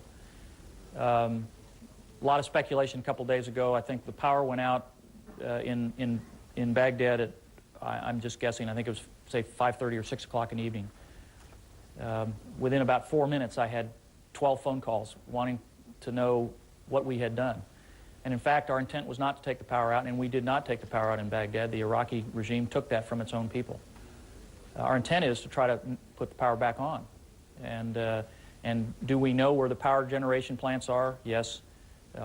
Is it our intent to get to those and get the power back on as we are able to? For sure. Is it our intent to ensure that water flows and there are utilities and normal services for the city of Iraq, or for the city of Baghdad, excuse me? Absolutely.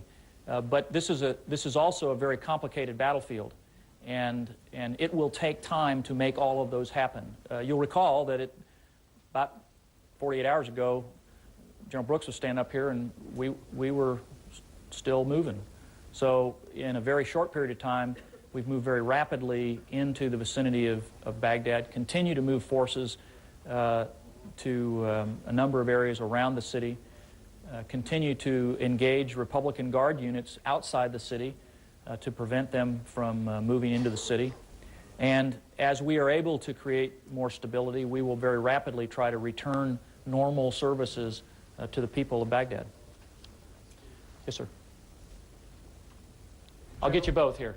General Chaz Henry from WTOP Radio. It's unusual for a senior military leader to be relieved of command in the course of conducting combat operations. So the number of questions have been raised about the decision to do that with a Marine Corps regimental commander operating in Iraq. At the Pentagon, they've said this is a question to be addressed by his chain of command. So I put the question here. Can you tell us why he was relieved?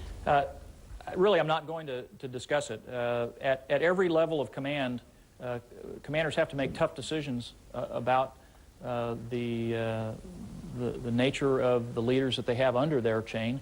And in this case, this was a decision made by the commander in the field. I don't think it's fair for me to go into why or what his rationale may be. He made a decision he felt was right, and that's his decision. Yes, sir. We've been listening there to a briefing that was coming to us from the U.S. Central Command headquarters in Doha, Qatar. First, pouring cold water on unsubstantiated reports that there was a suicide bombing at the airport, Saddam International Airport in Baghdad, just on the southwest fringes of the city. He said that he has no report of that. He said he suspects that what may have been referred to by the gunnery sergeant that was quoted in the Reuters news agency report may have been one of what have been several that the U.S. side considers suicide missions because under-equipped Iraqi forces were moving up against much stronger U.S. units there, and they were being hit and suffering very, very heavy casualties in the process. But there is no word there. We also have tried to talk, while you've been listening to that press conference, to our own correspondents in the field. No one has a report of a suicide bombing of any type at the airport west of Baghdad. Another thing that he delivered there was the judgment that the forces, U.S. forces, can move at will when and where they want into the capital city of Iraq.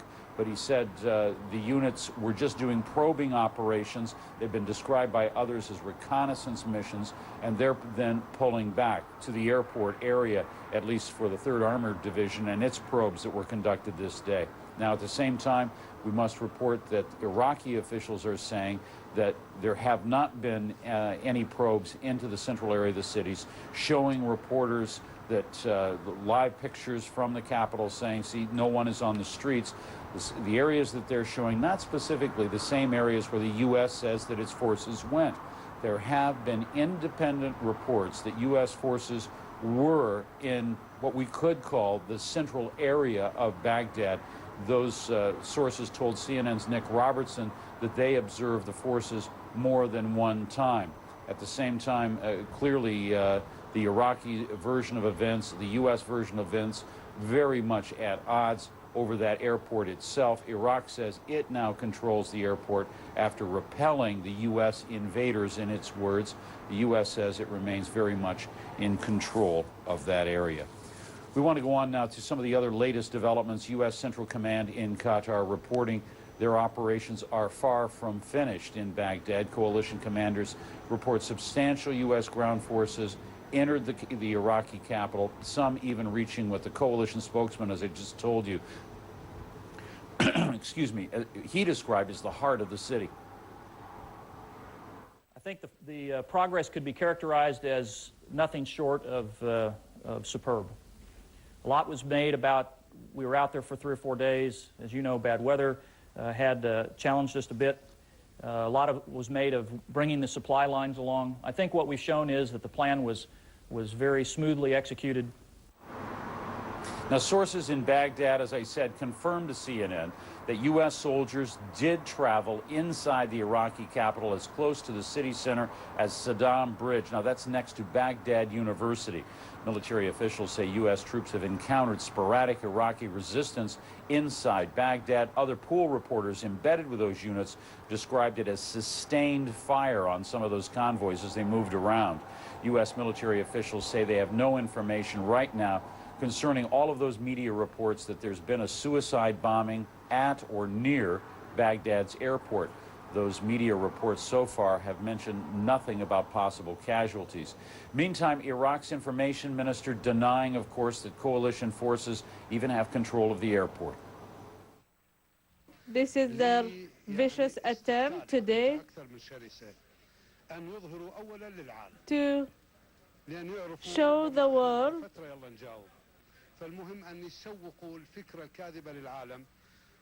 and they were lying to the world that they are advancing, but what happened that we basically slaughtered them in the airport. Coalition officials, actually U.S. officials, reporting the capture of the headquarters of Iraq's Republican Guard Medina Division, about 55 kilometers from Baghdad, in the town of Suwaira. Let's go to some of the front lines now. U.S. tanks crossing into Baghdad early Saturday morning, as we've been telling you again and again. A lot of that reporting coming from our own CNN. Walter Rogers, he's embedded with the 3rd Squadron of the U.S. Army's 7th Cavalry. Walter joins us.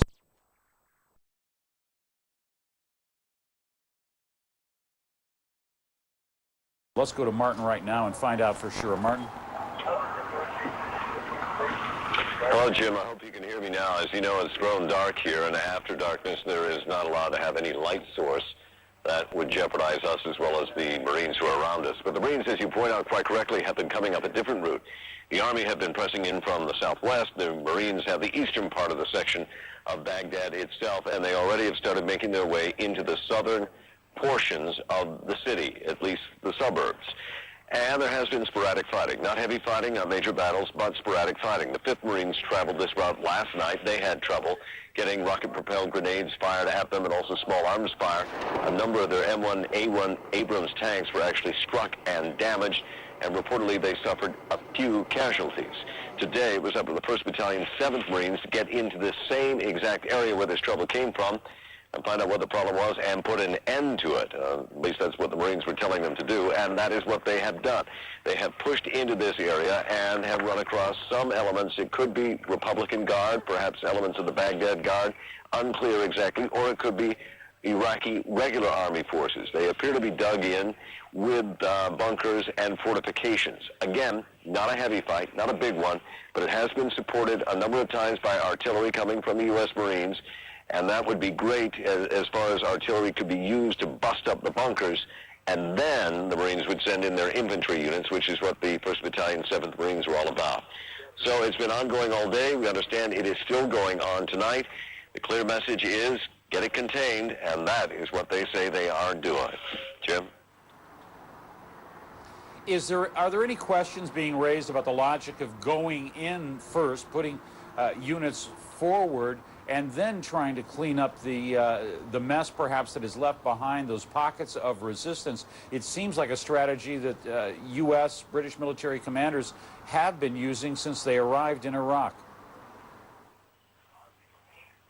Well, the whole idea is momentum, tempo, as they say. Keep it going, keep driving. And, of course, the obvious goal was to reach Baghdad.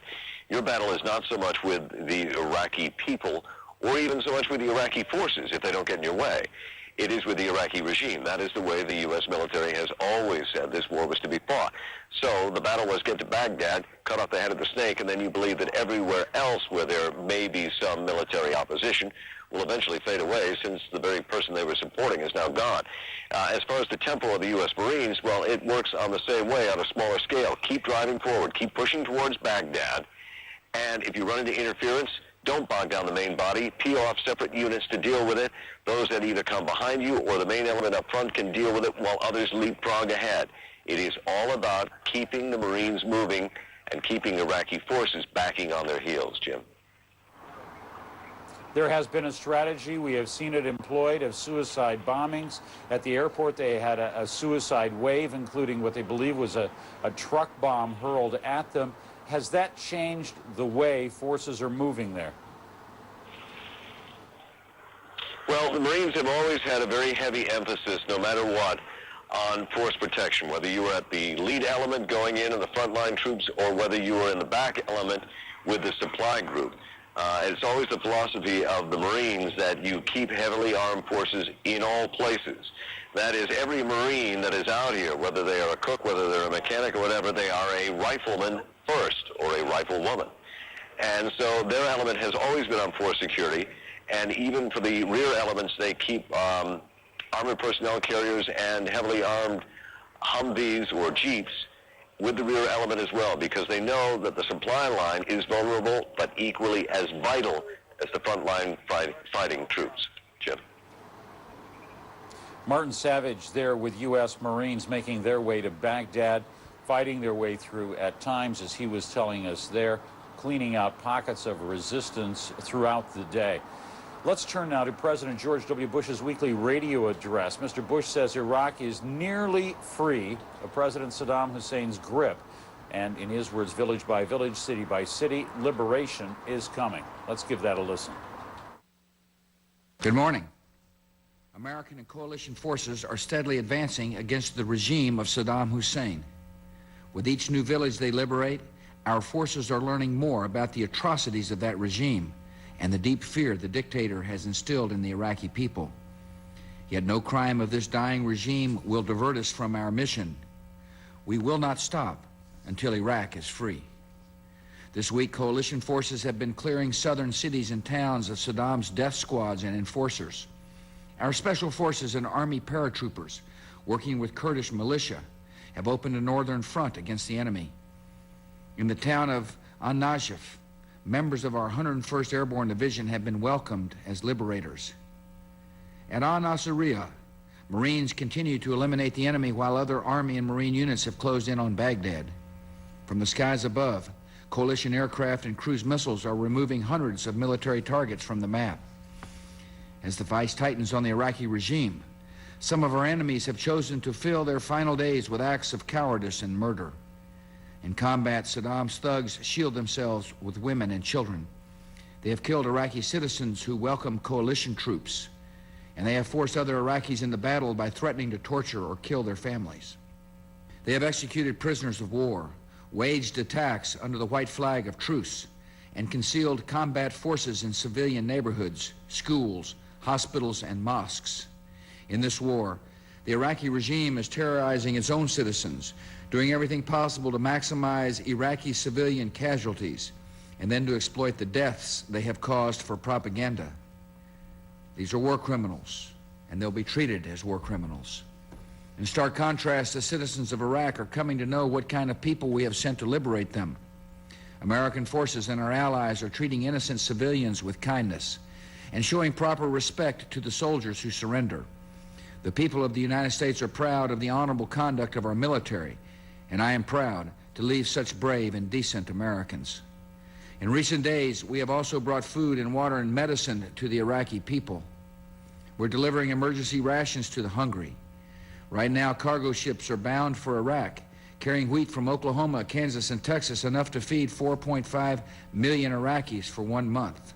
Additional food supplied by the World Food Program is moving by truck convoy across the Turkish border into northern Iraq. We are bringing aid to the long-suffering people of Iraq, and we're bringing something more. We are bringing hope. One Iraqi, when the coalition troops arrived, described the emotions of his village. They were waiting for you, he said. And all the people believe that America and Britain have come to liberate, not to conquer. Village by village, city by city, liberation is coming. The people of Iraq have my pledge. Our fighting forces will press on until their oppressors are gone and their whole country is free. By our actions in this war, we serve a great and just cause. Free nations will not sit and wait, leaving enemies free to plot another September the 11th, this time perhaps with chemical, biological, or nuclear terror. We will remove weapons of mass destruction from the hands of mass murderers. And by defending our own security, we are ridding the people of Iraq from one of the cruelest regimes on earth. The United States and our allies pledged to act if the dictator did not disarm. The regime in Iraq is now learning that we keep our word. Thank you for listening. President George W. Bush, in a radio address that is aimed at the people in the United States, of course, because it is also broadcast internationally, he may be directly appealing there to the Arab world. It was a strong but arguably very one-sided assessment of U.S. and British progress and goals in the war effort in Iraq. Let's go to the White House now. John King is there. John? And Jim, interesting in the president's message in recent days, yes, still some focus on why he says this war began in the first place, the U.S. assertions that Iraq has weapons of mass destruction and refused to comply with the United Nations demand to disclose and destroy them. But Mr. Bush increasingly talking not so much about weapons of mass destruction, but more about what he considers a moral cause, a humanitarian cause of this war, to, quote, free the Iraqi people and to liberate them from the regime of Saddam Hussein. So Mr. Bush, as you noted, not only speaking to maintain support of the American people for this war, but trying to look ahead to at least quiet or temper some of the criticism throughout the Arab world. Mr. Bush promising the Iraqi people, as he did there, that the United States troops are in this to the very end. So the president speaking to two audiences at once, one here at home in the United States, one, of course, throughout the Arab world, including inside Iraq, if the citizens of Iraq can hear this. And on that point, Mr. Bush preparing up at the Camp David presidential retreat. You see him here leaving the White House yesterday. He will meet Monday and Tuesday in Belfast, Northern Ireland, with the British Prime Minister Tony Blair. And one focus of that, of course, will be the fighting now underway in and around Baghdad. But the major focus, White House officials say, will be on post-war Iraq, getting a civil administration in as soon as possible. Some disagreements between Washington and London on that point. So Prime Minister Blair and President Bush due to discuss that Monday and Tuesday just ahead in Belfast. Jim? There's another topic that is certain to come up, and that's the Middle East. We've already heard Israel's suggestion that it has about 15 areas that it thinks it can improve.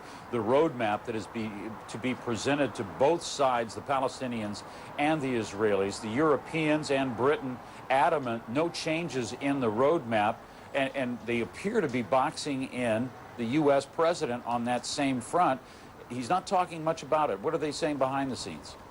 Behind the scenes, they say they are simply waiting for the new Palestinian prime minister to get a government up and running, and they say the roadmap will be released at that point. Israel has pressed for some changes, but the new Israeli foreign minister was here at the White House last week. Mr. Bush dropped by that meeting. He was only scheduled to stay for a few minutes. He stayed for nearly a half an hour, and we are told by senior White House officials that the president and other senior officials in the White House made clear the roadmap will be published as it is now prepared. It requires a sequencing of events aimed eventually, of course, of getting the Israelis and the Palestinians back to negotiations and creating an independent Palestinian state by 2005. The White House says it will be published as is. They don't rule out that there would be some changes if the Palestinians and the Israelis get back to direct negotiations. The White House says it would accept changes negotiated by the two parties, but the White House insists it is prepared to pressure Israel once it gets to the point of releasing the roadmap. There are, of course, many skeptics that this White House will, in fact, do that, come down hard and tough on the Sharon government.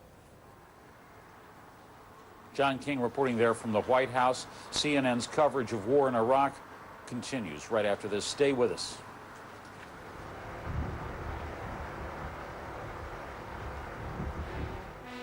There, we're also getting reports of Iraqi civilians fleeing Basra. The U.S. Army says some of its own ground units ventured into Baghdad Sunday for a second straight day of what it is calling reconnaissance missions.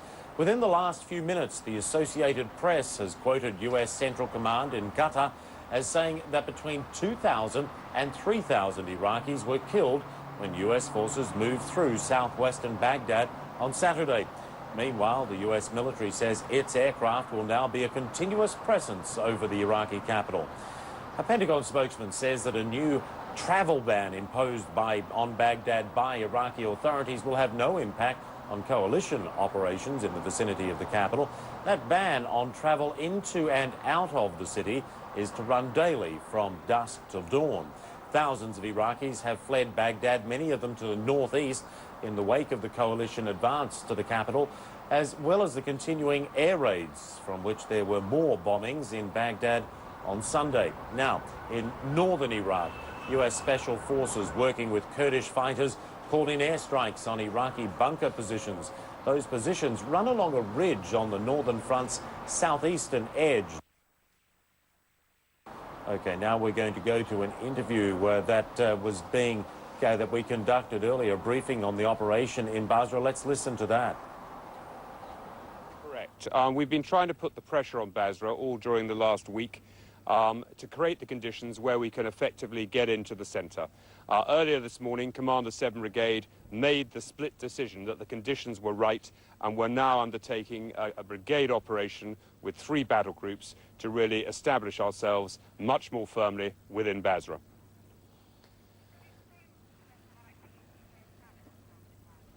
Well, we've got 3 battle groups, which are large tank and infantry group sizes, now pushing into Basra. One's come up against a degree of small arms opposition, one has almost got in with a degree of impunity, and the other one has yet to commit itself. But broadly, we're advancing into Basra is the best description. Yep, so far, very early days. This is ongoing as I speak to you now. The reports are taking some time to come back. But limited describes it small arms fire only at this stage.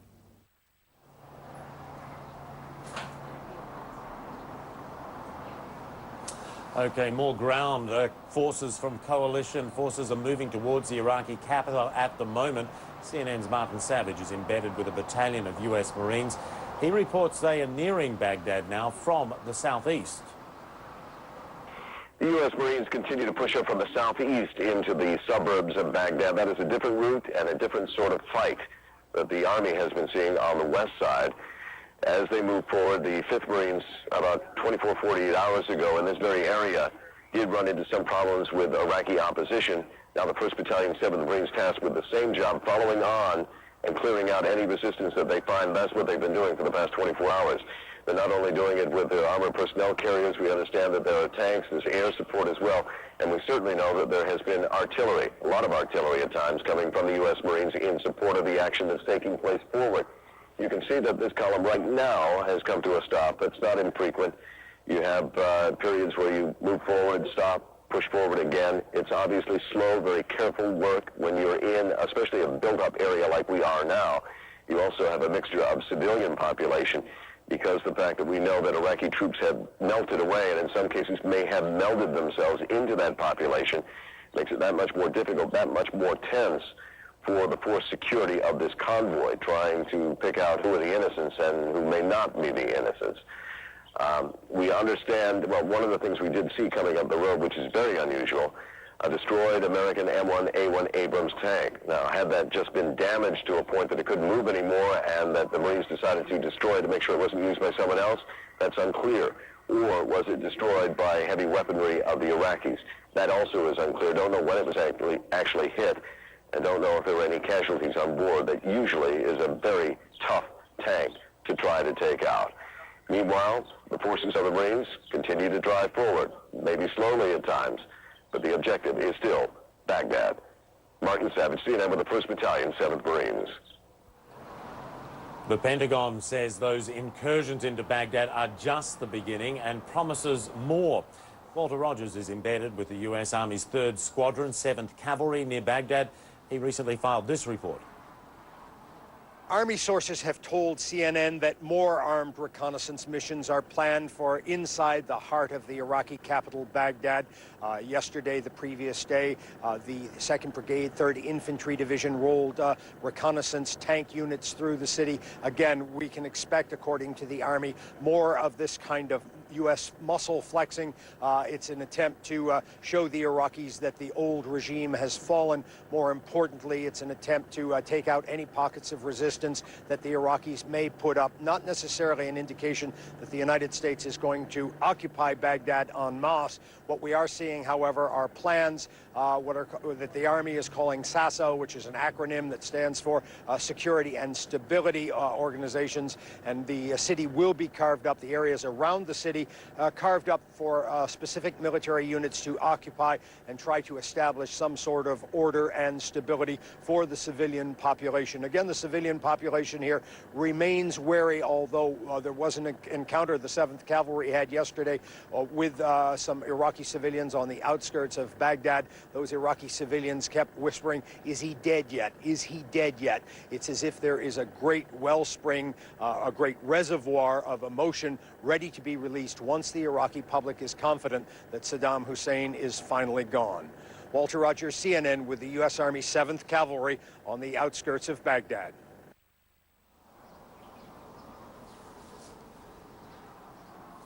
Well, that on a reconnaissance mission Saturday morning, Walter reported the 7th Cavalry destroyed 5 more Iraqi tanks and found the streets, in his words, littered with dead Iraqi soldiers. Well, now let's get some analysis on the latest phase of the coalition war plan.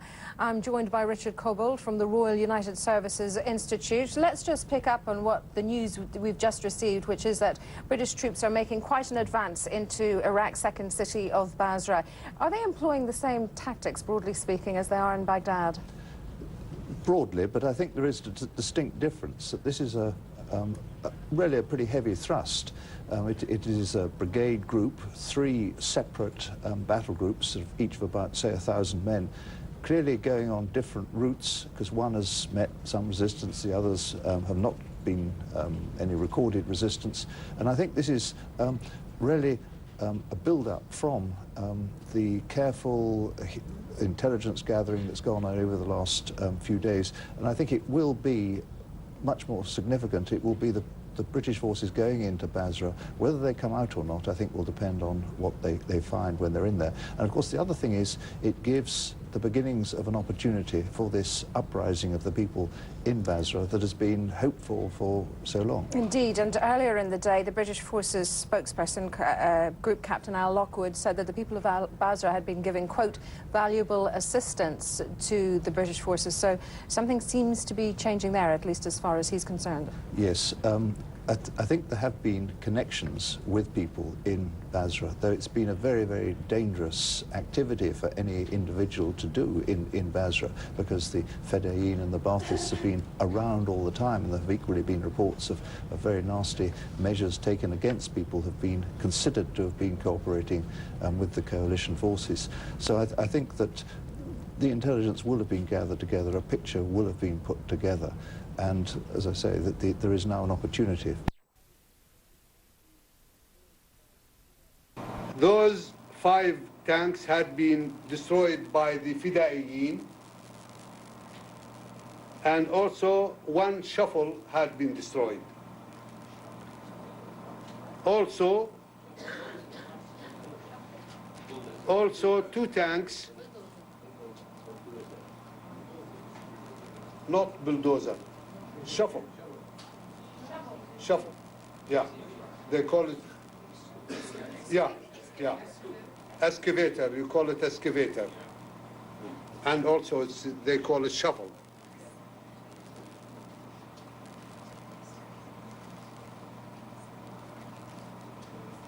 Also, 2 tanks had been destroyed, and 3 personal armed carriers in Jurf al-Sakhar area, south of Baghdad, by the Al-Quds army.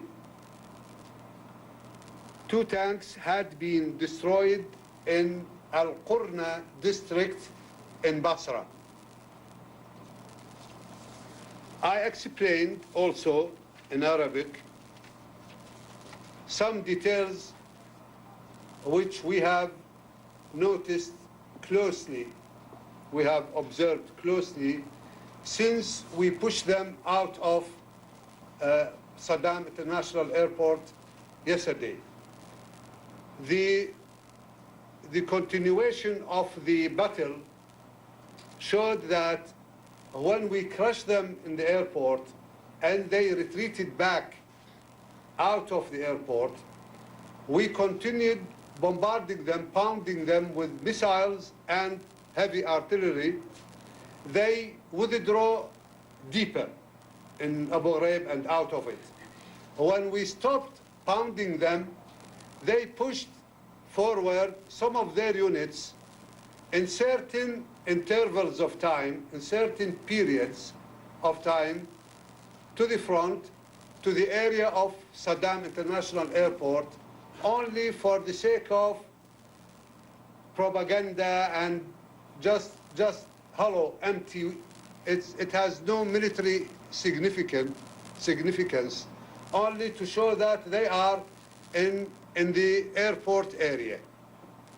So this is the situation. Whenever we attack them, they retreat to the back. And when we pound them with missiles and heavy artillery, they retreat even deeper. When we stop bombarding them, they pushed some of their units forward, and our armed forces had left the direction, the corridor, the direction, the way towards Saddam International Airport open to them. Because in this way, a good attrition to the enemy can be achieved there. So whenever our armed forces stop pounding them, they push their units forward near the area of Saddam Airport for propaganda purposes, as you have seen yesterday, have been shown in Al Jazeera and other, had been distributed, they said, by American news agency. I think it had been distributed by the Americans directly. And I replied to that. I said, this is not in the airport. Now I am explaining their tactics to you because this has been observed closely by our side. We push them, they run away to the back, we pounding them, they disappear in the depth back. When we stopped pounding them, they pushed some of their units towards Saddam International Airport.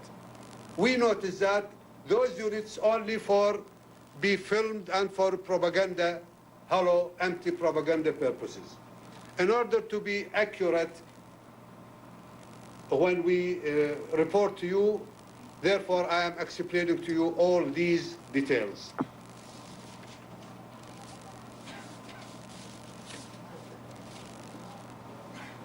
Yesterday, they have also committed several crimes. يعني يوم أمس حقيقة اقترفوا عدد. In fact, they have committed many crimes by pounding a number of Iraqi cities, and I will give you some examples. In fact, not all the examples. They pounded Baghdad. In the new Baghdad, they also shelled a residential area. They hit 5 citizens. One of them was martyred, was killed. And 9 houses have been destroyed. They also shelled the telephone center. Also in Ta'mim, the governorate of Ta'mim to the north. They shelled the neighborhood of Al-Qadisiyah and Kirkuk, which is a residential neighborhood where many people were, in fact, wounded and killed. Also with cluster bombs. The soccer court, they shelled that. They also shelled the village of Al-Salhiyah in Al-Hawayji district, and they've shelled many areas in At-Ta'mim governorate. In Naysan to the south, the enemy shelled a number of residential areas.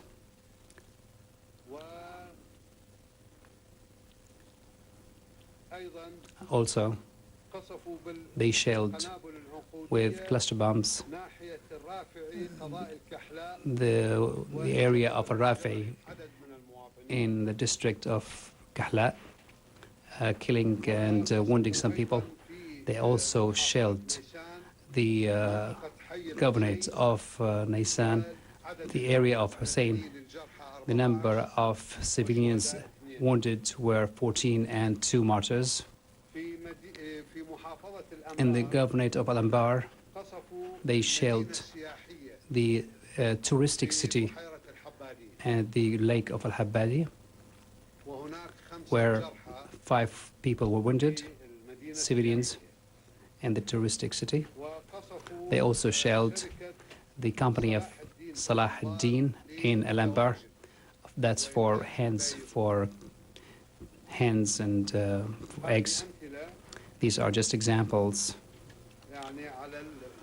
of their barbaric shelling, in fact, of yesterday. I'm ready to receive your questions. We've been getting some reports in the last half hour, largely from Moscow, saying that the Russian ambassador and a convoy carrying Russian diplomats who were traveling from Baghdad to Syria came under attack. These are reports from agencies in Moscow. Can you tell us more about this? No, I haven't received anything more than that. I watched it like you. I have seen the... Did you hear that the ambassador was going to be leaving? Did you get information about this? No, not leaving. I mean, traveling out of the city. Yeah, no, I think he is on his way to Damascus or Amman. That's right, Damascus. And that's only for a period of time, and it's supposed that he'll come back. But nothing about them being... No, I have no... we asked for that, and I think we will get more information. نعم دكتور. هناك جهد دعائي وحرب نصية يرافق العمليات العسكرية الأمريكية بريطانيا. هذا الجهد يترافق مع operations.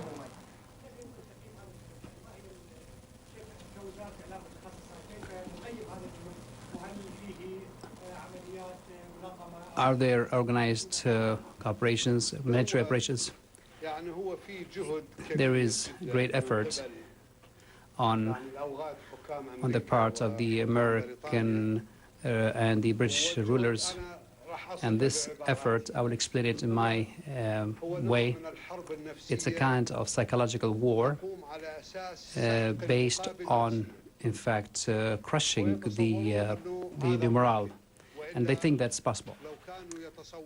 But if they think that crushing the citizen is not possible, they would not have done it in the first place. And as you notice, this plan is aimed at, in fact, is done through very silly, in fact, which says that what is available in Iraq, what means the state and the treasure, all of this is finished. And those bastards that think after the war and how to divide the and who's going to rule Iraq, who is the best, who is going to rule the South, and the way of it. The aim is to feel that, like the other, that they have finished, they have crushed, and they're thinking actually of after the war.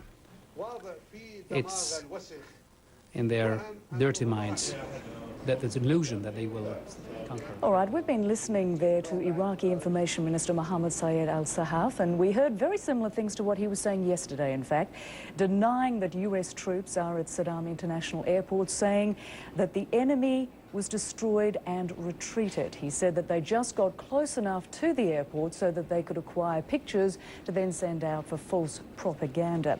Now, he also said that some 50 enemy troops, enemy, his word there, enemy troops had been killed. 6 tanks had... Yes, I see that we just do have someone to speak with, actually. We're just heading there to speak to one of the American forces who hopefully can tell us what's going on.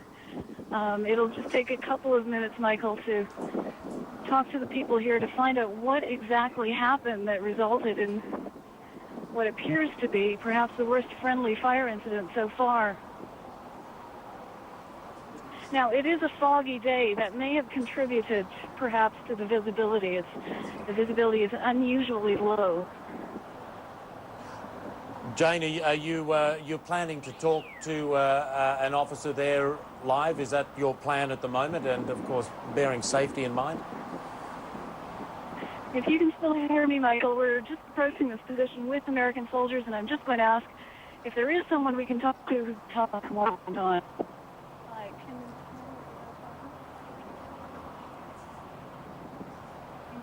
We'll just want to hold on with us. Thank you. And we're hoping to be able to... Jane, while you pull things together there at the scene, do stay on the line if you will. I want to go to James Martone, I believe is at a hospital in Erbil where he has been seeing some of the results of this incident which took place earlier, the friendly fire incident. James, if we've got you on the line, can you fill us in on what you've been able to learn there?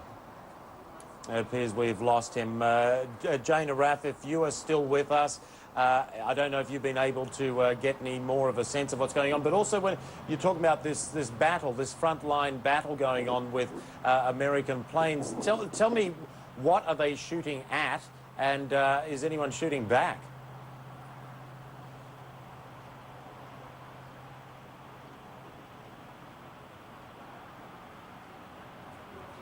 Are up on this ridge. We can't actually, we're just going to climb up further on the ridge, still keeping fairly low, to see if we can actually see what they're shooting at. Right now we're next to a group of U.S. forces who are looking beyond the ridge with their binoculars, and I'm just going to find out what they're looking at. There's fire off in the distance, some smoke. What would that be? Allegedly there's T-55, T-64 tanks at an intersection of the two roads. That's a vehicle burning, but there's tanks there. They're trying to hit these tanks with these tow missiles. They're basically anti-tank missiles, and that's what they're firing at the tanks. That was a member of our team, Michael, saying that he believes that they're tanks, that Iraqi tanks that are just at a T-junction on the road up ahead, and we can see smoke rising from the distance. That's one of the vehicles have hit with a tow missile. One of the vehicles has been hit with one of these missiles. They're huge things. The firing has stopped. Everyone seems to be assessing their positions, their soldiers using telescopes and binoculars. They're in the front line. As I said, it's a bit foggy, and it's quite an atmosphere here. The fog, the hill, the soldiers on it, and the smoke rising on both sides from the friendly fire incident and the burning tank front. Okay, update. There is 4 tanks, 2 anti-personnel vehicles have been hit by the guys on this ridge. I don't know if you heard that, Michael, but apparently 4 tanks and 2 anti-personnel vehicles, armored personnel vehicles, have been hit by American forces on this ridge. A lot of people, guys running about, but that's what it is at the minute. 6 down.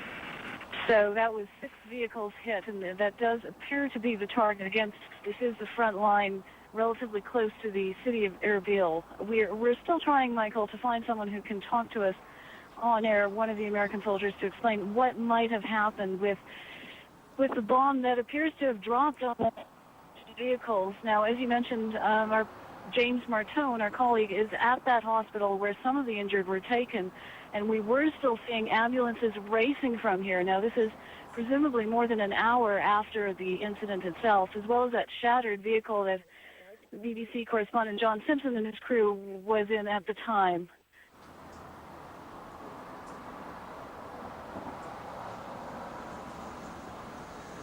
All right, I'm trying to let Jane paint that picture there herself. There she is. She's back with us. But Jane, you go do the reporting that you need to do. We'll give you the opportunity to catch your breath and do that. Our Jane Araf very much on the front line there, reporting to us live from the scene of that friendly fire incident that has claimed both the lives of Kurdish fighters and US, we understand, US Special Forces fighters. We're still getting some details, and as Jane was explaining there, as she arrived, American F-16, she said, were attacking Iraqi tanks not very far away, and armoured personnel carriers as well. While Jane does that reporting, let's drop in on CENTCOM and pick up on the briefing that is held there every day and listen to what's being said.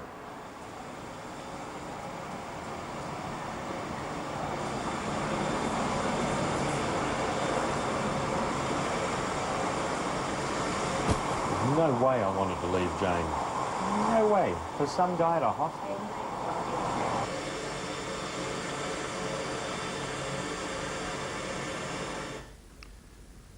Equally important are the efforts of our Special Operations Forces conducting unconventional warfare and doing more and more work with Iraqis who do not support the regime. And this is an ongoing and increasing effort. The land component continues to achieve success. Our efforts to remove remnants of the regime from the areas of Basra, Samawa, Najaf, and Karbala are ongoing. There have been some encounters with regime forces in these areas, but the number of encounters have gone down appreciably while the support from the population is increasing. Some deliberate work by UK forces in the vicinity of Basra have clearly weakened the grip of the regime. Yesterday, a patrol from UK forces near Az-Zubair, just outside of Basra, came upon 2 warehouses containing human remains in bags and boxes. While an accurate count is not yet known, estimates would indicate that the remains are of more than 100 persons. Some had tatters of uniforms in and amongst the human remains, and in one of the warehouses there were pictures of executed soldiers. These remains are not from this conflict. They are from some other conflict at some other time. Needless to say, the site will be thoroughly examined, and we're looking for evidence of war crimes. There is still a regime presence in some of the towns, and the tactics that we see used remain the tactics of terrorists. An example of this is a recent action at an area secured by the 82nd Airborne Division near As-Samawa. And you can see Samawa here, just along the river line, south of Najaf. In this case, a company of airborne troopers were securing an area that had been established. They built a small unit checkpoint to control movements near the area. This was near a populated area. And as we've seen in other cases, a sport utility vehicle approached the checkpoint at a high rate of speed. After several unsuccessful, non-lethal attempts to cause the vehicle to halt, it continued approaching the checkpoint. And this, again, as I mentioned, was near a populated area.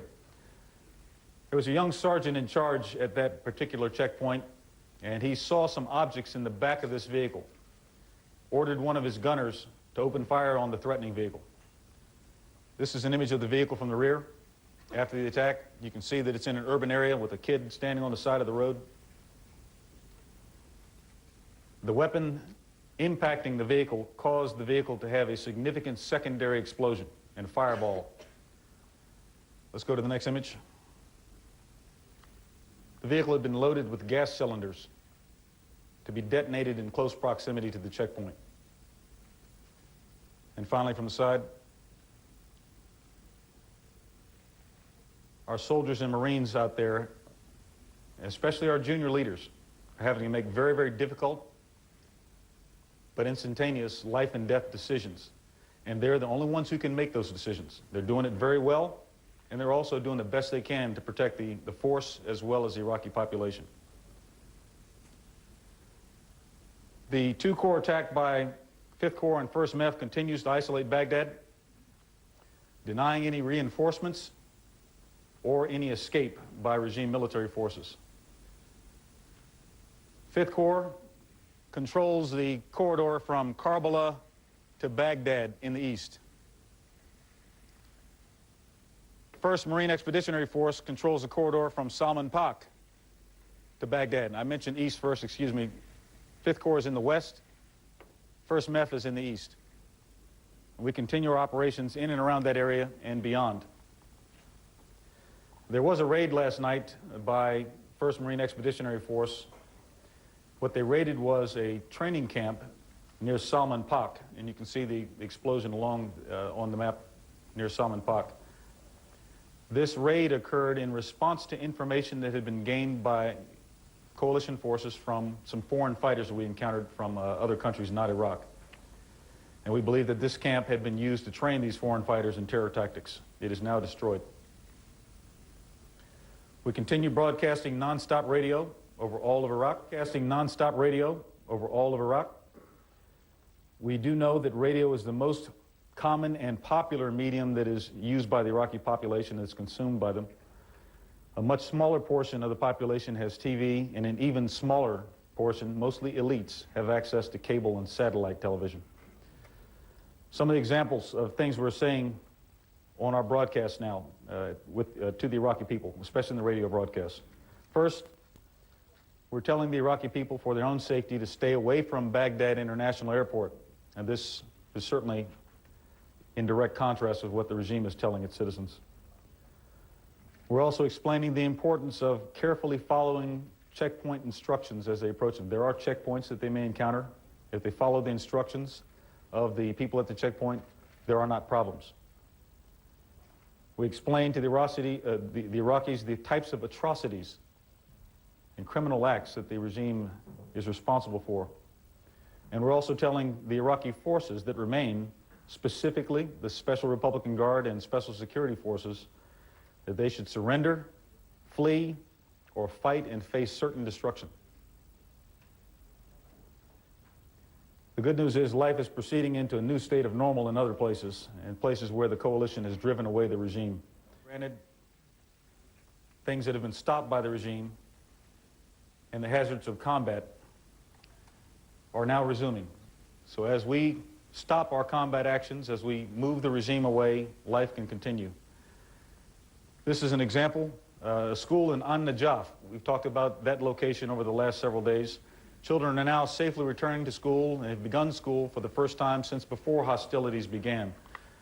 And the image is in stark contrast with the one I showed you a few days ago, where with the help of the local population, we were removing ammunition from the same school that had been used by regime death squads as a place to fight.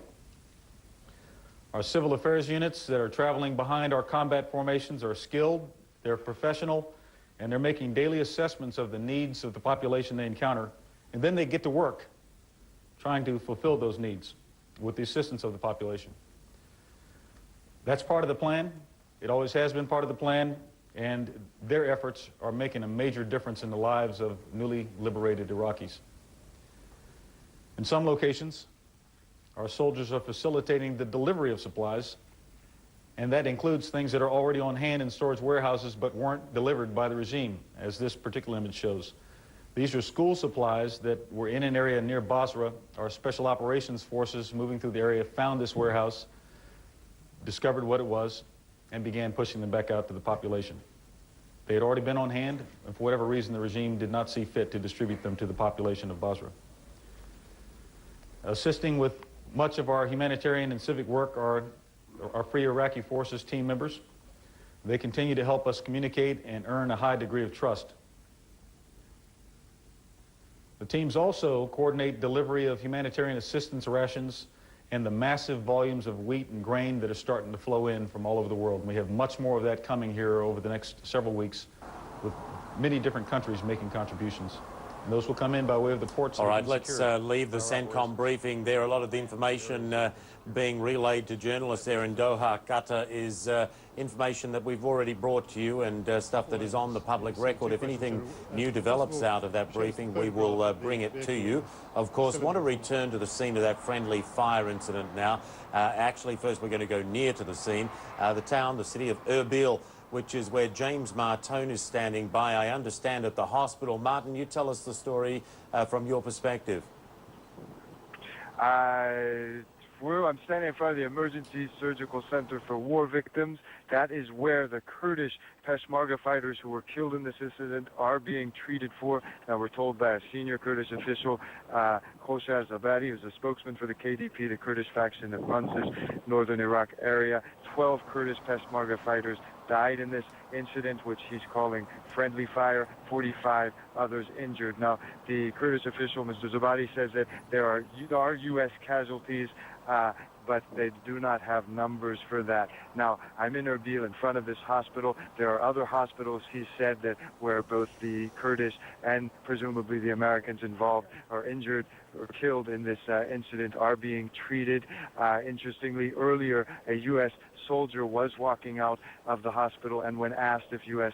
Or if indeed it was friendly fire, he said at the time of the incident there was artillery, Iraqi artillery coming in, and that could have, they haven't ruled out that it was absolutely 100% friendly fire. But here, hearing from the Kurds, people who were at the scene saying that it was in fact a U.S. plane that dropped that bomb that killed so tragically these people today. Also, just to put things into context, the reason the U.S. we know soldiers are here is they've been working in coordination with the Kurdish Peshmerga, the Kurdish fighters who have been fighting the Iraqi military. They have been on the ground in small numbers compared to the Kurds, but helping them strategically, often guiding the U.S. planes as to where to bomb on the Iraqi side of the front line. Michael?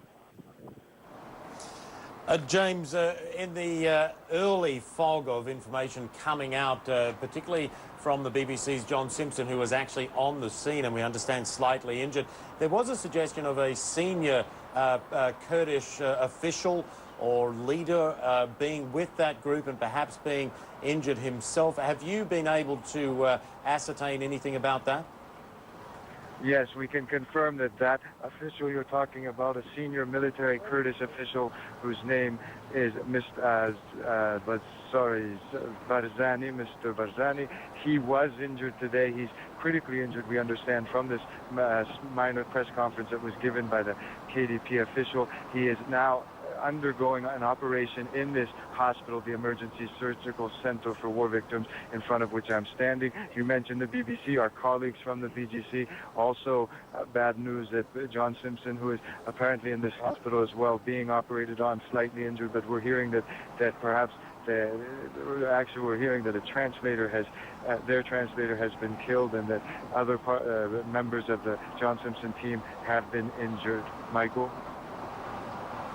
Yeah, I want to just pin these numbers down if I can, James. You said 12 dead Kurdish Peshmergas and 45 injured, but you mentioned there were other hospitals. Are you saying that is the total, or the total at the hospital where you are?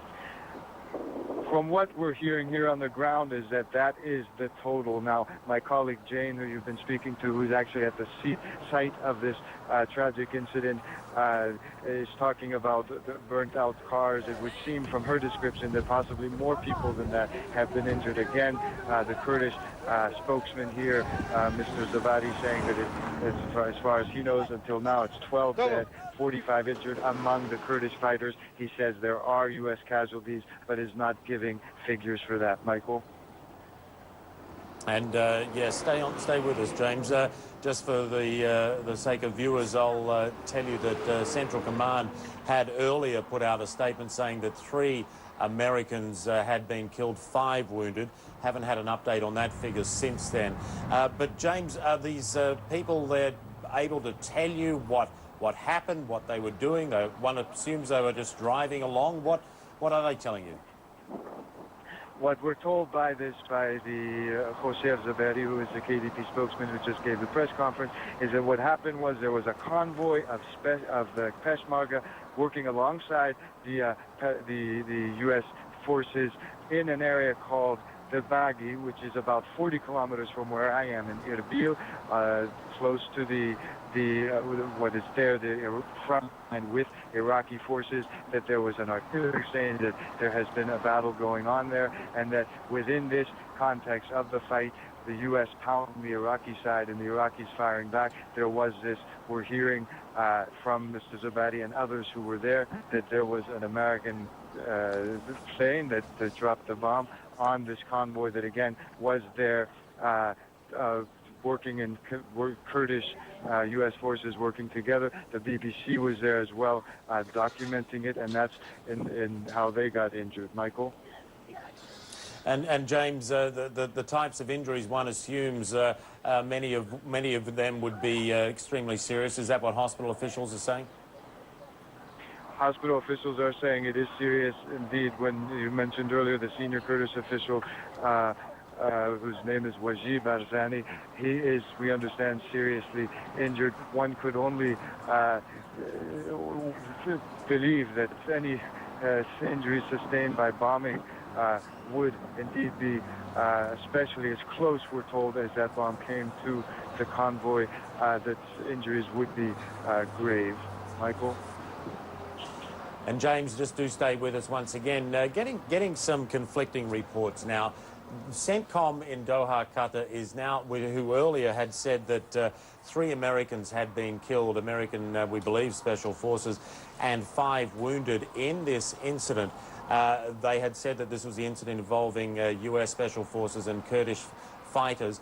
They gave us those figures of 3 dead, 5 wounded. We are now hearing from CENTCOM that those 3 dead, 5 wounded indeed did occur, but it was in a different friendly fire incident. Obviously some confusion there. We're trying to get some clarity from CENTCOM on what happened and where, whether there have been 2 friendly fire incidents, one that killed these Americans and a second one, which is the one where Al Jain Araf is at, and the one that James Martone is reporting the deaths and injuries on. James telling us very clearly that the Kurdish fighters, Peshmergas, are telling him that there were American casualties in that incident as well. Also, again, the confusion of war. There are those from the Kurdish side saying that this was an American warplane dropping a bomb on a convoy as it headed up a road. And James saying he spoke to an American soldier who said that perhaps it was incoming artillery from Iraqi positions. Obviously, this is very early days, and hard facts are very difficult to come by. James, while we've got you there, any other sign of American forces at that hospital, around that hospital? As of yet, no. That was the first and until now only a U.S. official I'd seen. Now, in Erbil, there are special forces, U.S. troops that are, again, working in conjunction with this larger, much larger Kurdish force. They were out today. I saw them on my way to the hospital, but they have been here for days, basically patrolling the area in light of the ongoing conflict so close to the border. Now there's ambulances, as I speak to you, pulling up. Also, again, no sight of any U.S. It looks like there's Kurdish officials in them, that is Kurdish doctors, it would appear. But until now, the U.S., there are planes also flying over. Sorry to change the tone, but it's interesting that these planes, which appear to be F-14s, flying overhead the hospital, and people, interestingly, much more nervous I've seen than in the past couple of days. It's a very normal thing to see planes all day long going to the front and bombing. Now people a little bit nervous, I would say, all looking up, and even sort of, no doubt, in light of this friendly fire incident. Michael?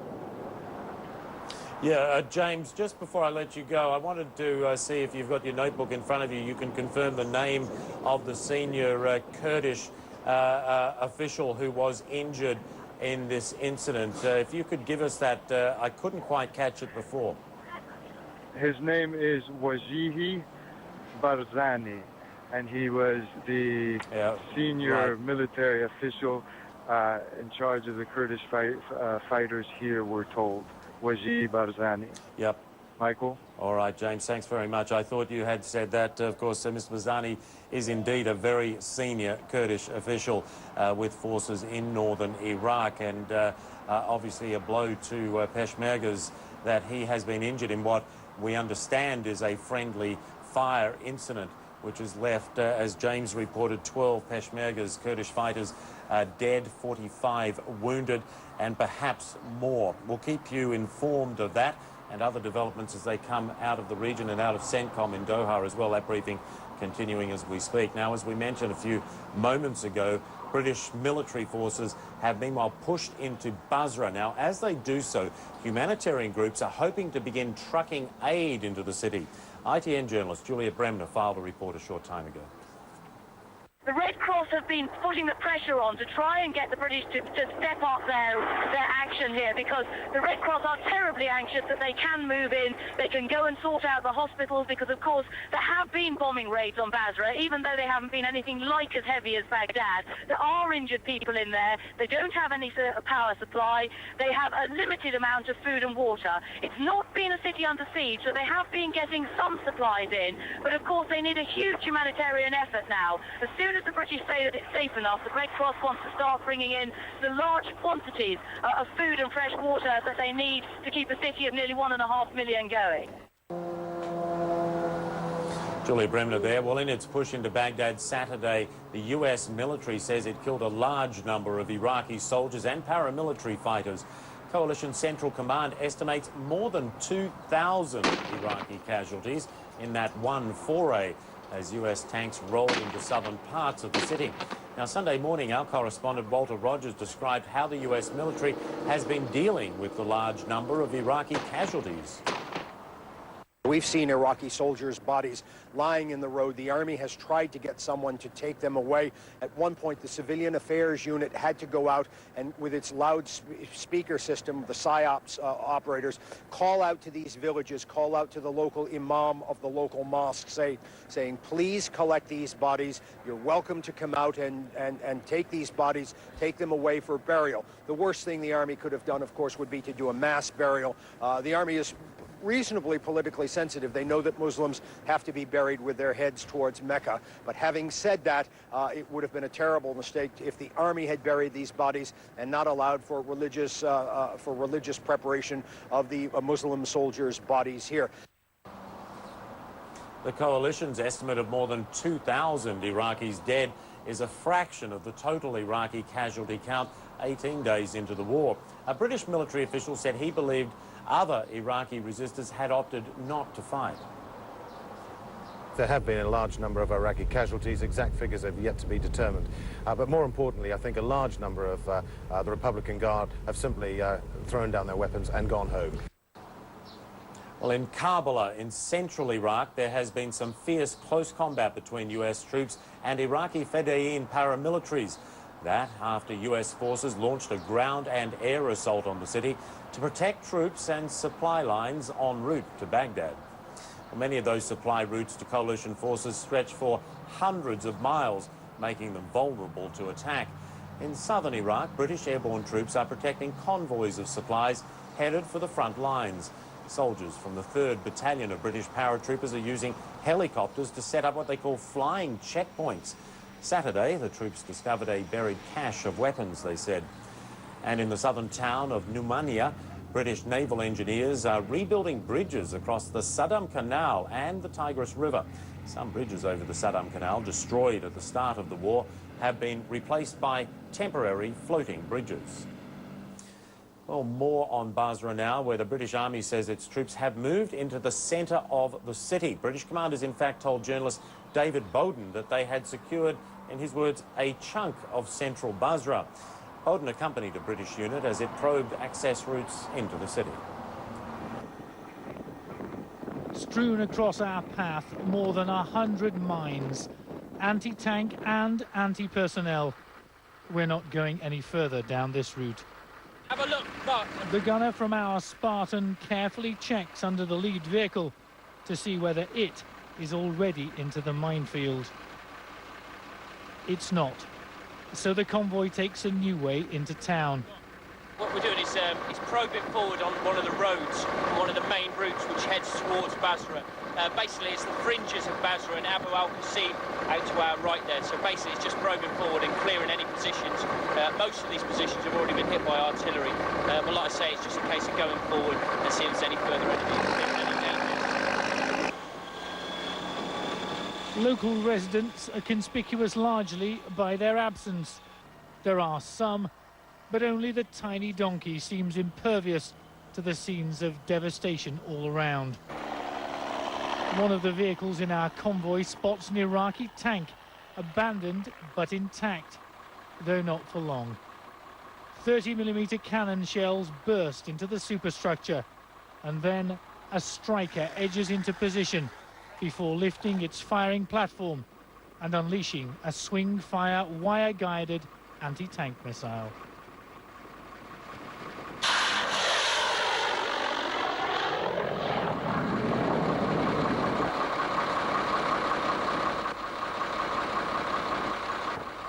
In just a few seconds, the tank is no longer a threat.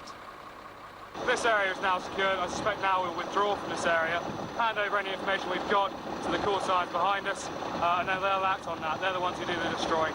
With Baghdad breached and Basra teetering, the war in Iraq may well be entering its final phase.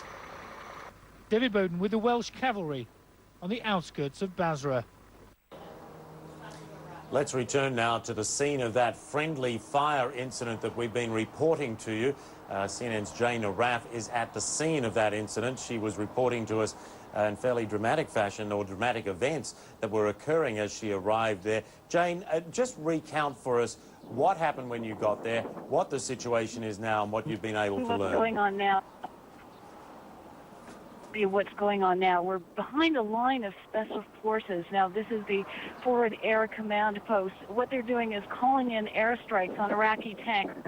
An F-14 just above me just a few seconds ago, they called into position for one of the bombs from the F-14. It dropped on what appears to be an Iraqi tank. There was a loud flash, smoke rising from the distance, and there is another airstrike.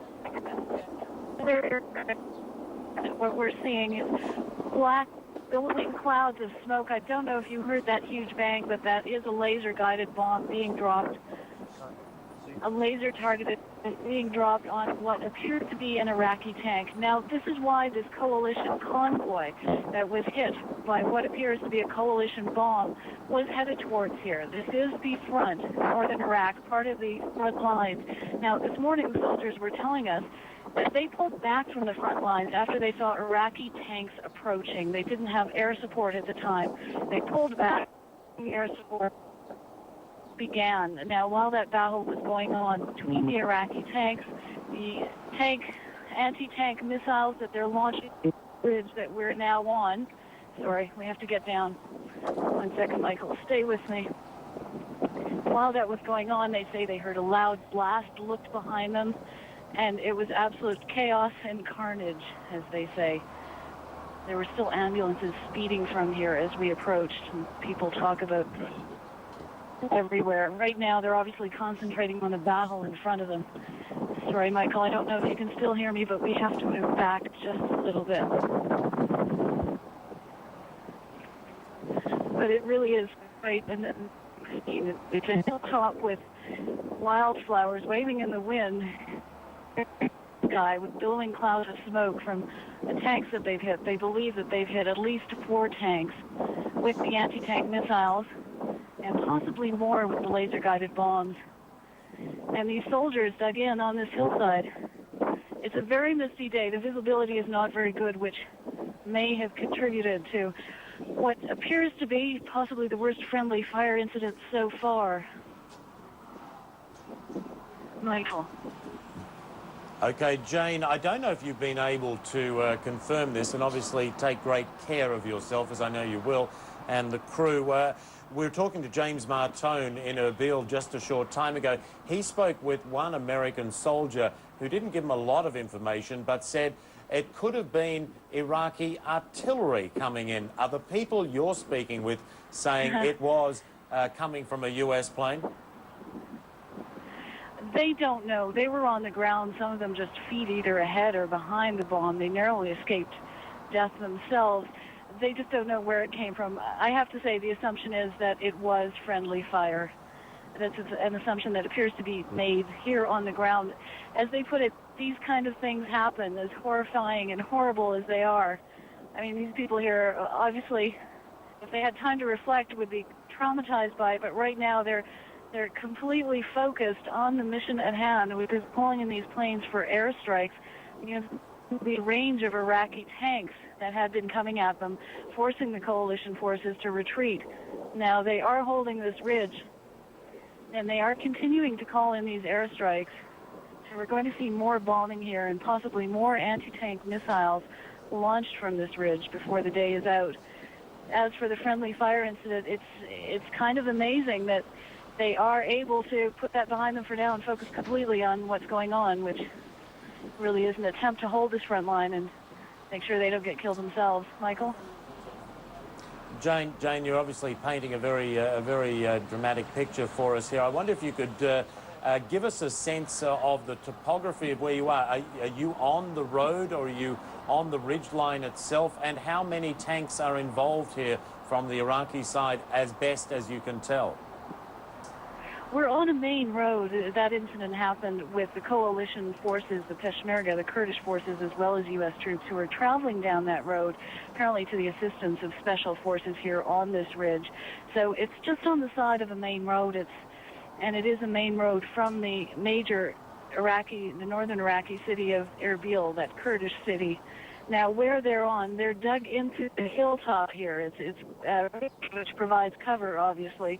And they're overlooking rolling fields, and off in the distance is, on either side, these burning Iraqi tanks. Now, what they retreated from, the Americans with the Peshmerga, there's another flash, which appears to be another hit. It looks like a mail carrier has been hit. But it's very bleak in terms of the hill, the gray sky, as I said. And it looks almost like a painting, I have to say. These soldiers dug into the hilltop with the backdrop of these rolling green hills and fields of wildflowers and this gray sky with the smoke billowing. Jane, what has been the level, if at all, of return fire? There hasn't been much, but they say the reason they pulled back, obviously, when they saw that there were Iraqi tanks, was that they couldn't really do much against them without the air power. There hasn't, we've been here probably about 20 minutes to half an hour, and we haven't heard or seen any response from Iraqi fire. They are using overwhelming force. The F-14s, the laser-guided bombs, the anti-tank missiles. We haven't seen so far yet any Iraqi response, but And just clarify for us, if you will, we're looking at a graphic actually of the F-14 Michael, Tomcat. sorry, Michael, I just want to let you know, I just want to describe the scene for you. There is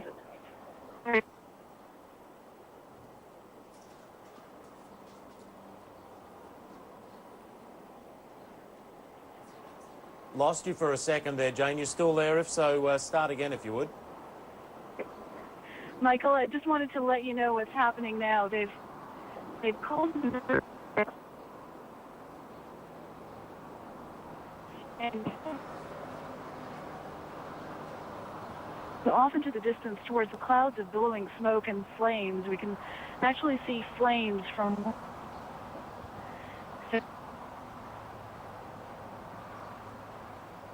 another bomb on Iraqi defensive positions very shortly. We had you cut out for a few seconds there. You said you wanted to paint a picture of the forward position. Sorry to get you to do it, but could you start again because we missed it? Sure. What we're seeing now is just this range of soldiers is waiting for an F-14 that they have called in. It's circling around in front of us, ahead of us, and it's expected to drop another laser-guided missile on. That was either artillery, that's truck artillery. So there.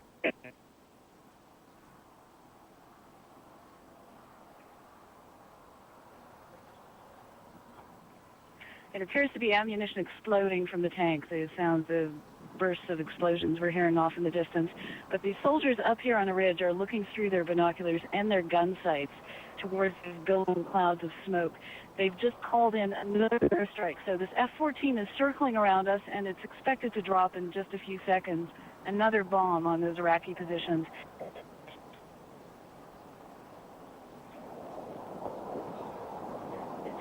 don't know if you can hear this, Michael. From here, it is more of this. Yeah, we have a little bit of line breakup, Jane, but just keep describing the scene as you are. Michael, we're just hearing this F-14 that had been circling around us after being called in by spotters here on the ground. Now, these are special forces who are using computer-guided equipment as well as line of sight to call in positions for the airstrikes. Now, they've been doing that all morning, and there's been a series of bombs dropped. We're still hearing explosions in the distance, but I'm told that that is probably ammunition exploding from the tanks that have been hit. Sounds like very rapid gunfire, although a lot louder. And what we're expecting now, what these soldiers seem to be expecting, they're all lined up along this ridge.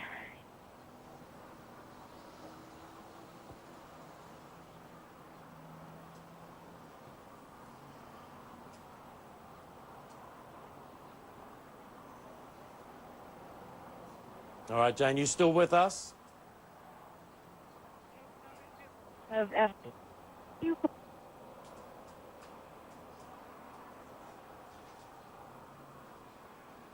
Apologies, we have a little bit of a break in the transmission there from Jane Araf and our crew.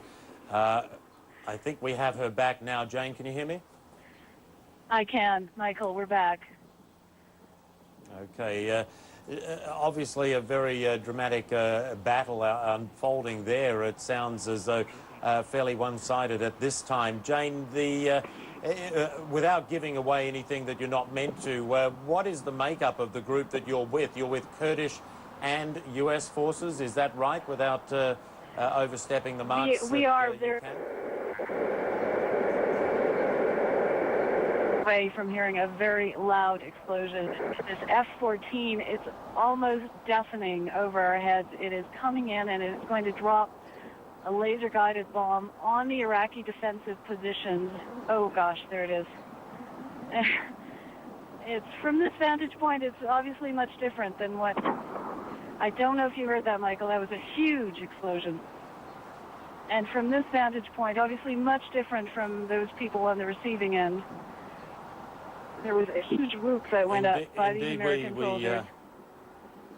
Indeed, we could hear it, Jane. I have to say, the U.S. soldiers here on this ridge cheered when that hit. It does look like a direct hit. You were asking about the makeup of these forces. There's a couple of dozen of them here on this ridge. And they're with just a few Peshmerga, those Kurdish fighters who have been providing logistical support and providing the local knowledge that they need to help them in this terrain, as well as the language skills, obviously. So the Peshmerga have been working in very small numbers, but very closely with the U.S. forces here. Jane, you carry on reporting whatever you wish from what you're seeing there, but I'm wondering, while there is a lull of sorts, if you could describe it as that, if you could paint a picture of the scene of this friendly fire incident as you came up on it. I think we can hear another F-14 flying overhead.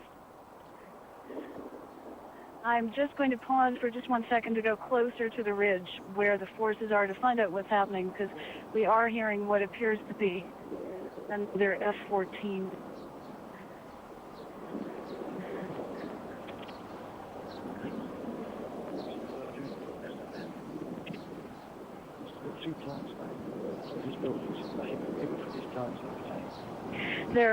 I'm told, Michael, there are still 3 tanks that they're aiming at. They are still in action here. They're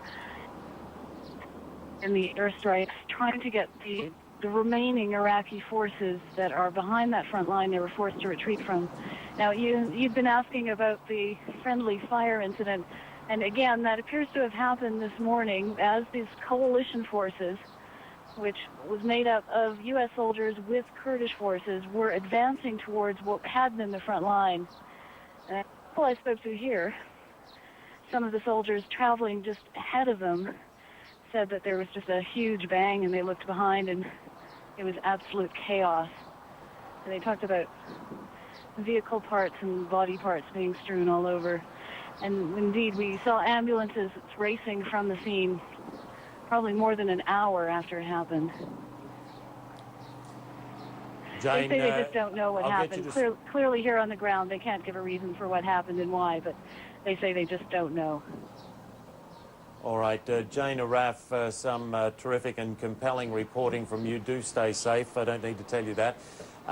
Okay, what we see with these sorts of reports, and we brought you many from Jane Araf and Walter Rogers, Brent Sadler and others, and Martin Savage. What you are seeing is certainly dramatic and compelling, but we need to really keep the context in mind, some perspective. These are snapshots. These sorts of things and much bigger things are happening all over Iraq, clearly. And in Baghdad this day, 2,000 Iraqis said to have been killed, and that a conservative figure in Baghdad just yesterday, Saturday. So just want to make sure that we have some perspective on this. These are vignettes in a way. This friendly fire incident, when it occurred, Kurdish fighters, Peshmergas, and we're told US Special Forces. Now, in the same area that Jane Araf is in at the moment, Brent Sadler, another of our CNN correspondents in the field, spent the whole night with US Special Forces and Kurdish fighters. We don't know which particular unit and whether they were indeed involved in this convoy that was apparently struck by friendly fire. Now, by way of bringing some context to it all, let's listen to what Brent Sadler reported to us just a matter of a few hours ago. The beginning of a mission to locate and destroy Saddam Hussein's forces in northern Iraq. Lightly armed but confident Iraqi Kurds combine their raw battlefield skills with high-tech American air power. Power that will soon be used by these US Special Forces, preparing the ground for a carefully calculated kill. The Kurds and their American allies are gunning for the Iraqi regime in any way they can. Now, what we have been seeing here, we're on a ridge, actually right with the Special Forces. They have been spotting for the planes, these F-14s. They've been calling in the target positions for them to drop 2,000-kilometer bombs on Iraqi tanks. So far, they've hit 4 tanks and at least 2 armored personnel carriers. They've also been launching they've also been launching anti-tank missiles from these positions. Again, we're right on the front line, and the front line is where this incident happened. The friendly fire just down the road from here. Jim? Jane, one of the big questions that remains, were there any U.S. casualties? We heard earlier from James Martone telling us there were indeed many casualties among the Kurdish Peshmerga, but no confirmation on U.S. killed or wounded. Any information there at the scene? Here's what we know from our conversations here on the scene and from James Martone at the hospital, that there were 12 Peshmerga, those Kurdish guerrillas, killed, possibly 45 wounded, a huge number. As for American casualties, there is some confusion because all of the soldiers we have spoken to here, and they were on the scene early this morning, some of them treated the casualties, say they didn't see any American casualties. All right. That clarifies one point there.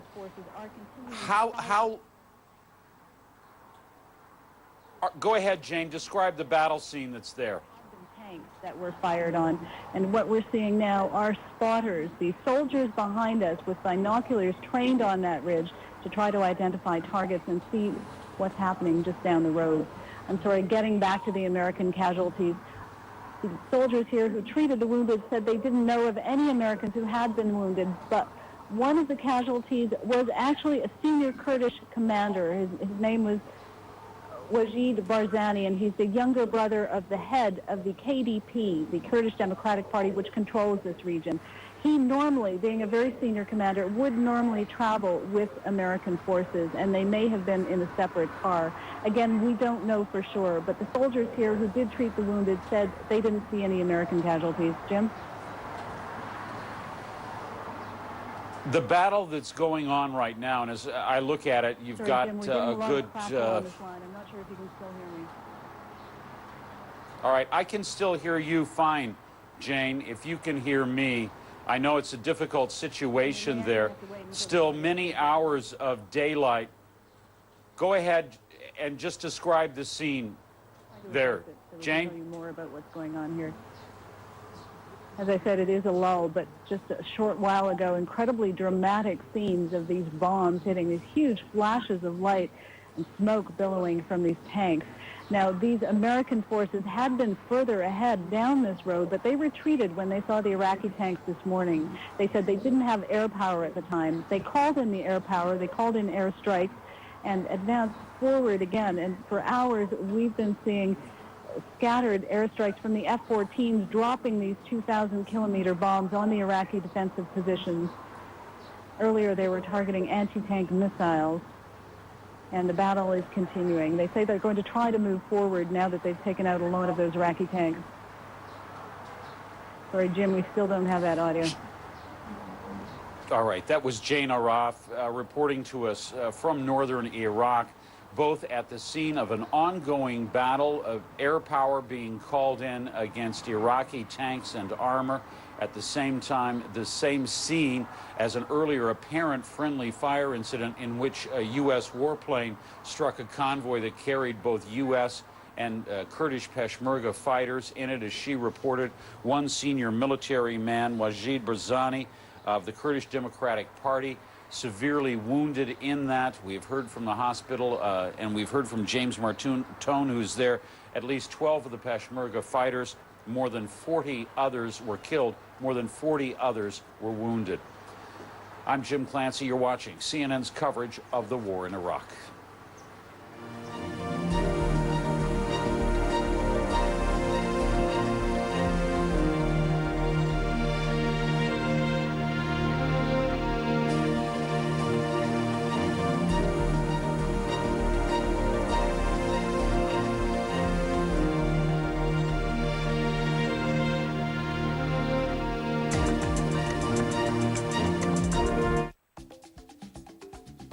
Eye on Africa is sponsored by Clear Essence. Clear Essence, the ethnic skincare line. Life isn't easy for Thabo Mpiti. The unemployed 25-year-old lives with his mother in a squatter camp near Soweto in South Africa. Frustrated by his failure to find a job, Thabo has found solace in sports. A year ago, he began to fence, a sport that was practically unknown in South Africa. He's now ranked among his country's top 10, and fencing has become the focus of Thabo's dream. I want to go overseas and establish myself and let me be known worldwide. Thabo's achievement is thanks to Swedish donors who raised enough money to convert a former power station into the Soweto Fencing Club. However, money is tight, and Thabo will have to be ranked among South Africa's top 4 fencers if he's to achieve his ambition and go for gold in the 2008 Olympics. To be a success and to stay at the top of your game, you have to live life by your own terms. So don't let unexpected skin blemishes define who you are. Clear Essence Botanicals were designed with women of color in mind. Gently diminish dark spots and blemishes and restore healthy, more radiant skin with daily use of Lemon Plus Vitamin C Skin Smoothing Cream. Clear Essence Botanicals. Define beauty by your own terms.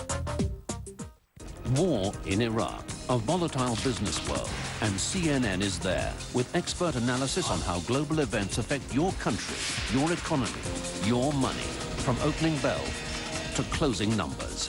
From Hong Kong To London. to the New York Stock Exchange, CNN brings you comprehensive coverage around the clock from around the world.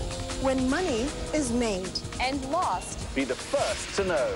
Stay with CNN. Fast, balanced and accurate reports from the most experienced team anywhere. Be the first to know. Stay with CNN.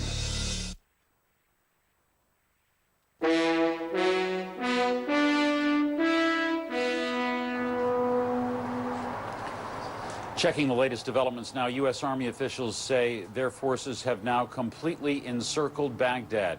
And CNN's Walter Rogers reports U.S. Marines and Army forces control all roads into and out of the Iraqi capital. To the south of the country, British authorities say they've nearly secured the southern city of Basra. Tanks have now moved to the center of the city. Resistance said to be limited to the Fedayeen militia. Coalition commanders are investigating an apparent mistaken bombing in northern Iraq. At least 12 Kurdish soldiers were killed, 45 others wounded. A convoy carrying Russia's ambassador to Baghdad coming under fire as it was trying to leave the Iraqi capital. The Russian government says that attack left several people wounded. Let's get some more information now about the situation in the southern city of Basra. Diana Muriel is there, and she joins us now on the phone. Diana. Yes, you have. I'm here in a military compound close to the center of Basra, a compound that's been taken by the 1st Battalion, the Black Watch, one of the 7th Armored Brigade battalions, that's the Desert Rats, who made a concerted attack on the city starting at first light this morning.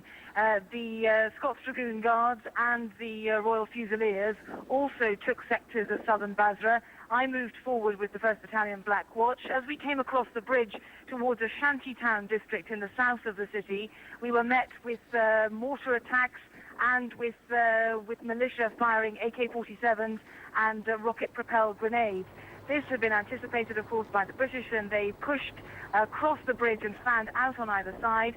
They took out some of those Iraqi positions, many more of them falling back in towards the city. They were followed up by the tanks as they crossed the river and came on up through one of the main approach roads. And it seemed, although there were several contacts, to use a military expression, with Iraqi fighters subsequently, it seemed that after that first concerted attack, Shihab, the Iraqi fighters seemed to melt away. I was told by Lieutenant Colonel Mike Riddell-Webster that although they had expected to be little resistance given the amount of bombing that's gone on in Basra over the last few nights, he was surprised by how little resistance there was. As I say, the fighters seemed to melt away back towards the center of town.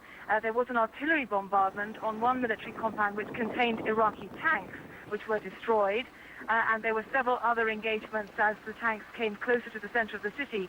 But I have to say that it was surprisingly easy. They rolled in through the city, and the bemused residents of Basra came out of their houses, many of them, to wave and to give the thumbs-up sign, which seems to be the ubiquitous welcome for British forces in this district. The tanks rolled through what looked like a very upmarket part of town, at least the 1st Battalion Black Watch did. Very large houses and villas with large gardens, people waving from the windows. They turned out of that district across a waterway and through another section of town to the military compound where I am now. It seemed that it was deserted in a hurry. Iraqi soldiers seemed to have smashed windows and grabbed what they could as they left the compound. And now the tanks, some of the tanks from the 1st Battalion Black Watch, are taking up their position here for the night. Others, many more others, are fanning out across the city to secure key strategic positions across the city. I was told by Lieutenant Colonel Mike Riddell-Webster that they are in the process of securing the city and hope to have full control of it. The Black Watch is also working in tandem with the Scots Dragoon Guards and with the Royal Fusiliers on this issue. Diana, any update on the humanitarian situation? How many people killed, both civilian and military, on the Iraqi side? What sort of means authorities have to treat the wounded and so on? I have no details of any wounded on the British side. I believe there were no casualties. That is my understanding. But I did see one Iraqi fighter, one dead Iraqi fighter, lying in the central reservation of one of the roads that we came down. I don't have any confirmation of the numbers of Iraqi dead. The strategy was very much that if it moved, fire at it, and if it went into, if an enemy fighter, an Iraqi fighter went into a building, then the British would fire on that building. So there may well be Iraqi fighters dead inside buildings. We don't have any official numbers yet from the British military sources here. Is Basra effectively surrounded, though? I mean, in the past week it was said that... جهة إرشاد الطائرات الأمريكية لقصف المواقع العراقية. بالتأكيد هذه الحوادث تحدث في العمليات العسكرية وهي ليست جديدة. بالتأكيد ستعمل الجهات المعنية أو المختصة لتفادي حدوث مثل هذه الحوادث المؤسفة. لكن كما ذكرت بأن هذه الحادثة وسوف لن يعني توهن من العزيمة المشتركة، من الإصرار المشترك العمل سوية وتفادي حدوث مثل هذه الأحداث المأساوية.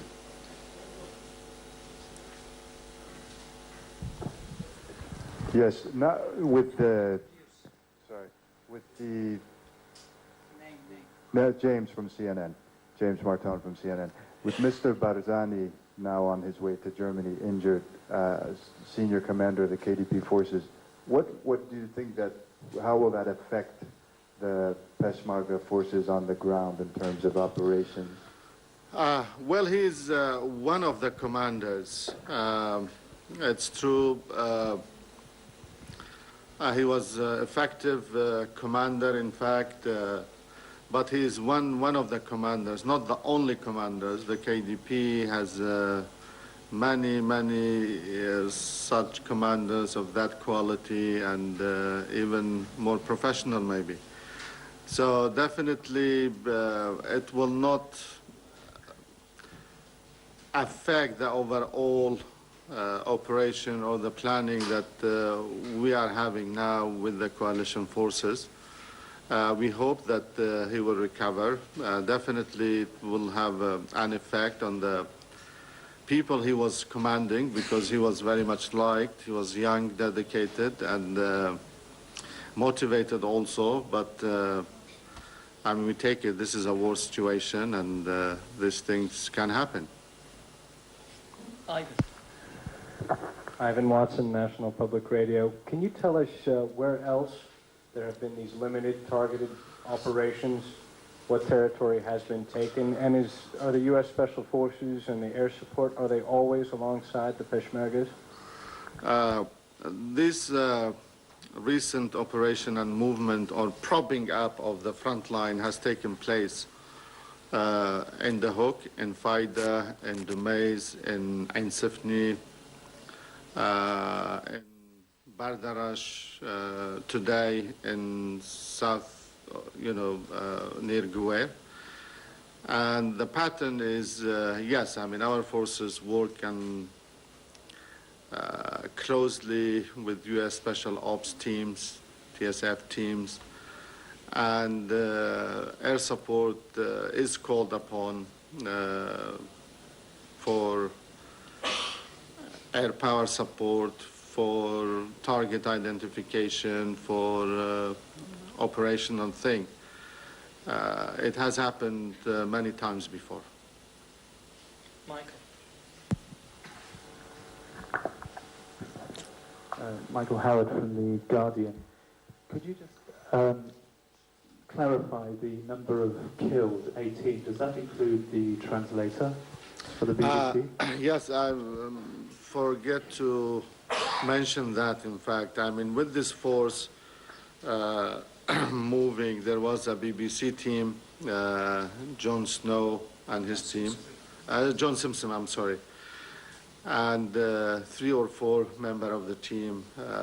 They suffered injuries also, as far as I know. One of the translator was killed. My count that I have from the hospitals include that too.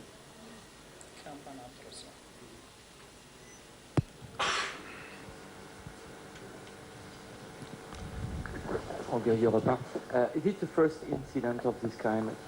Is it the first incident? This is the first incident of this kind that involved us during this campaign, because before the U.S. forces were not here or were not working with us. We didn't have any air support before, so this is the first time.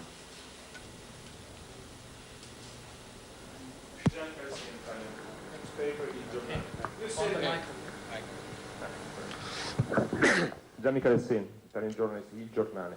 You say that the Peshmerga were in defensive position, but I mean, as far as we have seen on the spot, the position were 200 meters ahead. So how was possible that they made this mistake in spotting the target? It was a mistake of a special forces spotting the target of the airplane itself, according to your information? I really don't know exactly what happened, why this happened. As I said, this will be investigated, but definitely there must have been a mistake Otherwise, I think those pilots will have no interest in bombing friendly forces. But I don't know. I cannot judge now, you see, what happened exactly. Maybe the line of the combat were too close. Maybe they have mistaken some of the tanks that the Peshmerga have taken with the new columns that was advancing toward them. You never know, but definitely a mistake has happened. Michael Goldfarb, WBUR, Boston. Just to be clear, those of us who were at the site, the American Special Forces were actually carrying on the battle a good 200, 300 meters beyond where the incident took place. Now, when the incident took place, were the Americans in that position already, or did they move forward past the accident? In fact, the information I learned from the people who were on the site, some of the Peshmerga were in advanced position with the special forces, some of the advanced team, but some others were with the Peshmerga also. But that position was already established, so the bomb fell behind them and took out the column. I think what has happened that their line were very close when the Iraqi moved their tanks. The joint force already had captured some vehicles, some tanks already. So this is my own interpretation, not anything, but from debriefing many of the people there, exactly what happened, what did they see, why that happened. I think the line of combat were too close. They must have mistaken our convoy with the vehicles and with the tanks already. They had already some captured tanks with them, with the advancing one. This is my own recollection, but this is personal. I don't know.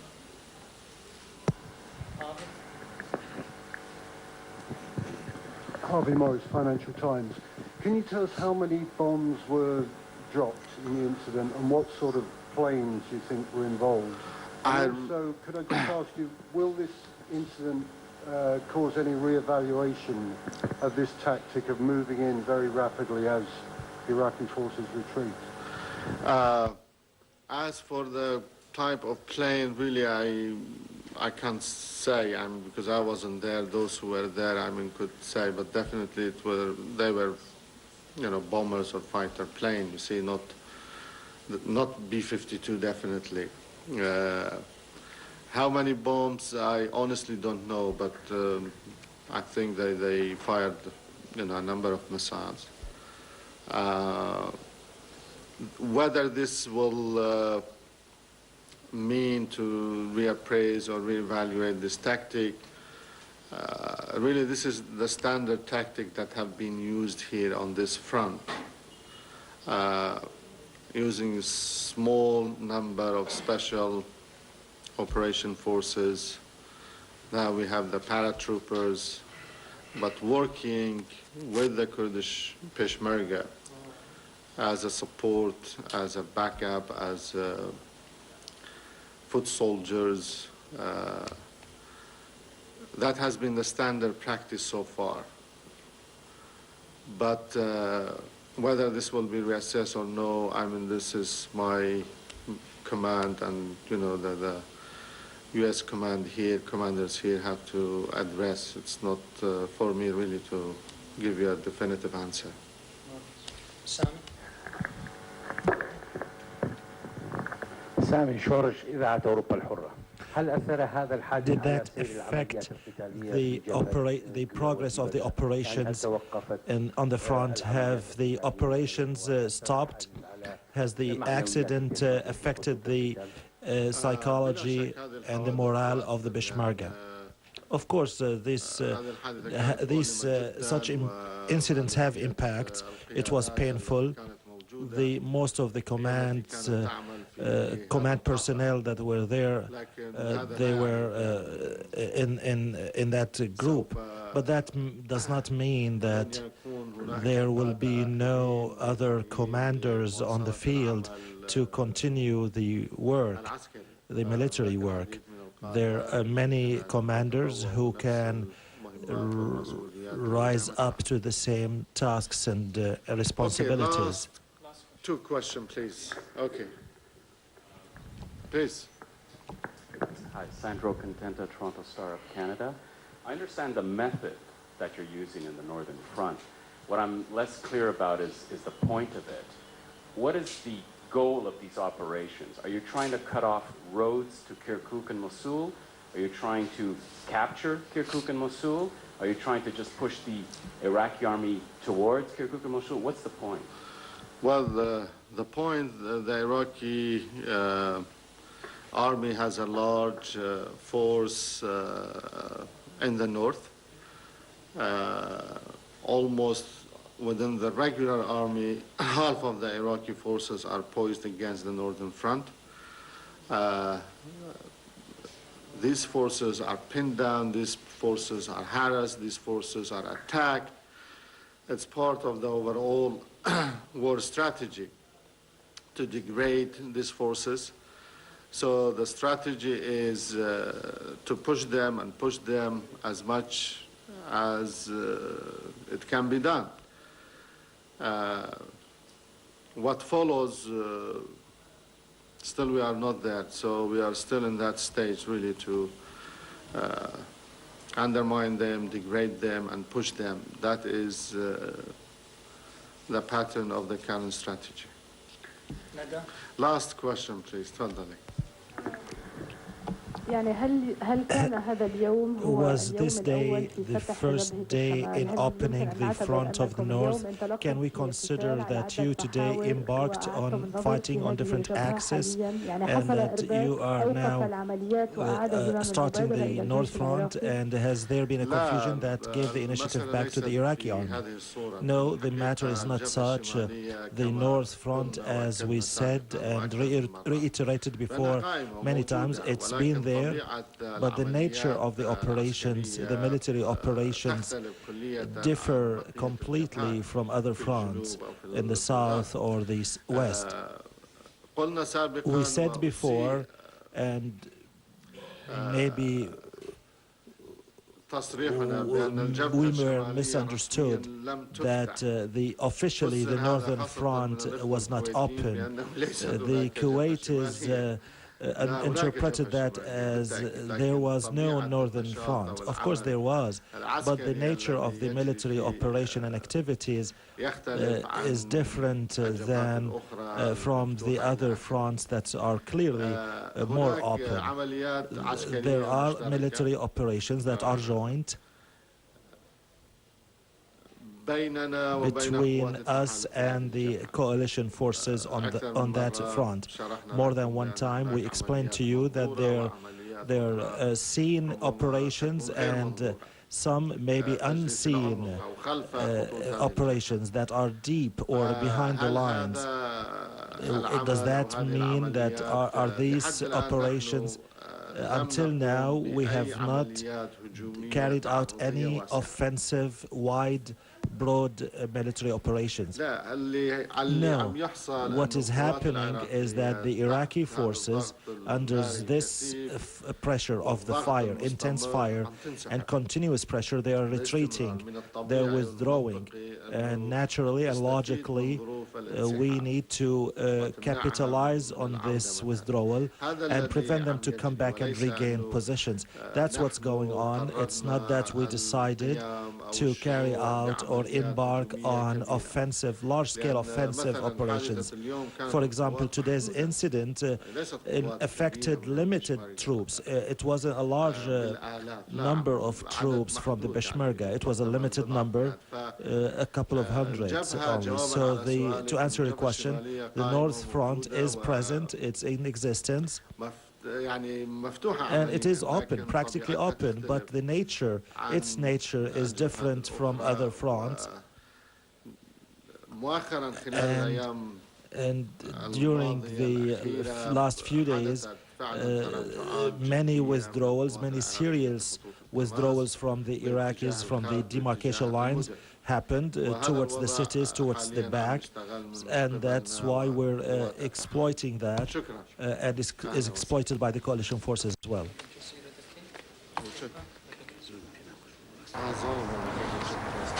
All right, we've been listening to a press briefing there coming to us from Erbil. That was Hoshar Zabari, a spokesman for the Kurdish Democratic Party of Masoud Barzani, relaying there what he... Attacking right down in the center of the city right now.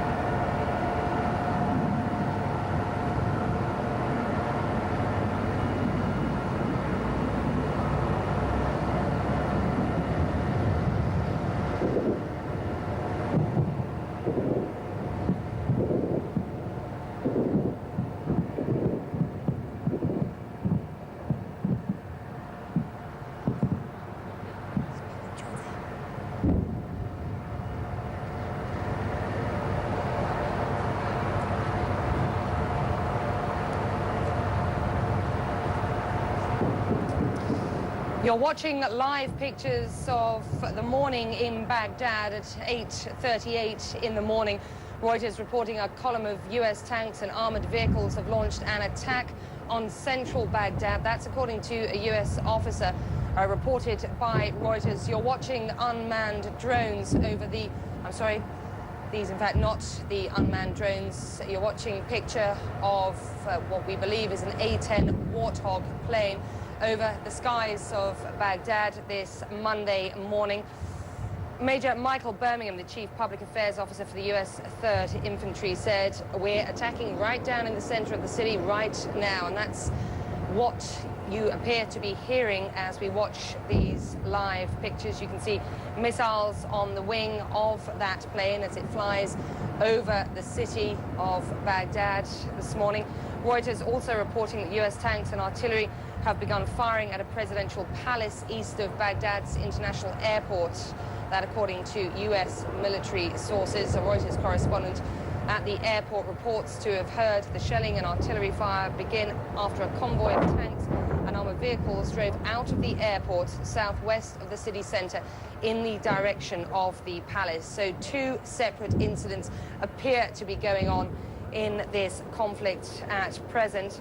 That of a column of U.S. tanks and armored vehicles launching an attack on central Baghdad, and U.S. tanks and artillery firing at a presidential palace east of Baghdad's international airport. on Monday morning. Let's join our sister network, CNN Domestic, where General John Shepard is now talking. Let's listen in.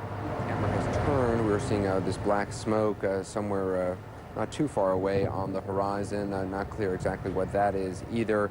If you are just joining us, according to Reuters, a column of U.S. tanks and armored vehicles have launched an attack on central Baghdad. And as Kathleen Koch mentioned, this Major Michael Birmingham of the 3rd Infantry said the other day was just an incursion. This is for real. The other day referring to Saturday when 3rd Infantry armored units went in, made a probing movement into Baghdad, took on a large number of Iraqi Republican Guard forces. High number of casualties. The numbers vary, but a high number of casualties believed to have occurred. But according to U.S. military spokesman, that was just an incursion. This is for real. He said, quote, "We are attacking right down in the center of the city right now." Anderson, a couple of other things you might watch for here.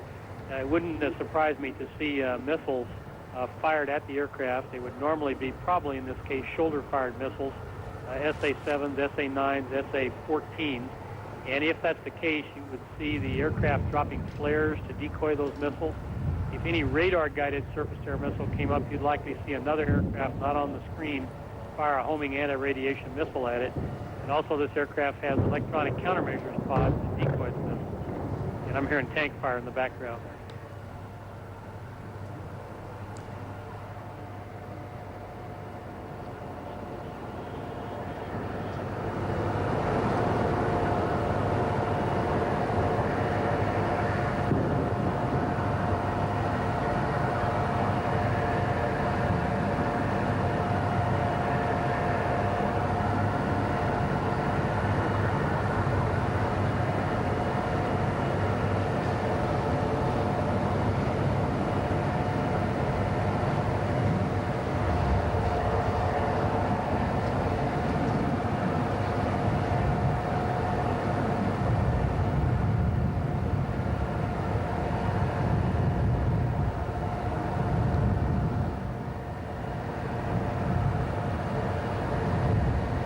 Observation, Dennis. I just saw 2 aircraft in the picture there at once.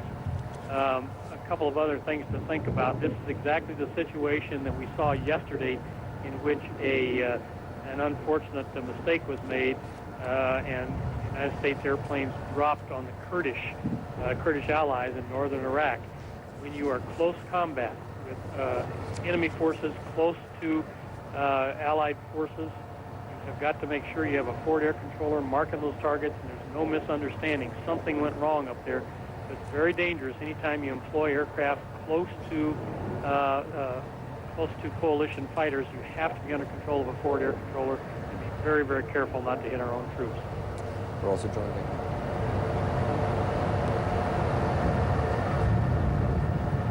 There in regards to friendly fires, all of our troops on the ground, all of our vehicles are marked with special tape on the helmets of every soldier, on every vehicle, that can be spotted from the air by our warplanes to avoid any of these friendly fire incidents. Again, as you're operating in a city environment, that's something that could be a very real and distinct possibility. And Anderson, it's interesting, last night was the first night of this so-called curfew that Iraq was imposing on the citizens of Baghdad. They were going to basically shut all entry points to the city down from 6 p.m. until 6 a.m.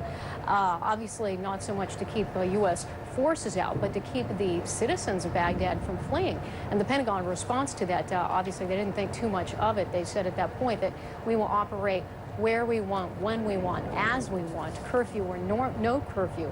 And obviously we're seeing this morning that they're clearly doing just that. Well, also the Pentagon pointing out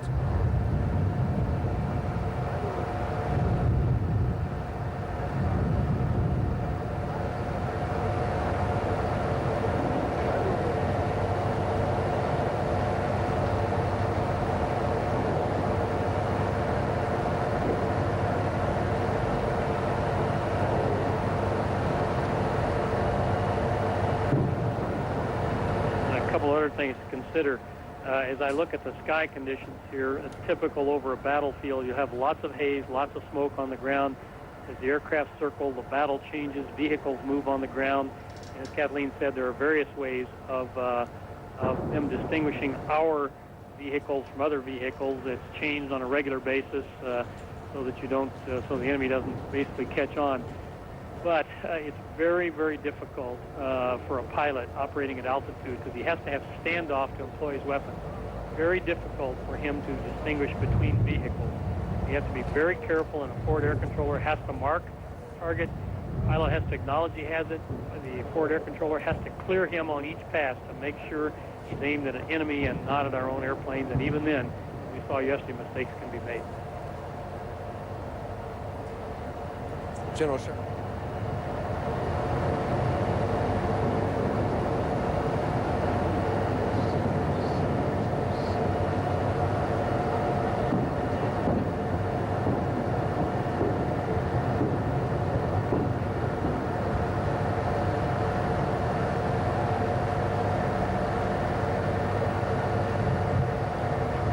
At all. It's very logical. The hunter drone that you were observing likely providing the low reconnaissance and probably looking just ahead to see what's out in front of the coalition vehicles that are being deployed in that city, probably from various routes. He's looking over there. The commander is asking to see various routes ahead of him, looking at the big picture. The drone will likely zoom out and zoom in as they want to look at specific things. Above it, I suspect you will find a Predator flying at higher altitude and perhaps other things as well. So it all falls into a pattern. You see the hunter, you see the other airplanes, and you hear that there's combat on the ground.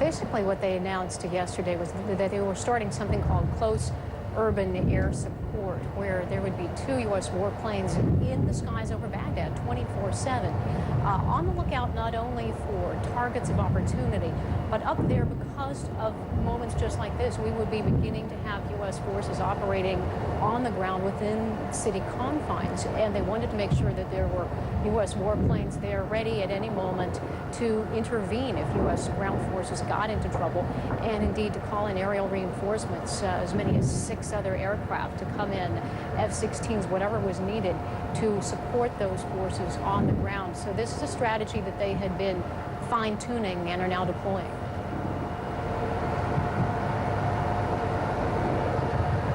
A couple of other thoughts here, Anderson. You will likely see a great increase in the coming days of air cover over the city. The city will likely be sectioned up into various portions, and you'll have airborne flights of aircraft over it at all times.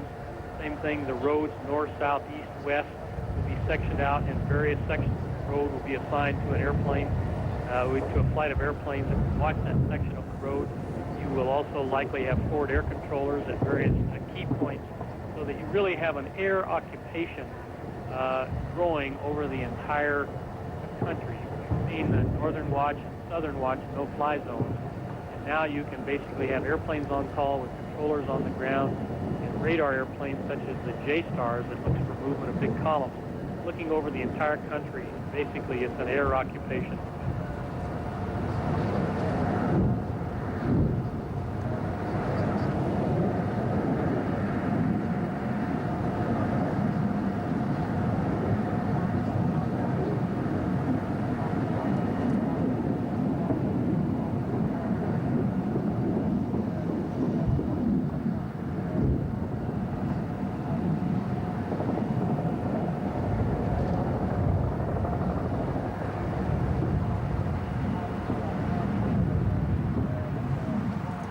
You're watching live pictures of Baghdad at 8:49 in the morning. We've been listening to the voice of General John Shepard, retired general and military analyst with CNN, describing the A-10 Warthogs that are flying over Baghdad city this morning. They're also known as tank busters. They're used to drop bombs and destroy tanks. The flying over the city proceeded by a hunter drone, an unmanned plane surveying the city beforehand. And AP now reporting, that's the Associated Press, that US forces are now occupying key positions in the center of Baghdad. We've had Major Michael Birmingham, the Chief Public Affairs Officer for the US 3rd Infantry, reported by Reuters this morning as saying that a column of US tanks and armored vehicles have launched an attack on central Baghdad. He said, we're attacking right down in the center of the city right now. The other day, he said, was just an incursion. This is for real, he said, referring to a foray that US armored forces made into southwest Baghdad, you'll remember, on Saturday. AP, as I said, now reporting that US forces are now occupying key positions in central Baghdad. Also reports coming in from Reuters of the sound of fighting intensifying in central Baghdad. Also reports from Reuters in the past hour or so of US tanks and artillery that have begun firing at a presidential palace east of Baghdad's international airport. That's between the airport and the city. That's according to US sources, and Reuters reporting that shells have been landing in the presidential palace in central Baghdad. You're watching live pictures from Baghdad just after 10 to 9 in the morning.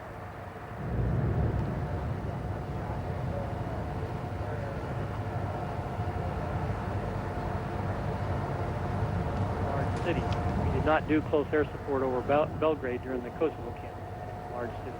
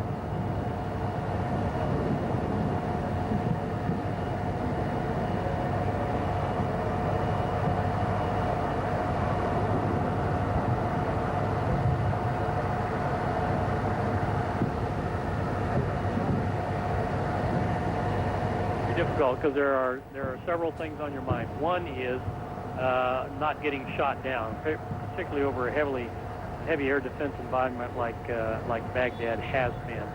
Second, you have to be on the watch all the time on your radar warning gear for radar missiles. You have to watch carefully for shoulder-fired missiles. That, by the way, was the drone that was just on there. The other thing you have to watch for is you got to be very careful that you're hitting the correct target, not our troops. And always in your mind also is minimizing collateral damage, so you're not dropping something. Now, some of that is dictated by the weapon you choose. You've got big bombs and little bombs that you can carry. And then you've got missiles that you can fire, infrared missiles that you can fire that home on infrared targets like a tank. And then you've got the gun that can fire and be very, very accurate, so you don't spray things in big bombs all over a congested area. So there's lots to think about in this urban close air support. And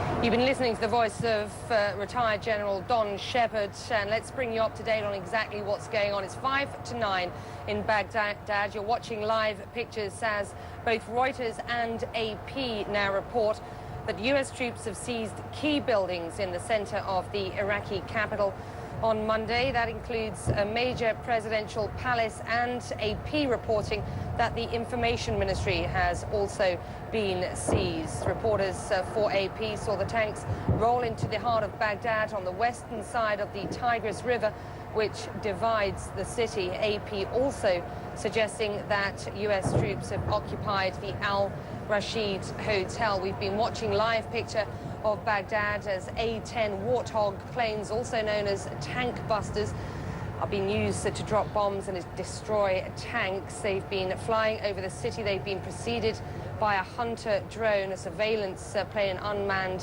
plane. A column of U.S. tanks and armored vehicles launched the attack on central Baghdad. According to a U.S. officer, Major Michael Birmingham, Chief Public Affairs Officer for the U.S. 3rd Infantry, reported on Reuters. He said, "We're attacking right down in the center of the city right now." He said, "This is for real." Let me just reiterate where we stand. Live pictures of Baghdad just before 9 a.m. Monday morning. Reuters and AP reporting that U.S. troops have seized key buildings in the center of the Iraqi capital, the presidential palace specifically, and AP also reporting that the information ministry has now been seized. Reporters on AP said they saw tanks roll into the heart of Baghdad on the western side of the Tigris River, which divides the city. They say that the Al Rashid Hotel has also been occupied.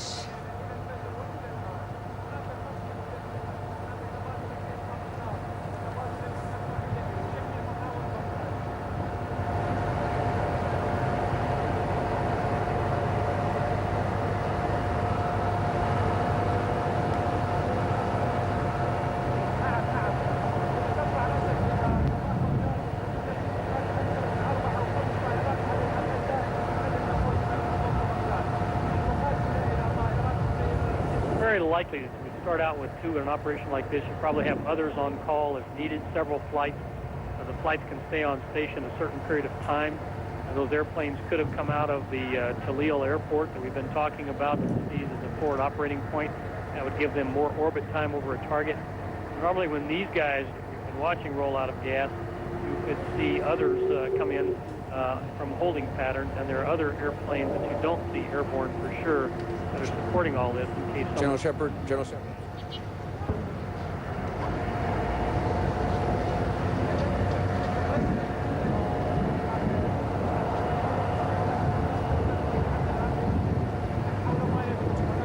Reuters witness in a city said that Iraqi forces lit an oil trench in the area of this fighting in an apparent attempt to confuse the attackers. This witness also reported, this is a Reuters correspondent, Samia Nakul, from a vantage point in the city center, said, quote, "We can see shells crashing into the palace." This is the presidential palace. "White smoke is rising from the compound. There are many soldiers in the area. We can hear artillery, mortars, and probably tanks." We are, of course, ourselves have heard some sort of explosions that sounded like artillery, sounded like mortars, perhaps tank fire as well. Associated Press reporting that U.S. troops have now seized key buildings in the center of the Iraqi capital, including a major presidential palace and the information ministry, which of course was a target of coalition airstrikes over the last 18 or 19 days of this conflict. AP is also saying that reporters saw tanks roll into the heart of Baghdad on the western side of the Tigris River. Also occupied was the Al Rashid Hotel.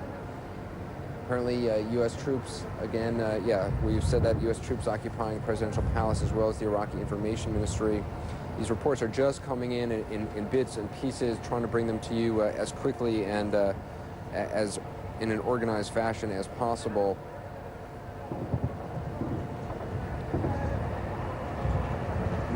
We also have Reem Brahimi, CNN's Reem Brahimi on the line from Amman, Jordan, no doubt seeing these pictures as well. Reem, you know this area very well.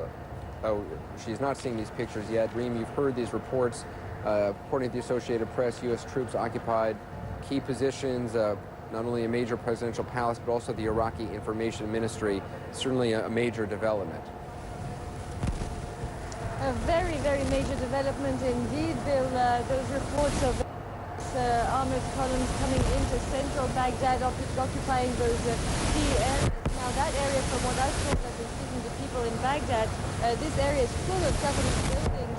It includes, as you mentioned, the Information Ministry. Not far from there, also the Foreign Ministry, the presidential palace compound. It's not too far from the Yeah, Reem, I'm sorry, we're having a very hard time hearing you. We're going to let you clear up the phone, and as soon as you can, come back to us. Just having a technical problem there. As you continue to look at this picture in the lower right-hand side of your screen, what appears to be an oil trench fire that has been ignited, the black smoke we've all come to know over the last 18 days or so. This in a region, there you see some tanks, 2 tanks off in the distance. General Shepard, can you identify, I know it's a little bit hard, the camera's now just moved off what appears to be 2 tanks there. Yeah, I'm looking at some tanks on what appears to be a dike there. I would assume that those are coalition or Army tanks, U.S. Army tanks, as opposed to Iraqi tanks, but I can't tell from the distance that this is shooting in. If it came in closer again, I probably could. Yeah, Reuters is saying that at least 25 tanks and a similar number of fighting vehicles from the 2nd Brigade of the 3rd Infantry Division thrust into the south of the city via Highway 8 early on Monday. This, according to U.S. military sources, telling Reuters correspondent Luke Baker. The column apparently in the central Al-Kark neighborhood near the city's main racetrack and near one of President Saddam Hussein's city palaces. This according to Reuters sources. And the source also said that the U.S. Vance was receiving close air support, which would, of course, jibe with what we have been seeing in the skies over Baghdad, those 2 A-10 Warthog planes circling overhead.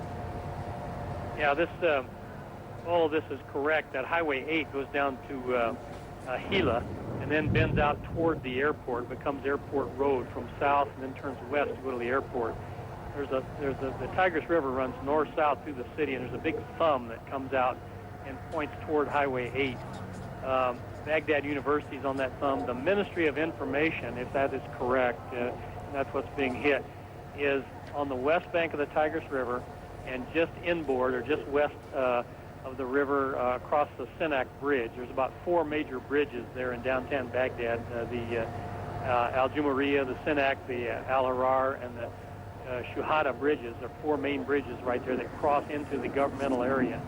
And the Ministry of Propaganda, or the Ministry of Information is there. And again, the presidential palaces they're talking about, presidential compound, could be so many around that city that it's unclear which that would be. Well, according to Reuters, 2 tanks are in the presidential compound. This from a Reuters correspondent who had a vantage point apparently about 500 yards or so away from the main palace of President Saddam Hussein. Apparently 2, again, according to Reuters, 2 U.S. tanks smashed into the presidential palace compound, bringing the war right to the heart of Baghdad. Now, just so you know, CNN also has Arabic speakers who are monitoring all the major Arab broadcasts right now, Al Jazeera, Abu Dhabi TV, and the like. So we are monitoring their reporting to bring that to you as well. Lebanese broadcasting saying that those trench fires, that trench fire we saw, there you see some sort of explosion on the left-hand side. General Shepard, could you tell what that was at all? That probably was a tank round, although, I just saw it on the left-hand side of the screen. Probably a tank round. Again, to orient the viewers, the area that we saw bombed on the first night, that we were talking about shock and awe and that type of thing, that is the area on the west bank of the Tigris that you appear to be talking about now, and the people appear to be identifying. Full of palaces, full of governmental buildings of all types. It's a very large area. You can think of it as standing at the Pentagon, looking past the Capitol to the Supreme Court, and then from the Pentagon going north up to Georgetown. That's about how big that area is, where all of these are. So this is a long way into the city and a key area of the city in there. We now see some sort of a fire breaking out in the top portion of the screen. Lebanese broadcasting reporting that that trench fire we saw before was lit, according to Lebanese broadcasting, as some sort of a smoke screen to make it difficult for the forces. That, of course, a tactic we have seen a lot of really ever since the air war over Baghdad began. We now see another fire breaking out there in the center of the screen. Apparently, just been handed a report that an attack company, the 3rd Battalion, 7th Infantry, this report from the Associated Press, entered presidential compound, began securing the building and searched the grounds. They apparently drew small arms fire from a clock tower overlooking the compound. That clock tower quickly destroyed by U.S. tanks. Most of the compound severely damaged from prior U.S. raids already. Also, AP reporting earlier that not only this presidential compound occupied, but the information ministry as well, which is just an extraordinary development when you consider that it was just a couple of days ago that the ministry is still being used for press conferences that have been widely commented on both by the U.S. audience and internationally as well. 9:06 a.m. in Baghdad, a new stage of the war has begun. A couple other things to think about, Anderson. Daylight raids, daylight air support. You can see fighters in Bradley fighting vehicles and dismounted infantry there. Things to watch for tomorrow morning or later on, or early tonight or tomorrow morning, does the information ministry come up again, broadcasting from another mobile facility. General Shepard, I'm sorry, in this picture we're looking, it seems like you can see some sort of movement on the ground by people, soldiers, and it appears as if the tank opened up and they actually got in it. I don't know if that's a tank or some sort of fighting vehicle. I believe there's 2 fighting vehicles on the left, probably Bradley fighting vehicles, and 1 tank on the right is what it appears to me that I'm looking at it. So it looked like there were actually soldiers on the ground somewhere in the area where those fires began, and now we're seeing a rather large fire breaking out, perhaps in response to some sort of artillery shell, I suppose. Could be. It looks like a petroleum fire. It's very dark, dense black smoke, so it could be another fire that was set to an oil fire that was set, but it looks like it's getting bigger, so it's possible. Not only are we monitoring this with retired Major General Don Shepard of the U.S. Air Force, we are also watching this with Kathleen Koch, who is live at the Pentagon. Kathleen? Anderson, I think the general is about to make a very good point. It will be quite interesting to see in the next couple of hours whether or not the Iraqi information minister has his daily briefing to the media every day around 3 or 4 in the morning Eastern time, about 11 or 12 a.m. In Baghdad. He comes up to the podium, makes a number of pronouncements about what the Iraqis have done in the way of defending their capital. As a matter of fact, the U.S. Deputy Defense Secretary Paul Wolfowitz spoke on some of the Sunday morning talk shows about the content of those briefings, describing them as, if we weren't at war, as being almost comical, almost like a Saturday Night Live skit. So it will be quite interesting to see whether or not that briefing occurs today. And here's another thing to watch for, Anderson. Do these tanks withdraw after a couple of hours in there? If so, it's very likely that they had intelligence and knew exactly what they were looking for. They're not just wandering in. The size of force that was described is not big enough to hold this whole area, no question about that. So they can't go in there and stay and hold it. On the other hand, they have just been looking for something and then withdraw. This is a taped picture you are seeing. We just saw this moments ago, an explosion on the left-hand side of your screen. As on the right-hand side of your screen, you see some, it's hard to tell.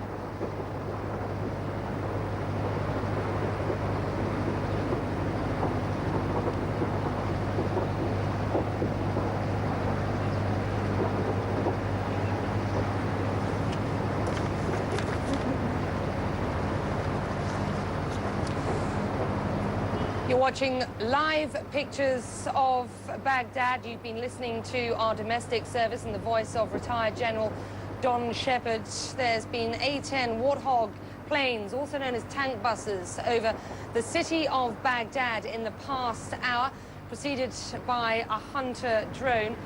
And a column of U.S. tanks and armored vehicles have launched an attack on central Baghdad. According to a U.S. officer, Major Michael Birmingham, he said, we're attacking right down in the center of the city right now. He said, this is for real. We've been watching pictures as well of what appears to be lit oil trenches as fires are used as a smoke screen near Saddam's compound.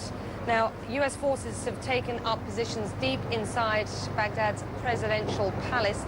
2 U.S. tanks, according to Reuters, smashed into a presidential palace compound in central Baghdad, bringing the 19-day-old war to the heart of the Iraqi capital. According to a Reuters correspondent who is close by, he said 2 tanks are in the presidential compound. He said he's at a vantage point about 500 meters away from the main palace of President Saddam Hussein. The attack company 3rd Battalion, according to Reuters, the 7th Infantry entered the presidential compound and began securing the building and searched the ground. It's reported that they drew small arms fire from a clock tower overlooking the compound, and it's reported that tanks quickly destroyed that, and most of this compound was severely damaged from prior U.S. raids. Also occupied, the Al Rashid Hotel, it's reported, and indeed AP reporting that the Information Ministry has also been occupied. A significant command, control and communication center for the Iraqi regime. It's been targeted a number of times in overnight bombing raids by US forces over the past week since this war began on March the 20th. The Wire is also reporting the 2nd Brigade of the 3rd Infantry Division entered the city at about 6 a.m. local time. That's about 2 hours ago now, moving up Highway 8, I believe, and meeting, it's reported, only moderate resistance, mostly from infantry. Reports suggest the US forces took assault fire and rocket-propelled grenades. There are reports that Iraqis fled along the river, the Tigris River, some jumping into the water, AP reports, as US Army columns moved from the southeast to the northeast to the newest and main presidential palace on the Tigris River. Let's just remind you, you're watching live pictures at 9:12 Kuwait, Baghdad time, sorry. We are just confirming that the pictures that we've been seeing are indeed live pictures. These are live, coming to you from one of the Arab TV networks. To confirm, US troops have seized key buildings in the center of the Iraqi capital, including a major presidential palace. 2 tanks have rolled into that presidential compound in central Baghdad. Also occupied, it's reported, the Information Ministry and the Al Rashid Hotel.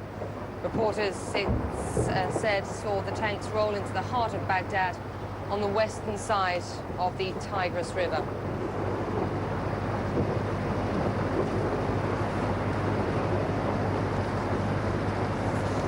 And you're seeing here pictures we believe to be of oil trenches which have been set alight as these tanks rolled into this presidential compound this morning. It was reported by a witness that Iraqis had lit oil trenches using fire as a smokescreen near the presidential compound in Baghdad.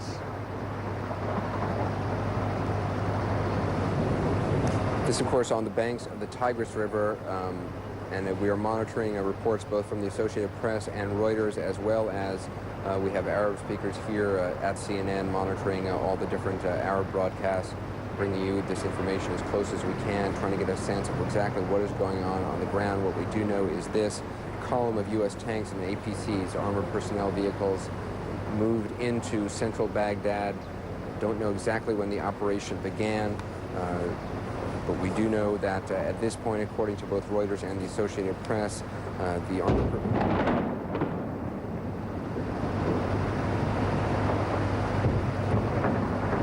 explosions continue at this point. We do know the presidential palace has been taken.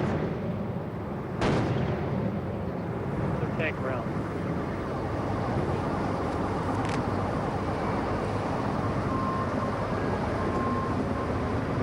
General Shepard, you thought that was 2 tank rounds? Those are definitely 2 tank rounds, and no question about that. Also significant to note that not only have there been coalition aircraft flying overhead, earlier we saw an unmanned aerial drone flying, then we saw these A-10 Warthogs. What you did not hear at the time was any sort of air raid sirens, any sort of warning like that, nor did you see any anti-aircraft firing. Associated Press is reporting that the column only met moderate resistance, as they characterized it. According to one Reuters witness at the presidential palace, there were some small arms fire coming from a clock tower that overlooked the presidential compound. that clock tower then taken out by U.S. tanks. Kathleen Koch is at the Pentagon. Kathleen, just remarkable developments this morning. Remarkable, and as Anderson, as the general just mentioned, you see this thick, acrid black smoke filling the skies over Baghdad, making it very difficult for our pilots to see what's going on the ground. And this can make it one of the most dangerous points in any mission when you have U.S. warplanes in the air, U.S. forces on the ground. Obviously increases the possibility of friendly fire. But up to this point in this conflict in Iraq, the U.S. has fared pretty well on that point. We have 3 confirmed U.S. deaths thus far in the war from friendly fire, 4 confirmed British deaths. Compare that to during the first Persian Gulf War back in 1991, when 35 out of the 148 deaths in that conflict were due to friendly fire. That's almost 1/4. So they've taken great care in this conflict to do their best to really minimize those friendly fire deaths, putting special reflective tape on every soldier's helmet, on every vehicle that's out there in the field, to make sure that no U.S. pilot mistakenly shoots one of his own. Anderson. Kathleen, just have another report in from the Associated Press. It says across the river on the southern tip of the old Palace presidential compound on the west bank of the Tigris, fire raged in what used to be an army camp. Apparently no sign of any Iraqi troops. This after a group of Iraqi troops was seen running northward. 2 Iraqi tanks apparently motionless as we continued to hear heavy machine gun and light arms fire. Associated Press is reporting that members of Saddam's Fedayeen paramilitary fighters prevented, at the time of this report, prevented journalists from leaving their hotel to try to get a closer look at exactly what is going on. So some members of Saddam's Fedayeen paramilitary fighters apparently preventing journalists from leaving their hotel at this time. According to General Peter Pace, vice chairman of the joint... Excuse me, I'm just reading this report as we go. Anderson, if I could interject, yeah, those efforts to obviously keep journalists in the Al Rashid Hotel and not let them leave, that's very much in keeping with efforts by the Iraqis to carefully control all the information that comes out of the capital city. As we know, all the journalists that report from Baghdad, and indeed everyone recalls that our CNN journalists were ejected from the city. But those who remain, when they file every report, there is an Iraqi information ministry, a person standing right there by their sides, making sure they only say what's acceptable. Anderson, I just saw a couple of other things about a minute and a half ago. 2 vehicles that are right in the center of the screen were firing down at those trenches leading up to the burning oil fire at the bottom there, indicating there may be personnel down in there. You always have to watch in one of these fights about somebody coming up behind you to either attack the dismounted infantry. Now, there was a shot that just took place. Somebody shot and just went off in one of those trenches. I suspect that there are Iraqi soldiers in those trenches that someone is taking a shot at because there were just infantry that they could shoot at from behind. Yeah, according to a brand new Reuters report, the palm trees on the edge of the River Tigris, which is what we have been looking at, have been set ablaze in the fighting. Not sure if they were intentionally set ablaze or just somehow in the shelling, in the return fire, they have been lit ablaze, but that is some of what we are seeing. Also, according to Reuters, Iraqi forces set ablaze nearby oil trench in an effort to try to confuse U.S. forces. Now, Reuters has a correspondent who has said, and I quote, "I can see 2 tanks in front of my eyes at the palace gates," that being one of Saddam's presidential palaces. She continues to say, or this correspondent, Samia Nakul, continues to say, U.S. commandos have stormed inside. There is firing everywhere. They are right in the heart of the city.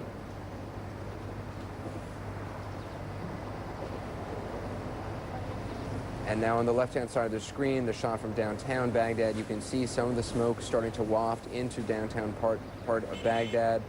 Not many vehicles moving on the street, just a few cars here and there on the left-hand side of your screen. For any residents of Baghdad who have been listening to the Iraqi information minister over the last several days, who was assuring the population there that U.S.-led forces were not as close to the city as was being reported, it is going to be hard to sell that story today. Anderson, I find it interesting to watch those vehicles moving on the streets there of the city of Baghdad as if everything is normal. It's a pretty astonishing image as you see the plumes of smoke rising in the background. But I've heard some people, though, compare the situation in some ways to the normalcy that the citizens of London conducted their lives with back during the Nazi bombardment of London in World War II during the Blitz, that every day in London, while that was going on, the aerial bombardments, 1 million people went to work every single day. So apparently the citizens of Baghdad are carrying on as much as possible with life as normal. And difficult, of course, to tell whose vehicles those are. So much of what we have heard over the last 18 or 19 days or so, stories of soldiers, paramilitary forces, militia, using civilian vehicles to move around. Very difficult, obviously, to get a sense of what is going on right now on the streets. We're joined by, and pleased to be joined by Reem Brahimi, CNN correspondent who has spent a lot of time in Baghdad, more so than most correspondents. Reem, as you look at these pictures, what goes through your mind? Well, it's something quite extraordinary, I would say. I don't think anybody expected this to happen at this point. There was a lot of speculation that once they'd secured the airport, the coalition forces would actually make more than just 1 or 2 probe or reconnaissance missions inside the capital before actually trying to take Baghdad. So apparently, well, this is it. They're beginning their assault on the Iraqi capital. Key buildings, I understand, have been taken over. I was hearing you say earlier on that 2 tanks were seen going into the presidential compound, that some troops were also heading toward the Al-Rashid Hotel as well as the Ministry of Information. All those buildings are in the same area. They're all on the west bank of the river, of the Tigris River. The Ministry of Information was damaged in a couple of bombings in the past 14 days, and so there may not have been that many people there at the time. I understand that the press center, at least the department that deals with journalists, had actually moved its activities to the Palestine Hotel where all the journalists are. So not clear how many people would have been there at this time. As far as the Rashid Hotel is concerned, that would have been also relatively empty. A lot of the journalists before the war had actually left the Rashid Hotel, fearing that it was in an area that was likely to be targeted, and went to the other side of the river to that Hotel Palestine where everybody is. And of course all that neighborhood has lots of government buildings, so of course that's the area where they would probably be starting, not only the Republican Palace, which I understand they've been going toward, but also the foreign ministry is in that area. A lot of government buildings in that area, as well as the buildings that host the offices of the Vice President Hyassine Ramadan and Tariq Aziz, the Deputy Prime Minister. All that is all in the same area, on the same side of the river, if you will. And that, Anderson, actually had been what had caused, from what I understand, a lot of people to move from that side of the river to neighborhoods on the other side of the river where sometimes they had family. In the past couple of days, since it's been known that the U.S. troops were actually in the airport, well, a lot of people have been moving from one neighborhood to another. I'm told that even yesterday, taxi drivers refused to go to the west side of the river for 2 or 3 hours during the day, fearful that something like this would happen and that they might get stuck in the middle of a street battle. Anderson? Oh, you can see there the buildings from far. Just looking at those pictures, this pan, that we're getting a lot of smoke in the background. All these, yes, very likely the government buildings. And on this picture, which we are looking at right now, which I assume to be along the banks of the Tigris, we just saw a handful, 3 or 4 soldiers walking along the ground. Couldn't actually identify, it was only up for a brief amount of time, whether they were U.S. forces or Iraqi forces. Reem, give us a sense, though, of location, distances. It's a little bit confusing for those of us who aren't as familiar with the layout of Baghdad. When we see this picture there, and we just saw some incoming fire, and now we're seeing one of those vehicles, one of those armored vehicles moving backwards. It looked like they took some incoming fire, the one on the left-hand side, which is now backing up. Well, basically, Anderson, if you look at where the camera is located from, if I understand correctly, on the other side of the river there. You can see the pullout there. From the camera, to reach the other side of the river, one has to actually go along the Tigris on the one side and then cross a bridge. The whole thing, it's not very far as you can see, but it does take some 15 minutes to get there. And now once we're on that side of the river, the palace compound is quite a huge compound. I remember we had been able to see some of it at the time that the inspectors were there, because that was one of the sites that had been checked out by the UN weapons inspectors. Very, very vast compound. And there's believed to be something like hundreds of buildings. It's apparently also a palace that hosts a lot of the active presidential offices. This is where a lot of the aids to the president, or a lot of the business of the president was being carried out, if it's the same the Republican palace that we're thinking of here. And that palace in question is not far at all from, again, the Rashid Hotel, the Foreign Ministry, the Information Ministry. They're all maybe within walking distance. The streets in Baghdad are quite wide, and distances are actually quite big because everybody has a car. As you know, fuel is, not everybody, but most people have a car. Fuel is so cheap, and definitely that was the case until the 1991 Gulf War, before the sanctions started to hit Iraq hard. But the streets are very wide. It would take maybe by foot, I would say 10 or 20 minutes to go from the palace to the Rashid Hotel. Now, Reem, given the, I'm not sure what shot you're looking at, but given the irregular shape of these figures and the way they are moving, it would certainly seem those are not U.S.-led.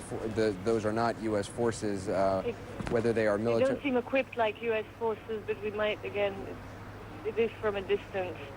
But clearly some people may be trying to make their way toward another entrance there. Yeah, just so. Or an exit. And as you know, Reem, just for our viewers, we are monitoring all the different Arabic broadcasts as well. LBC, Lebanese Broadcasting, is saying that they believe these are Iraqi soldiers. There had been a report previously by the Associated Press that characterizing the level of resistance that the U.S. column had met in the early moments of this movement into the center of Baghdad as moderate. We also have this report of small arms fire being taken at the presidential palace. Now you see this wider shot. So what is that, Reem, as this camera pans along, what are those buildings there that we're looking at? Can you tell? Well, my understanding is that would still be part of the presidential complex. It's a very, very vast complex. I'm just watching the camera pan there. And then they're moving into, that was the building, near a building, I think, that was destroyed. On that side of the river, basically, I remember the first days of the war, we literally watched a lot of these buildings being burned down and bombed. One of them was the Ministry of Planning, also not far from the presidential palace. And then you had the office that I mentioned, that was the office of Tariq Aziz and Yassin Ramadan. All these had been bombed quite early, I have to say, in the bombing campaign. And so all along the river, there's a lot of white space that nobody would really be able to access for security reasons. There are a lot of areas around there that, you wouldn't be able to go and take a walk there. You wouldn't be able to go from one place to another along the river on that particular side of it. Maybe on the other side you can. But for security reasons, a lot of those areas were also sort of secured in a way. So it looks like they're making their way toward a bridge, probably, because if you go further in that direction, you do hit a bridge at one point. All right, Reem, stand by. We're going to check in with Kathleen Koch, who's at the Pentagon. Kathleen, are we hearing anything from the Pentagon or from CENTCOM about what's going on? They're not saying much right now, Anderson, though. This strategy is not quite in keeping with what we had been led to expect, that basically the U.S. military was going to try to cordon off, to squeeze the remaining regime supporters into ever-shrinking sectors of Baghdad, cut them off from their supply lines, cut them off from any reinforcements, leave them with no means to fight, and force them basically to surrender. So this is a bit more aggressive than what we had been led to expect at the moment. But obviously, if the U.S. military was looking to operate with an element of surprise, they've done that. And we are looking at what clearly are not U.S. forces walking along, sometimes jogging or running along the Tigris River. General Shepard, can you identify what those vehicles might be? Yeah, those are tanks. There appears to be tanks. Again, it can be either tanks or Bradley fighting vehicles, but those appear to be tanks. The people we see are Iraqi forces. It appears that about half of them are armed, carrying their own rifles, if you will. Are those U.S. tanks? I'm sorry. Those are U.S. tanks there, yes. Okay. But the people we saw running there along the banks were Iraqi soldiers. Could be members of the Special Republican Guard. You know, they look like those dark uniforms we've seen play earlier in the week, although you just can't tell from that distance. But it appeared that about the center of Baghdad, where many of the international journalists have been staying. Many journalists are moving their operations recently, very recently, out of the information ministry and into the Palestine Hotel, where their satellite dishes are on the roof. They've been working out of that hotel, and this morning reports that Fedayeen paramilitaries have been preventing journalists from leaving that hotel, and pictures there a sense that Fedayeen paramilitaries mingling amongst the crowds outside that hotel. It's where the information minister this morning, Mohammed Saeed Sahaf, gave an impromptu press conference at which he said that U.S. troops were committing suicide as they moved into Baghdad. That after U.S. forces burst into the heart of Baghdad Monday about 6 a.m. local time. They entered two palace complexes of President Saddam Hussein. But they do say that the operation was an armoured raid not intended to hold territory. We've had U.S. spokesman Captain Frank Thorpe on this morning, suggesting that this is an armoured raid through the city. He said that people should stay calm. There's a lot of tough battles ahead, he said.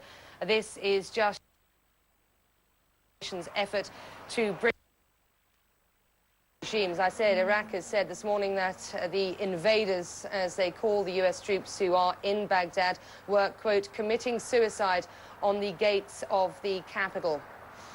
Okay, let's go to our military analyst at CNN Center now, Kelly McCann, for some context as to what we've seen this morning and what he senses we may see in the future. Kelly. Hi, Becky. Let's take a look at some footage, a unique kind of retrograde or basically Iraqi soldiers changing their position or their status in some cases. Let's roll that footage and I'll just kind of telestrate over it and we'll see what's going on here. If you look at these photos, you'll see that there are some, obviously some armament moving this direction right here. If you'd stop the video, you can see that going in this direction right here, as you saw those armored vehicles continuing, they're going to the battle. Now, as you watch closer, you'll see some dismounted men, and they're walking below this ridgeline right here. And they're evidently unconcerned at all about where we stand from our vantage point, which would be the east side of the river, the Tigris River. And as you see them, you'll see them come running along and then down along a walkway, kind of walk running as the armor goes towards the battle. Already this position's been lit on fire. You can see the oil trench there kind of bellowing smoke. You can see some men walking down this road. You can see some defensive positions right there. But in fact, the individual soldiers, as the camera pans back, you'll see here just walking along here, totally unconcerned about what's on the east side of the river. That tells us the direction that, of course, the forces advancing, coalition troops coming. Now, watch closely. Okay, stop the tape. You see this right here in his hand. They're disrobing. They're disrobing and getting rid of equipment. And you'll see them throw that down. Only some of these men have rifles. Go ahead and roll the tape. You'll watch them just kind of see him take that off his head and just drop it, and that looks like it might be a gas mask. Now, again, totally unconcerned about the east side of the river. They know they're in a covered and concealed position, and you can see them just kind of moving away from the battle space. As you watch a little bit closer, you'll see this man stop the tape, start to take off his shirt. In other words, he is now becoming a non-combatant. I don't see a rifle on this particular individual, but he's starting to disrobe and take his uniform items off, which changes his status on the battlefield should he pick up arms later. Go ahead and roll the tape. You see him start to throw it down. And then others you'll see in this tape following up when the cameraman changes his angle will have rifles. So it really is difficult to discern whether individual kind of run for your life is going on here, where people are really becoming disparate individuals out there and just kind of going to cover. You can see them hide things in the trees there. And just kind of moving off the battlefield, or whether they are regrouping and reconstituting to make a smaller force. You see him walking along. Now they obviously have good cover with all of this concrete right here protecting them. And again, just kind of walk running. Now see, stop the tape. You can see this rifle right here. You can see the rifle right there. And stop the tape. You can see it there. You can see the muzzles of those men as they walk along. And as you come down here, watch how they will leave equipment right there. You can see that he put something on the ground right there. And again here, you can see those men hiding that and just putting it there. Now, do they mean to come back and pick that up as a collection point, or are they literally trying to pile it up and walk off the battlefield? But suffice to say, they are changing their status, and that gives us kind of an advance notice to the kind of complexities that the coalition troops will find in the days to come. Becky? That's right. This is, of course, the third day of U.S. coalition activity in Baghdad. Captain Thorpe this morning suggesting that despite seeing this fairly disorganized resistance from Iraqi fighters, he said this isn't going to be an easy day. He said the fight's not over. There are still Republican Guard and other forces of the Iraqi regime in Baghdad. And Pentagon officials, Kelly, suggesting that this attack is a show of force, but they say it would be hyperbole to call it the battle for Baghdad. Much speculation in the past 4 hours as to whether this would indeed be an incursion and probe and then a pullback, or whether proper battle for Baghdad as it's come to be known, and that coalition forces would stay. What's your sense of what happens next? Well, remember, there's a spectrum, Becky, of all the things that you can do in combat. In other words, you can reconnaissance in force, you can attack, you can raid, you can probe, you can do all of those things. You can attack and hold, you can attack and withdraw. I mean, all of those options are on the table for the coalition forces, and all of those options are on the table for the Iraqi forces, the remaining Iraqi forces. We've been looking at very small slices of the battle space, as the Pentagon has said many times, and now you're seeing played out all of these things. I mean, a bad day can be constructed around one well-placed RPG round that clogs up a major axis of advance. So, I mean, the bottom line is a bad day doesn't necessarily mean volume. It could mean happenstance, and that's the thing, the uncertainty, the principle in warfare that goes to the fog of war, the things that chance, risk, all of those things are happening as we report them. And people would be wise to basically not snap to judgments and say, no, they definitely went in there to hold. The point was that they have at-will movement into Baghdad, that they control the airspace, and that when they want, they can control the ground space in an axis of advance. I don't think anybody thinks right now that they have the troops on the ground to control all of Baghdad. They certainly have the troops on the ground to control the airport and are doing such. And as that starts to feed into itself and more troop transports arrive and more supplies, and we start to see a buildup of more coalition forces, then I think they'll be able to get more boots on the sand and control more. Becky? As we see the pictures of the third day of incursions into Baghdad, let's take a look now at some pictures of Basra, the Iraq's second largest city, where British forces, they say, were in control of most of Iraq's second city. This being reported by Reuters today, but they say they do continue to face some resistance. That according to a British military spokesman. I'm not sure. Had some pictures coming into CNN Centre of Basra. British Central Command spokesman Captain Al Lockwood reported by Reuters, also confirming that 3 British soldiers were killed in fighting for the city. But he is being reported as saying we now control the majority of the city. These pictures of Basra. Kelly, let's just confirm what we now know. If British military forces are in control of most of Iraq's second city, and we've seen the sort of incursions into Baghdad that we've seen this morning on the third day of incursions, where do coalition forces stand in this conflict? You know, it was interesting. Earlier, another analyst was talking about, you know, the comparison between the British troops in Basra and the coalition forces in and around Baghdad. And the commentary was excellent. But there was one thing that I would dispute, and that was that the perception by the Americans would be that it was a less than fully committed movement. I literally heard on raw tape the British commander as they made that first push, big concerted push into Basra, and he was surprise, speed, and violence of action. He was telling his men, we go in powerful, we go in fast, and we make a statement. I heard that. And in fact, what happened was they didn't meet with the same level of resistance. So I think that the tactics are very similar. That was a display by the British troops down there to do exactly what you just saw in Baghdad, with the exception that it was scaled down because of the table of equipment and the available troops and resources. So I think that it is very similar, with one exception, and that is the Shiite population in Basra probably works to the benefit of the coalition troops in Basra, because they will literally turn out now, I think, Saddam's regime. And now that they have trust and confidence going back and forth, we will see the British bring the humanitarian aid in and make this liberation long-standing. But I think they're very similar. Becky? Kelly McCann, do stay with us. We want to get now to one of our journalists in the north of the country, as we've seen pictures there, live pictures of Basra, and indeed pictures of the bombing of Baghdad this morning as U.S. forces burst into the heart of Baghdad and seized two presidential complexes. Let's get to the north of the country, where we've also seen live picture this morning of significant bombing raids over and about the town of Mosul. Ben Wiedemann is some 25 miles east of Mosul and joins us now with this update. Ben. Yes, good morning, Becky. Well, we've heard some very deep thuds coming from the direction of Mosul for the last 45 minutes or so. We've also heard some aircraft flying overhead, so it certainly does appear that Mosul is taking a pounding. Obviously, I'm lying in a trench here, so we don't have access to Jazeera, but it certainly does coincide with what we're hearing is appearing on those television pictures. Now, here where we are, it's basically the front lines between the Kurdish and the Iraqi troops.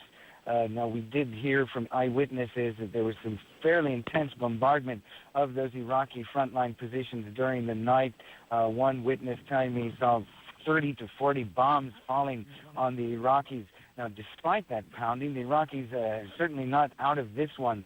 We, in the last half hour or so, had two 82-millimeter artillery rounds crashing into very close to this position where I am, one landing about 350 yards from where I'm lying. And this front line has remained fairly static for the last 3 days, this after the Iraqi army pulled back from their positions in Kalak, which are about 3 miles to the west of me. Becky?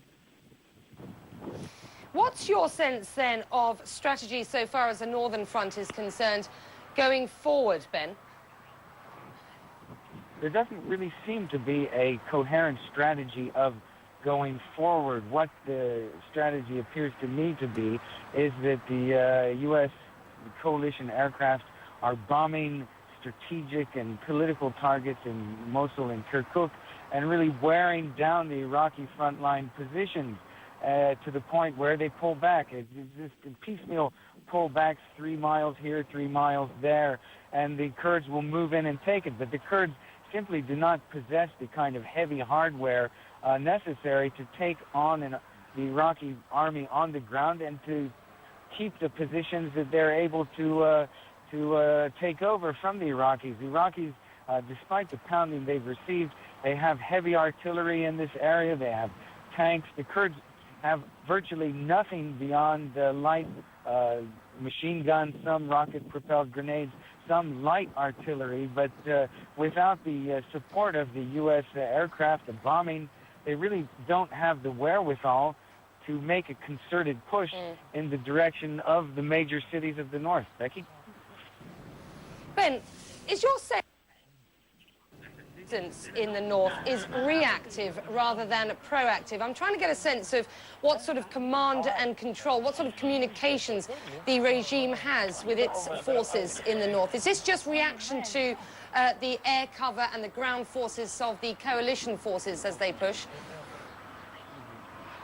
To me, it would seem more like exploitation of the airstrikes. There doesn't seem to be a concerted push. The Kurds wait almost passively for the Iraqis to pull back from the positions that have been bombed. And there's so many political sensitivities in the north regarding Turkish fears of the Kurds taking over Kirkuk and their oil fields and taking over that important strategic positions. There's sensitivity about Kurds entering areas that are traditionally considered to be Arab, to be considered Turkmen. There's so many red lines up here that I really have the feeling that the Kurds are just biding their time, hoping to grab a bit of territory here or there from the Iraqis. But anything in the way of a concerted effort to take over Mosul or Kirkuk simply doesn't seem to be on the cards. It really is a waiting game up here. Becky? Ben, we're going to leave it there for the moment. Thank you for joining us. Ben Wiedemann in the north of the country, where you're looking at live picture of, or picture shot earlier, I'm afraid, of Mosul, where there has been significant bombing there in the past couple of hours. Now, despite first-hand reports from our CNN correspondents, confirmation from coalition military sources, and most convincingly, live video images of US troops inside the city of Baghdad, Iraq's information minister insists that the city is secure and that no Western forces have entered it. Still going on. And I can say, and you can actually mark it for me, you can record it for me. They are beginning to commit suicides on the walls of Baghdad. And we will, in fact, encourage them to commit more suicides. We have given them, in fact, death and poison, the bitterness, and hope, God's willing, He will give you the information, I will give you the information. Those mercenaries, God, I swear by God, those who are staying in Washington. That was Iraq's a short time ago in Baghdad. We're going to take on CNN on the war in Iraq. Becomes second nature, and you wonder, you know, beforehand you doubt yourself, you wonder if that's going to be the case, and it really worked out for us with our chain of command, our leadership, our NCOs and soldiers really executed flawlessly up to this point. You're a professional soldier, West Point, United States Military Academy, class of 2000. What's your hope for Iraq now that this operation appears to be winding down somewhat? Well, I hope that the Iraqi people know that we're committed to them and committed to helping them, and I hope that it's the small arms fire and the civilian populace, the ex-militia soldiers mixed in the populace. Hope all that goes away, and we can transition to SASO operations and help fix this country. And SASO is security and support operations. What does that mean? What will you be doing if you go to a SASO transition this afternoon? Let's say, for example, you'll no longer be in the turret of the gun shooting at hostile forces. What will you be doing? Well, I think it'll be more of it'll be a SASO under fire. I think there's still, like we said, plenty of, seems like every other person has some sort of small arms weapon or machine gun, but we'll be manning checkpoints, kind of watching the flow of traffic, still sealing off the city, making sure that there's no military uprisings, and just trying to keep the peace, so to speak. And why do they fight against such odds, some of them? I mean, it's not the entire population. No. It's Fedayeen and it's small remnants of the Republican Guard. But what do you think drives them? I think a lot of the people we're seeing in civilian clothes, I think they're being forced to fight by some of the, like you said, Fedayeen mixed in these villages. They're, I think they're being held, probably at gunpoint and told go out and try to take out some of these Americans, try to inflict some sort of damage, and they have no other option. I think some of them, but hopefully it all goes well. Thank you very much. We've been talking with First Lieutenant Chris Wade, Apache troop, U.S. Army 7th Cavalry, who's been in the thick of it for nearly 2 weeks now. Rosemary? Thanks for that. Walt Rogers reporting. Well, as U.S. forces conduct operations in and around Baghdad, one of their biggest challenges is carrying out their task without harming civilians. Martin Savage has more on that. As they have for the past 3 days, the Marines continue to drive into the southeastern suburbs of Baghdad. And as they do, they have been encountering pockets of resistance. This is sporadic fighting that does not occur all the time, but does flare up from place to place. And they have been moving into more built-up areas, and that is complicating things for the movement of the convoys. Other units have pushed ahead, but now the 1st Battalion, 7th Marines in this specific area where we are at has been tasked with the job of cleanup, trying to find where the resistance is coming from. Who is it? Search and destroy missions, as they call it. The difficulty, of course, is they are now mixed in with the civilian population. Opposing forces are using that to their advantage. For the Marines, they have to be very careful now. Have to be careful that they select their targets and make sure that the targets they aim at are in fact hostiles, while the innocent civilians are not caught in the way. It is house-to-house searches at some time. A very poignant scene at one point that cameraman Scott McWhinney found as these Marines moved in on a house. Now, we do have translators, but not all the units have translators. They came across this one family. It's through voice and through hand gestures that they try to get them to come out of the house, and they do, but it's clear, you can tell, that the family is terrified in the presence of these Marines, and they are trying to assure them that it's for their own safety. The Marines have been receiving fire from this specific area. They are trying to simply search in and around the home, and once that is completed, the family was allowed to return back to their house. Meanwhile, though, in the backyards, in the back alleys, and the side streets, it's a different story. At times, infantry units are fired upon. They call in artillery, which is used to take out some of the heavier fortified positions of Iraqi opposition. It is hard, difficult, dangerous work. Martin Savage, CNN, southeast of Baghdad. And still to come, after the break, we'll be taking a look at the lives of Iraqi civilians under the strain of war. Stay with us. A famous Baghdad statue many people would have seen in the past, a statue of President Saddam Hussein astride a horse. But Iraq's information minister, during an impromptu outdoor news conference in Baghdad, insisted very clearly his version of events are that there are no US troops in the city and that the capital is safe. Now, the Iraqi commander, known as Chemical Ali, may have been killed in a coalition airstrike over the weekend.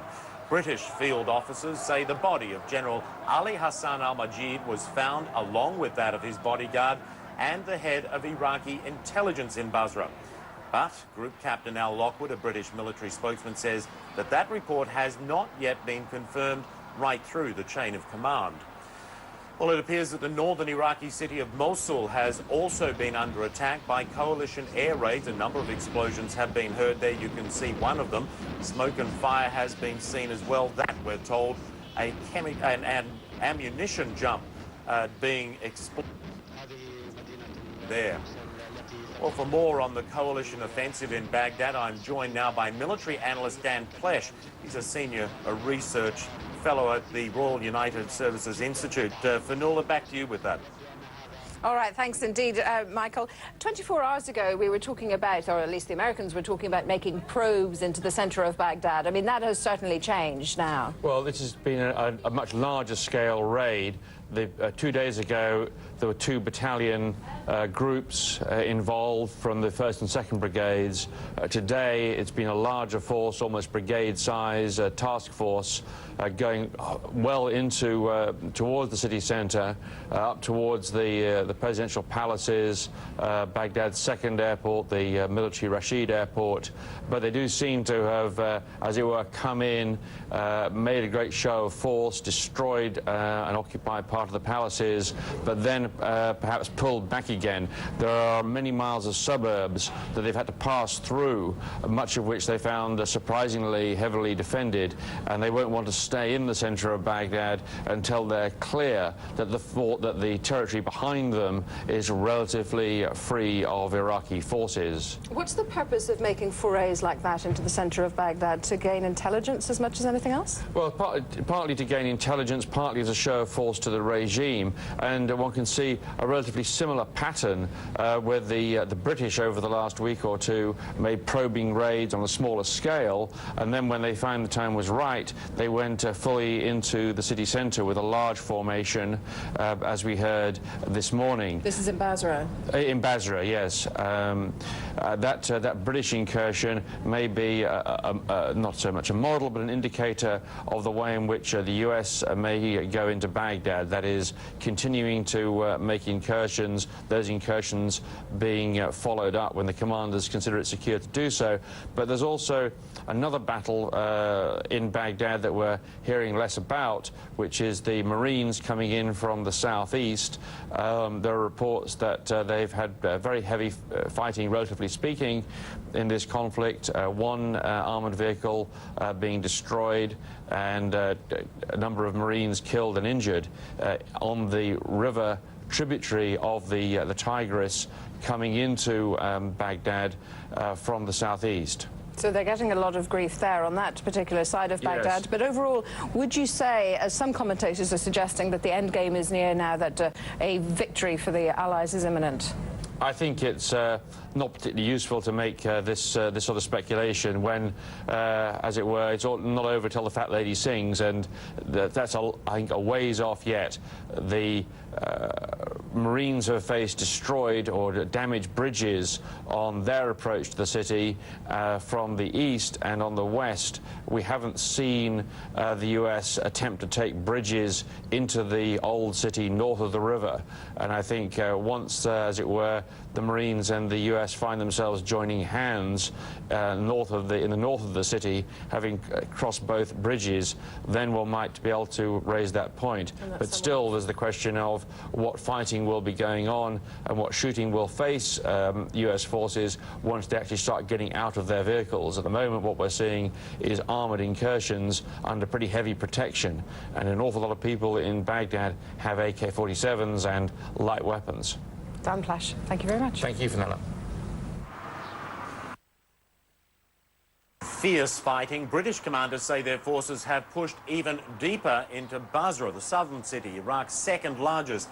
They say resistance is light and that troops were able to take strategic positions as they try to secure the entire city. Here's Diana Muriel.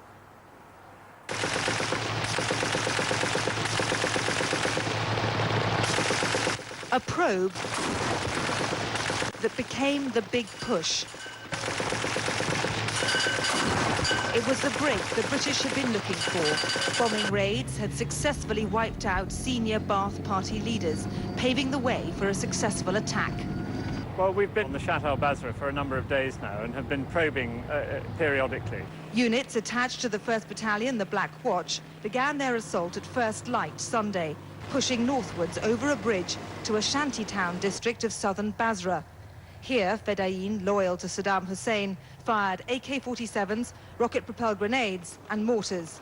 They were met by tanks and an artillery bombardment that destroyed a military compound containing Iraqi tanks.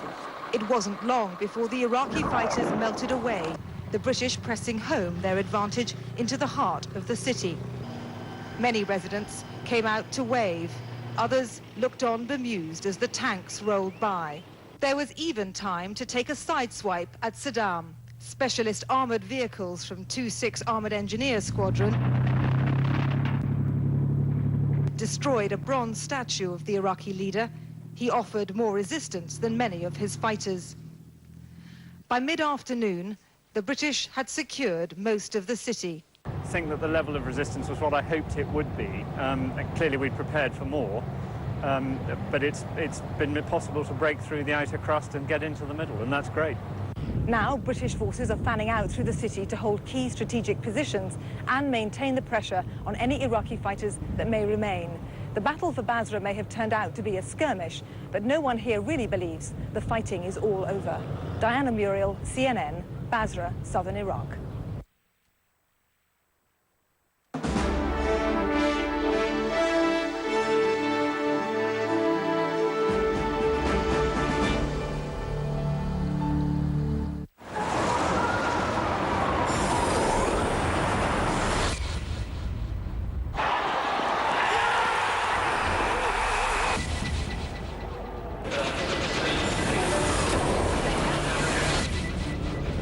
Now, you don't have to follow the news. The news follows you. CNN. Be the first to know. War in Iraq, a volatile business world, and CNN is there with expert analysis on how global events affect your country, your economy, your money, from opening bell to closing numbers. From Hong Kong To London. to the New York Stock Exchange. CNN brings you comprehensive coverage around the clock from around the world. When money is made and lost, Be the first to know. Stay with CNN.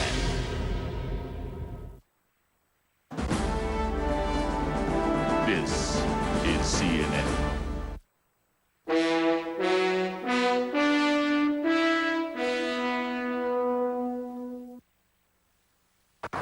And welcome back to Kuwait City. Want to bring you up to date if you're just joining us on the latest developments. US military officials say that their troops have entered several key buildings in central presidential palace.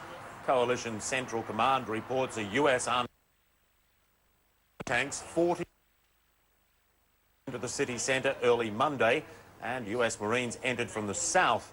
US forces have staged incursions into central Baghdad since Saturday. Now, despite their movement in the Iraqi capital, a US military spokesman was careful to point out that work does remain to be done. The fight's not over. There still are Republican Guards, Special Republican Guard, as well as other forces of the Iraqi regime that are out and about that will continue to bring the fight to us. So, and we don't know how long they may last. So this is an ongoing effort to continue the efforts to bring down that regime. And despite those reports, Iraq's information minister denying quite the opposite. He's saying coalition claims of advances in the capital are nonsense. Mohammed Saeed al-Baghdad, an impromptu news conference, saying that Iraq's soldiers have given US troops what he called a lesson they will never forget. British military officers, meanwhile, say they have found the body of Ali Hassan al-Majid. British forces bombed the house of the man widely known in the West anyway as Chemical Ali over the weekend. They had previously identified the remains of one of al-Majid's bodyguards in the house's rubble.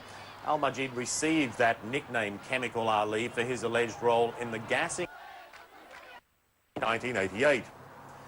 Well, as US troops move into Baghdad in force again, British troops are doing the same in the southern city of Basra. Reporters embedded with units in the area say British troops are taking up key strategic positions inside the city after encountering relatively little resistance during an early morning raid.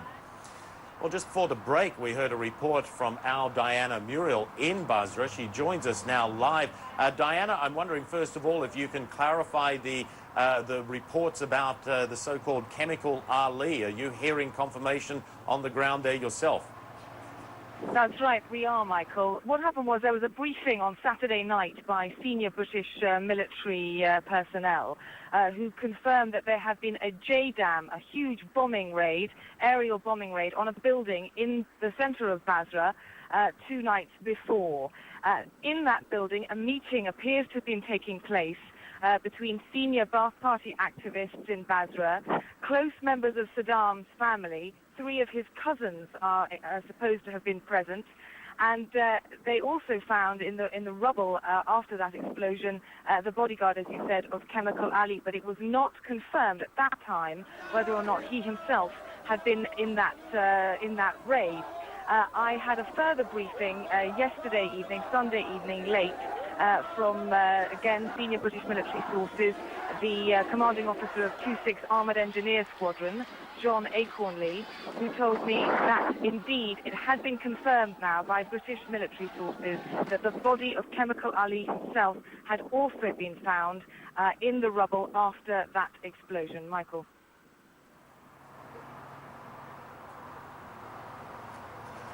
Diana, I'm curious to ask you about other things too. First of all, the level of resistance that we are told is light. What's your feeling been there on the ground? Well, I've just been speaking with a doctor, a senior doctor at the Basra Military Hospital here, and asked him what his experience of events were yesterday. I was with the 26 Armoured Engineer Squadron and saw everything from the back of a Warrior tank.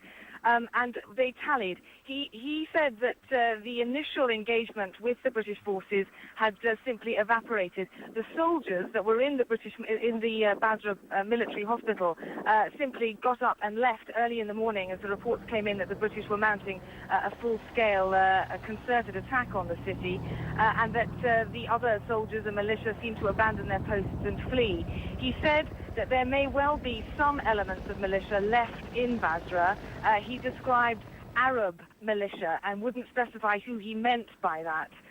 The British are saying that they aren't taking any chances. They're securing the key strategic positions in the city. There was very little firing last night that I heard in the district that I was in central Basra, but I understand that there was some engagement with Iraqi fighters elsewhere in the city, but very low level, nothing on any grand scale. It remains to be seen over the next day or so just what remains here, but certainly the indications are that many of the militia have fled. Michael. And Diana, before I let you go, one of the issues that's been discussed since this campaign began is the attitudes of the Shias in the area, precisely the area where you are. Coalition forces had hoped that Shias would rise up, but of course they were suspicious after being virtually left hung out to dry, as it were, after the last Gulf War for rising up. Has there been a sense there of Shias taking more of a proactive role in the city themselves now? I think it's too early to judge that, Michael, certainly from my perspective, which is travelling with a British military unit. Certainly the doctor that I spoke to said that the people here are very happy to see the British, that they trust the British, that they want the British, first of all, to establish a police force quickly in the city. The looting that is taking place here in Basra is on an enormous scale. This hospital was completely wrecked. They weren't able to get to the medicines. They were safely secured away, but almost every other piece of equipment has been taken. And you see it across the whole of the city. I'm standing at a dockyards now, and there are men with wheelbarrows coming to take whatever they can. As far as the Shia population are concerned, yes, they were left in the lurch, if you like, last time around. It is yet to be established quite what the government of the city, what form it will take. But certainly the people that I've spoken to have said they're very encouraged that the British are here, and they expect their situation to improve dramatically. Michael. All right, Diana, thanks. Diana Muriel there with perspective from the ground in Basra.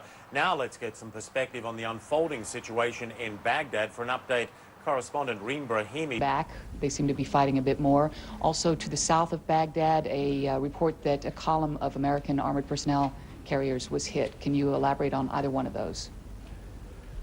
Cami, what I can tell you is first, we are continuing combat operations. We're not finished. And we have no illusions about the fact that there's still work ahead and that there will continue to be combat action. As I mentioned, the Marines, 1st Marine Expeditionary Force, are conducting operations on the eastern side of the city of Baghdad. There are bridges across the Diyala River.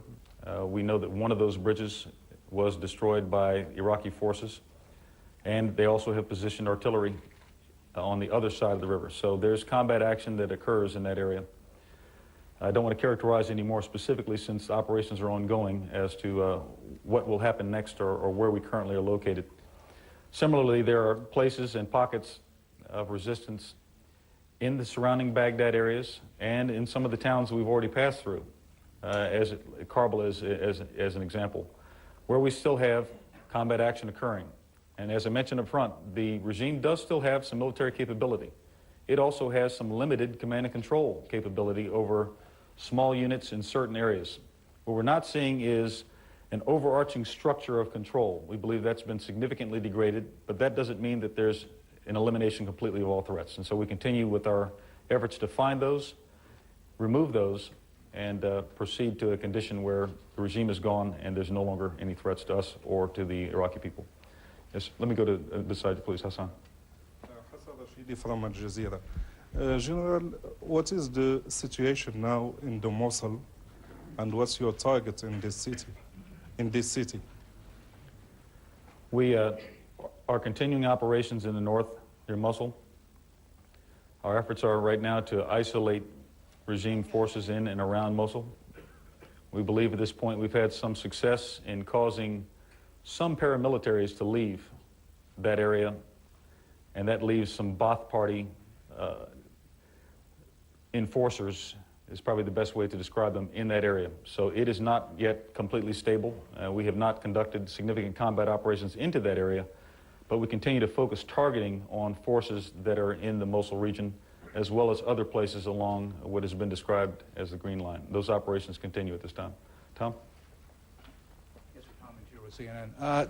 I'd like to go back to the videos you showed us this afternoon, two missile launcher sites. I guess it's my turn to ask the usual daily question about weapons of mass destruction. We've had unconfirmed reports the last couple of days of finding locations that are cemented over, either in schoolyards or elsewhere, where you've had to dig underground looking for these things. What has been found in those? And the second question, normally I only ask one, British reports of the death of Chemical Ali in Basra, if you could talk to us about that. We continue to find information that leads us to different sites, and we also, as we continue to advance, uncover areas where there's suspected activity. With each one of these reports that there might be some potential presence of weapons of mass destruction or some potential means of using weapons of mass destruction, we do a thorough search. We've organized part of the force to be able to specifically go to sites, either ones that we have planned up front to examine as we arrive on them, or ones that can be done on an ad hoc basis where we find some piece of information we didn't previously have. And frankly, we expect there will be a lot of that, since there was a deliberate campaign of denial, deception, hiding things, burying things. I don't have any specific updates on the locations you're talking about where the concrete was found. There are some other areas as well that we think that we have to excavate sites to find out what in fact was buried there.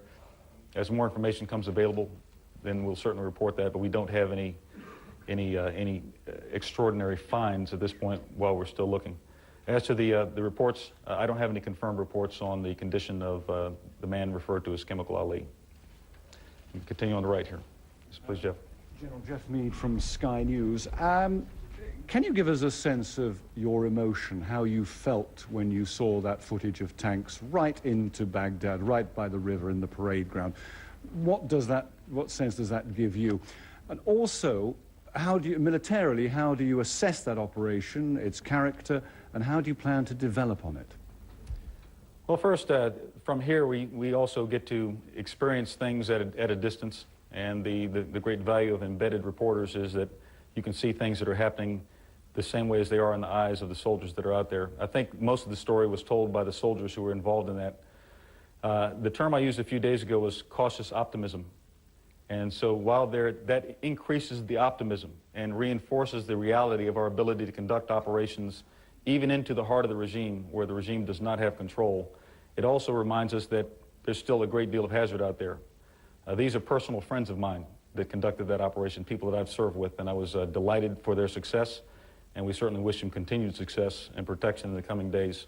What we do with it militarily, though, is that's where the cautious part of the cautious optimism comes back in. Opportunities are created by operations, and then new operations come as a result of those opportunities.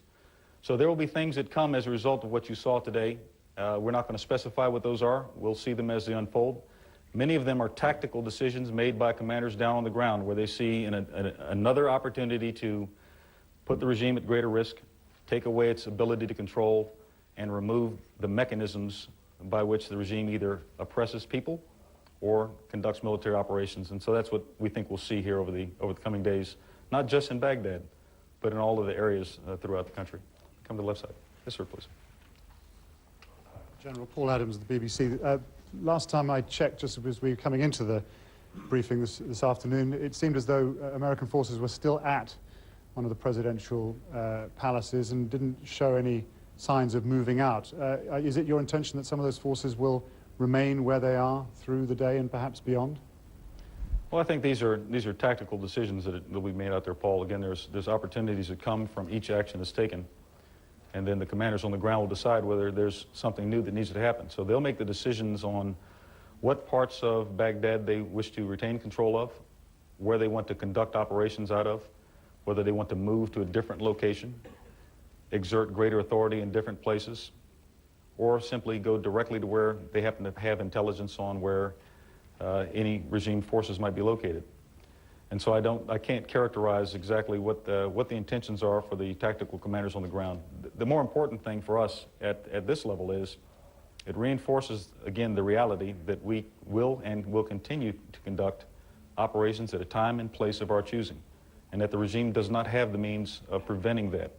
While we will encounter fights, and some of the fights have been fights that are worthy of respect for forces that unfortunately may be dying for a regime that does not have a future, and we take that into account, we don't take for granted that there still will be some actions in a variety of places. Our efforts will be continuous in trying to find out where the additional forces are located, and in many cases we'll take the battle directly to those forces. That's how I'll characterize it. Please. Jeff Tabor, Associated Press, Television News. At this point, I'd like to ask you what, to your mind, constitutes victory? And second, I know you've said day after day that this is a fight against more than one man, but as far as the search for Saddam Hussein goes, can you claim victory while Saddam eludes you? And how concerned are you that he will, in fact, elude you? Well, Jeff, let me recharacterize a part of what you've asked in the question. We have at no time said there is a hunt for any particular individual. And so, because of that, it can't be eluded. So what I would tell you is this.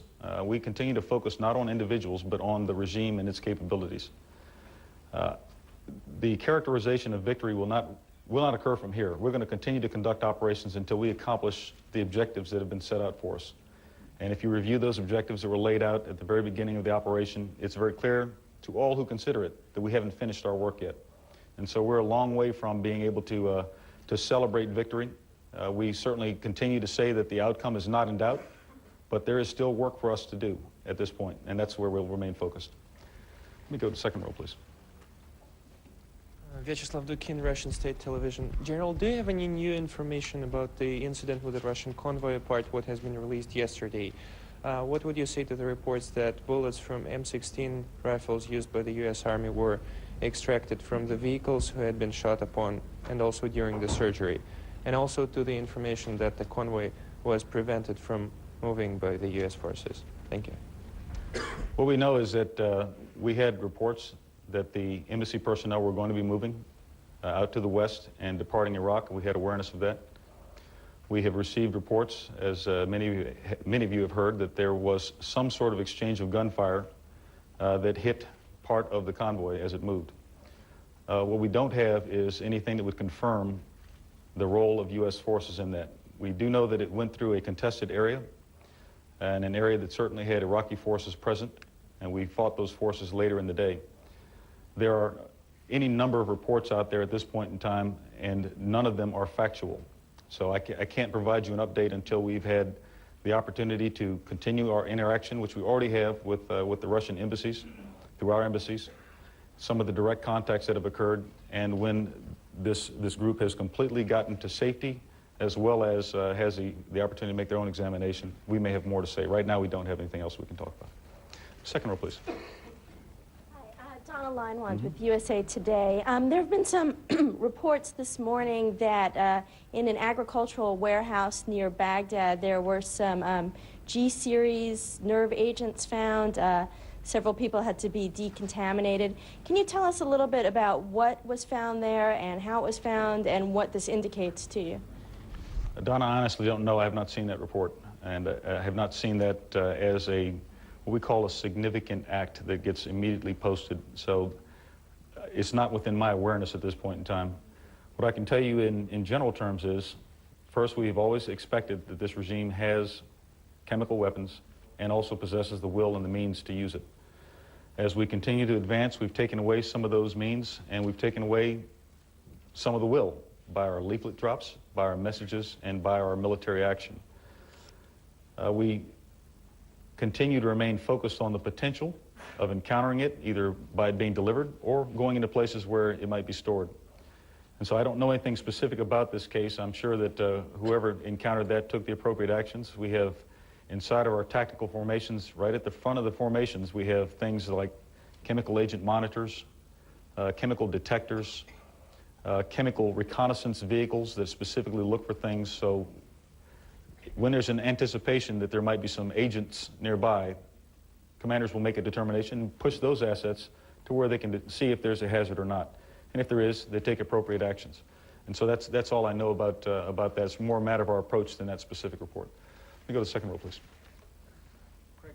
Newsday. There are some reports that the United States military flew the head of the Iraqi National Congress into southern Iraq, into Nasiriyah. 3 questions. Can you confirm if that's true? Can you tell us if it is true that he also brought 700 soldiers and what role you see for them?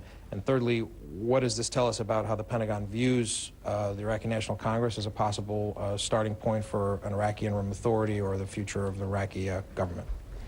Well, it should come as no surprise, Craig, that our government has done work with the Iraqi National Congress, and we've taken their interests and concerns seriously.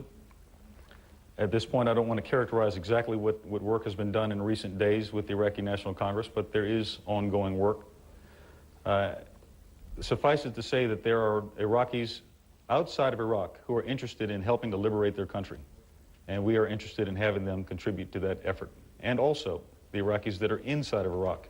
There are many who want to help in liberating their country and have already assisted the coalition, and we anticipate there will be even more in the days ahead. Adi. Thank you, sir. Adi Raval, ABC News. As the coalition military actions in Baghdad increase over time, certainly more regime leaders and other Ba'ath Party officials are going to attempt to flee from Baghdad. Where do you stand on the issue of checkpoints around the city of Baghdad? There was a report today that there were checkpoints established at all of the main artilleries leading from Baghdad. Thank you, sir.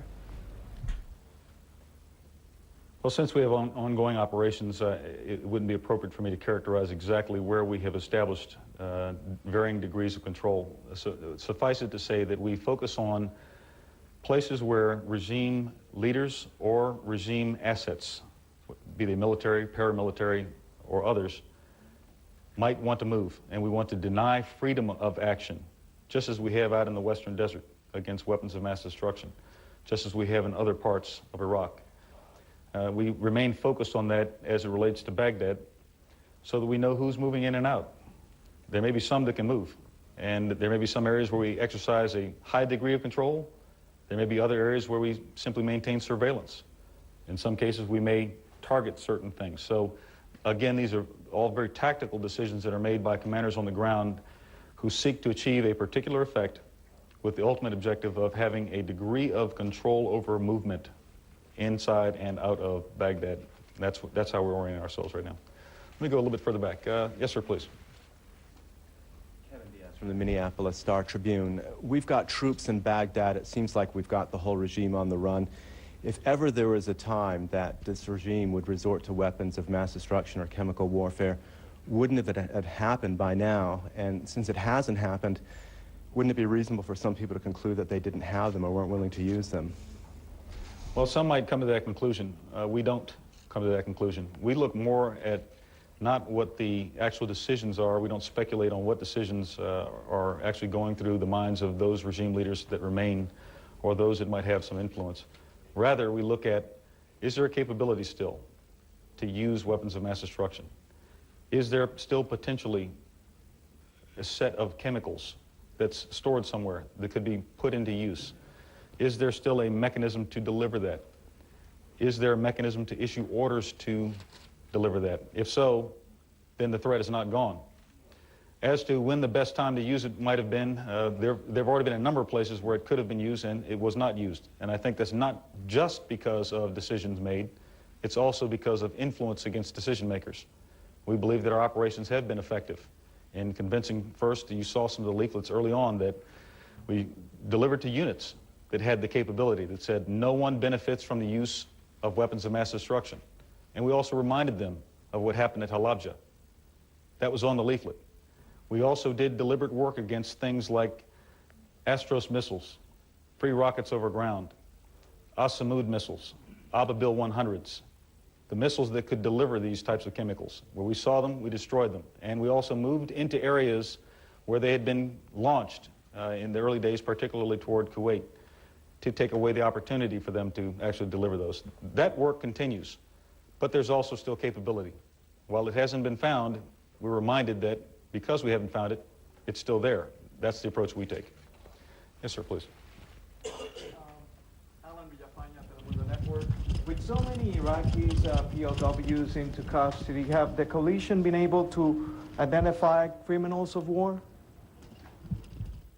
What we've seen, Alan, is the behaviors of a regime that resorts to criminal activity.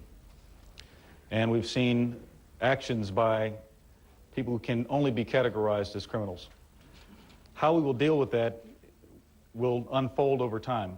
It's still a bit early to say exactly what actions will be taken, but the President and our other national leaders have been very clear that there will be a day of accounting for those that have committed war crimes in this operation, in plain view of most of the world. So it's not just the coalition forces that are seeing these types of behaviors, and unfortunately we see them continuing, and we want to drive that regime to an end so that it doesn't continue any further. Yes, sir, please.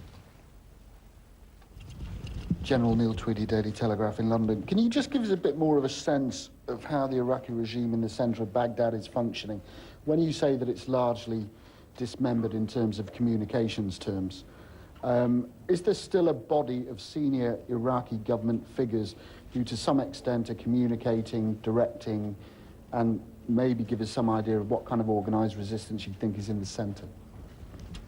There are parts of Baghdad that we've not been through, obviously. There are parts that the regime still has control over, particularly the population. Saddam City, as an example, a Shia concentrated neighborhood just on the opposite side of the Saddam Canal in the northeast corner of town. A considerable amount of energy has been committed by the regime at making sure that that population does not turn against the regime.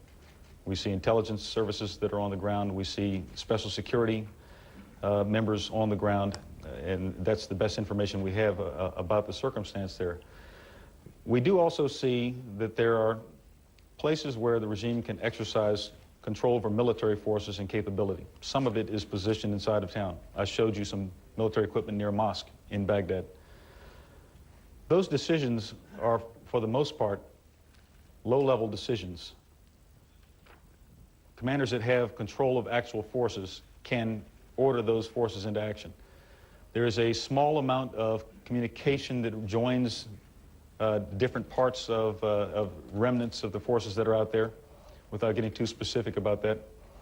But what we don't see is an overarching structure that can order action from north to south and east to west throughout the country. Only the coalition has that capability right now. And as each day passes, there's less and less that the regime can do to order action by their forces.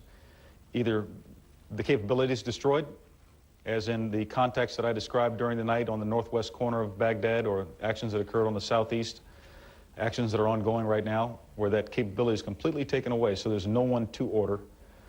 We know that we encountered some division commanders, and some of them did not survive the combat from some of the Republican Guard forces. That takes away capability.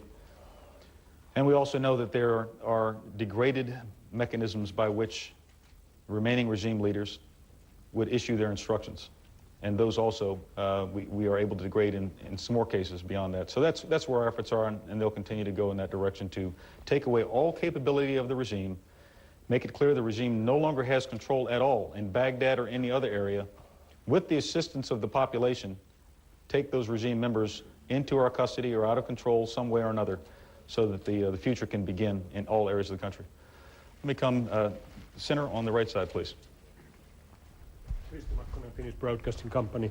Has the Iraqi Air Force been operational in course of this war, and does it still have the operational capability? We've seen some very limited movement by Iraqi helicopters that had not yet been attacked.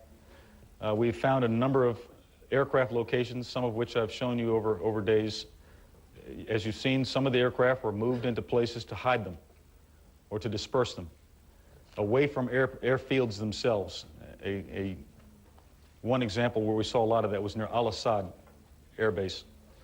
Some cases they're moved near cemeteries. In some cases they're moved. In some cases we've seen aircraft actually being buried to try to protect them. So the Iraqi Air Force is not functioning in terms of a force that brings a direct threat. All assets, however, have not been accounted for or eliminated. And so again, as with other things, there is still a capability that has to be addressed, and we can't ignore that capability in our considerations on a daily basis. Let me go in the back, please.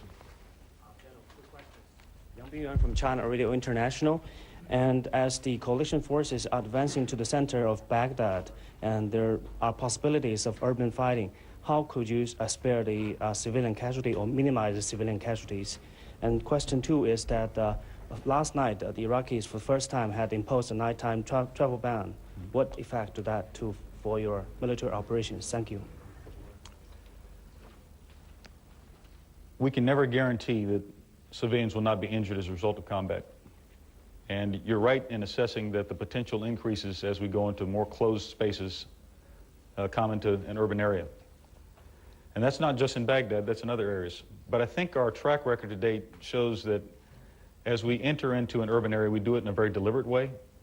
Our fires are discriminating. We don't randomly shoot throughout town. Our fires are focused on specific military targets or against specific threats that are identified, military or non-military. That will continue. That's already been the case. We've had very large formations with significant combat power entering into the heart of Baghdad, down to the Tigris River in some cases, or in other parts of town, as you saw earlier today. And while there may have been civilian casualties we don't know about, we know that our fires were focused in such a way that they were oriented against regime elements, regime forces. That will continue to be the case. And so we'll remain focused on doing all we can to protect the Iraqi people from the hazards of combat. You saw the leaflet that I showed today. Those types of communications also contribute to protecting the Iraqi population. We still have great concern, though, because this regime has demonstrated a willingness on a number of occasions to hide behind the civilian population, deliberately putting them between coalition forces and regime forces. And that's happened even in the last 2 days. Reports of moving civilians out in front, firing over the top of their heads to cause a response by coalition forces with the intent of causing the coalition to create what has been referred to in some cases as collateral damage. Actions against civilians that we don't intend to hit or against structures that we don't intend to hit. We're disciplined, we're trained, and we're also very accurate. And so that's not been a problem, and we believe we'll continue to take an approach that prevents it from becoming a problem. Yes, ma'am, please. I want to ask you about the various palaces that the coalition forces have been into from now. There's been the Special Forces one, there's a Basra one, there's several in Baghdad now. What were you expecting to find there? Have you actually found documents, leaders, weapons, those sort of things? The other question quickly, you mentioned the arrival of new coalition forces when you were talking about maritime ops. Can you give us this idea of the scale of that? The different places that we go into sometimes have value because they might have intelligence inside of them, and so we'll enter them for those purposes and see if we can find papers or other information that might give us greater insight into the regime or into regime leaders. We've not found a lot of weapons inside of palaces.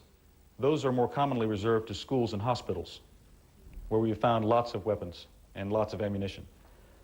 In some cases, we find regime leaders inside of their homes or palaces. In the ones you saw today, that was not the case. Some of these had already been attacked. Some portions of palace complexes had been attacked, particularly the parts that are associated with command and control systems. Our efforts are not about individuals. Our efforts are about the regime and its capability. And so while some of these attacks that you saw today did not turn up individuals, they may well turn up information.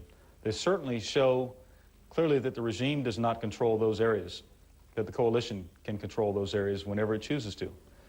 They also show the great juxtaposition between conditions you see in Qasr and conditions you see inside of the palace in Baghdad. It says an awful lot, in my view, about the regime and its approach to the great riches of Iraq. As to the continuing buildup of forces, as I mentioned, we do have forces that are flowing in. They've always been part of the plan. We remain on plan, and without being too specific about how much forces come in, where they're going to go, how we'll use them, suffice it to say that this has always been considered from the start, and that process continues. It will increase the combat capability of the coalition. It's not just U.S. forces that are still arriving, and we believe the coalition continues to gain strength with every day that passes. Please, in the back. General, Thank you, Jonathan Marcus, BBC. Just clarify, please. I think you just said that in some cases we find regime leaders in the palaces that are attacked. Could you expand on that, please? Could you also tell us whether, if your special forces or aircraft have attacked any long-range Scud missiles to the west of Iraq, would you have shown us pictures of those attacks, of those particular weapon systems? I made reference to finding regime leaders in their homes, and we certainly have had some evidence of that in the last few days. We believe that Ali Hassan al-Majid, Chemical Ali, may have been in a home. And so sometimes we do see them returning to homes, and sometimes we see them going into other places. Where we have the opportunity, we may direct an attack against that. Sometimes we can, sometimes we cannot, but we continue to monitor for that. The second part of your question? A lot about operations by Special Operations Forces and aircraft against alleged Scud sites, launch sites and installations. There's actually an article in Aviation Week this week describing one of those missions, and it seems to suggest that targets were hit. So my question was, if you had hit or found indeed long-range Scud missile systems, would you have been able to show us pictures of those attacks? Have you attacked such systems? What we have seen is, first we conducted some operations in places that have been traditionally used to hide long-range surface-to-surface missiles, particularly in the Western Desert, in areas that would threaten neighbors of Iraq. Those areas have been denied. In some cases, we found missile assembly locations, and those were attacked, and I've shown you some of those images. In other cases, we found missiles themselves. The Scud family, I don't recall exactly how many of those we've encountered. We have found some. Mostly what we've seen is the Al-Samud Ababil family of missiles, and those also can range neighboring countries, as we've certainly seen in a number of cases fired against Kuwait. All of these are capable of carrying chemical munitions and potentially biological munitions as well. So our operations do continue looking at places where they might hide, where they might move, denying their free movement. We've seen evidence of missile launcher concentrations between the lakes near Al-Ramadi, as an example, and closer to Baghdad. And it seems logical, as we know that there has been some missile development over the last several years in secret, that extended range would mean that the western areas don't have to necessarily be used. Areas closer to Baghdad might be used and still range the same target areas. And so we look at a number of places to find these types of things. I can't characterize a number for you at this point in time, but our work continues. Al-Ramadi is one area where we see that concentrated, I say between the lakes on the west of Baghdad. Yes, sir, please. Thank you, Clinton Rogers, BBC. I think a lot of us in this room have been fascinated, would be one word, by the various pronouncements of the Iraqi information minister. I think it reached its most surreal today when he was on television saying he saw no Americans, and then it was 2 minutes later followed by one of your commanders saying he was across the road, so he thought he might go across and say hello. It begs the question, why don't you go and say hello, tap him on the shoulder and bring him in? Well, on a number of occasions we've said that this is not about individuals. And we've also said that we report facts. We've certainly seen some misrepresentation of facts in other places, some of them glaringly obvious. Our operations are focused for purposes that are conceived by commanders on the ground, and those operations have been very effective. So it's not so much about individuals at all. Will it not stop the misinformation? Perhaps, but we have a regime that is engaged in this type of disinformation to its people for a long time. Right now, many of the broadcasts are not being seen by the Iraqi people. They're being seen internationally on satellite. What's being shown to the Iraqi people is something very different than that. And I'll just leave it at that point. Off to the side, please. I was wondering if you could tell us, Nick Spicer, National Public Radio, we have a report that some American troops outside of Baghdad are being told that they don't have to wear their chemical protection suits anymore. Could you confirm that, and would their actions be speaking louder than your words about the potential threat in Baghdad in terms of chemical or biological weapons? Thank you. Well, I don't know if those decisions have in fact been made. What I can tell you is that the use of the chemical protective overgarments or chemical protective suits is a protective posture, and the decisions for putting it on or taking it off are made by tactical commanders. They make their assessments based on what they see, what they sense, And it's a judgment call. In some cases, they may make a decision at their own time. In some cases, it may be a higher commander that issues that order. That kind of an order will not come from this command at this headquarters. It'll be delegated down to a much lower level. So if that's true, then that's a tactical commander's decision, and that's certainly their call to make. Right behind, please.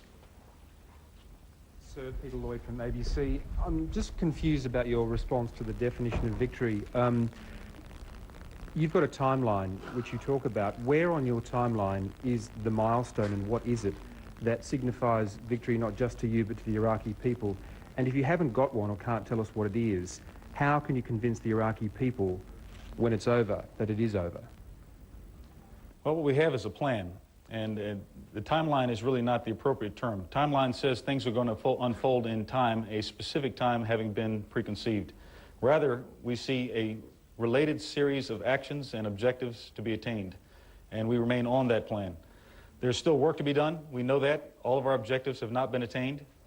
But I think the Iraqi people are already beginning to realize that life has changed in areas where the coalition has passed through. They're beginning to enjoy the freedom of choice on a number of things. They're enjoying life without a regime that orders them to do certain things, and if they don't, they murder members of the family. That's been moved away from a number of areas. So for the population, victory is already occurring in some places. And we rapidly move into the things that are necessary to begin the start point for the future. In other areas, combat action is still ongoing. We're not finished with that. We remain focused on achieving the combat-related objectives. Rather than stating time, we've stated on a number of occasions that this will go as long as it needs to go. And we'll be here as long as it takes to accomplish what it is that is required. We're not going to abandon this mission. We're going to see it all the way through, and that is ongoing. I have time for one more question. Mr. George? Yes, thank you, General. I'm George Curry, Editor-in-Chief of the National Newspaper Publishers Association News Service, the Black Press of the United States. I want to follow up on the earlier question regarding the Iraqi National Congress. There was a very public report today on page 1 of the Washington Post that said the exiles were being airlifted back into southern Iraq. Can you at least confirm that they are now part of the mission to help overthrow the regime? I don't want to be too specific about that, George. We do have ongoing operations. Some of them are very dangerous in their nature. Again, there should be no surprise that the Iraqi National Congress wants to see a different Iraq than that which existed a few months ago. And that is ongoing. They're participating, working closely with the coalition. There are some who are willing and ready to fight for the liberation of Iraq. As that develops, there'll be more information to talk about it, but it's too early for us to be specific at this point in time. Thanks very much, ladies and gentlemen. We'll see you again. All right, in the words of Brigadier General Vincent Brooks, a long way from being able to celebrate victory, perhaps an effort to maybe play down great expectations as US troops move into Baghdad. Now, as we found... Saddam Hussein and Iraqis flee as US troops move in. And in the United States, President George W. Bush departing for a summit to discuss the future of a post-war, post-Saddam Iraq.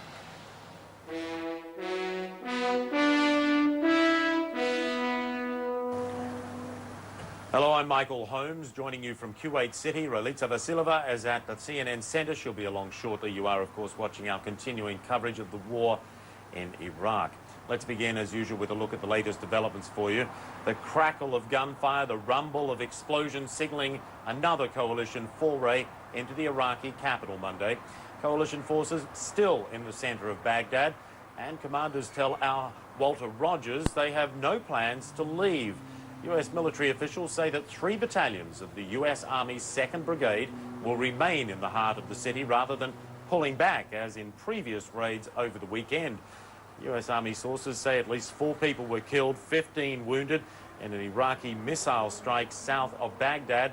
The dead are said to be 2 soldiers, also 2 journalists. US troops have captured several strategic facilities, including at least 1 presidential palace. They also moved into place outside the Information Ministry and the Al Rashid Hotel in downtown Baghdad, and toppled a giant statue of President Saddam Hussein on top of a horse. Iraq's Information Minister again denying US forces are even in the city. Mohammed Saeed al-Sahaf says Iraqi soldiers are giving US troops what he calls a lesson they will never forget. I will not mention the number of the people killed from their troops or what has been destroyed. The battle is still going on, and I can say, and you can actually mark it for me, you can record it for me, they are beginning to commit suicides on the walls of Baghdad. And we will, in fact, encourage them to commit more suicides. Well, despite coalition advances in both Baghdad and Basra, U.S. Central Command says the Iraqi government's capacity has not yet been destroyed. A CENTCOM spokesman also talking about the impact of Iraq's increasingly hot weather. It's hot, and when it's hot, decisions get made by all commanders, probably even Iraqi commanders in this case. The weather effects on the battlefield affect everyone on the battlefield. The advantage goes to the force that is trained to deal with those weather conditions when they occur, whether it's daytime, nighttime, rainstorm, whatever it happens to be, or even heat. And so we feel confident that our forces are well prepared, they are well trained, they get better with every day's action that goes by, and the regime gets in greater and greater danger with every moment they have chosen to remain in place. US President George W. Bush and British Prime Minister Tony Blair will discuss the future of Iraq after the war in the hours ahead, that two-day summit being held in Northern Ireland. The Russian diplomatic convoy that was fired upon Sunday near Baghdad has now crossed into Syria. Earlier, the Russian ambassador to Iraq, of course, accused US forces of firing upon the convoy, even though it was flying the Russian flag. But the US military says there were no coalition operations in the area at the time the convoy was attacked. The Iraqi government, meanwhile, giving a different version of events in Baghdad. Iraq's information minister continuing to deny claims of US incursions into the capital. And he says coalition forces have in fact been driven out. Let's go now to Rula Amin, who has been monitoring developments from across the border in neighbouring Jordan, watching the same pictures we are, but also working the phones with her contacts inside Iraq. Rula, bring us up to date on what you've been able to learn. Well, Michael, this is the third day where U.S. troops actually go into Baghdad. However, today is significant because the troops, we have pictures of the troops at major landmarks in Baghdad. They went to the presidential palace, they went to the parade grounds, they were next to the Al-Rashid Hotel. All these are very much very strong symbols of the Iraqi regime and of its power. And I was just on the phone with Baghdad now, speaking to eyewitnesses who are on the other side of the Tigris, and they were telling me that they can see the U.S. tanks and U.S. soldiers on the other side. This is a strong demonstration by the U.S. that its troops can overcome Iraqi forces and its resistance. And this is the message that the U.S. is trying to send. They say the message is the regime is over. And this message is specifically directed, it seems, at Iraqi troops, that it's futile to fight back, that it's no use to try to waste their life trying to save this regime. We did see pictures of Iraqi soldiers jumping into the river or running away from the battle scene. However, there are still troops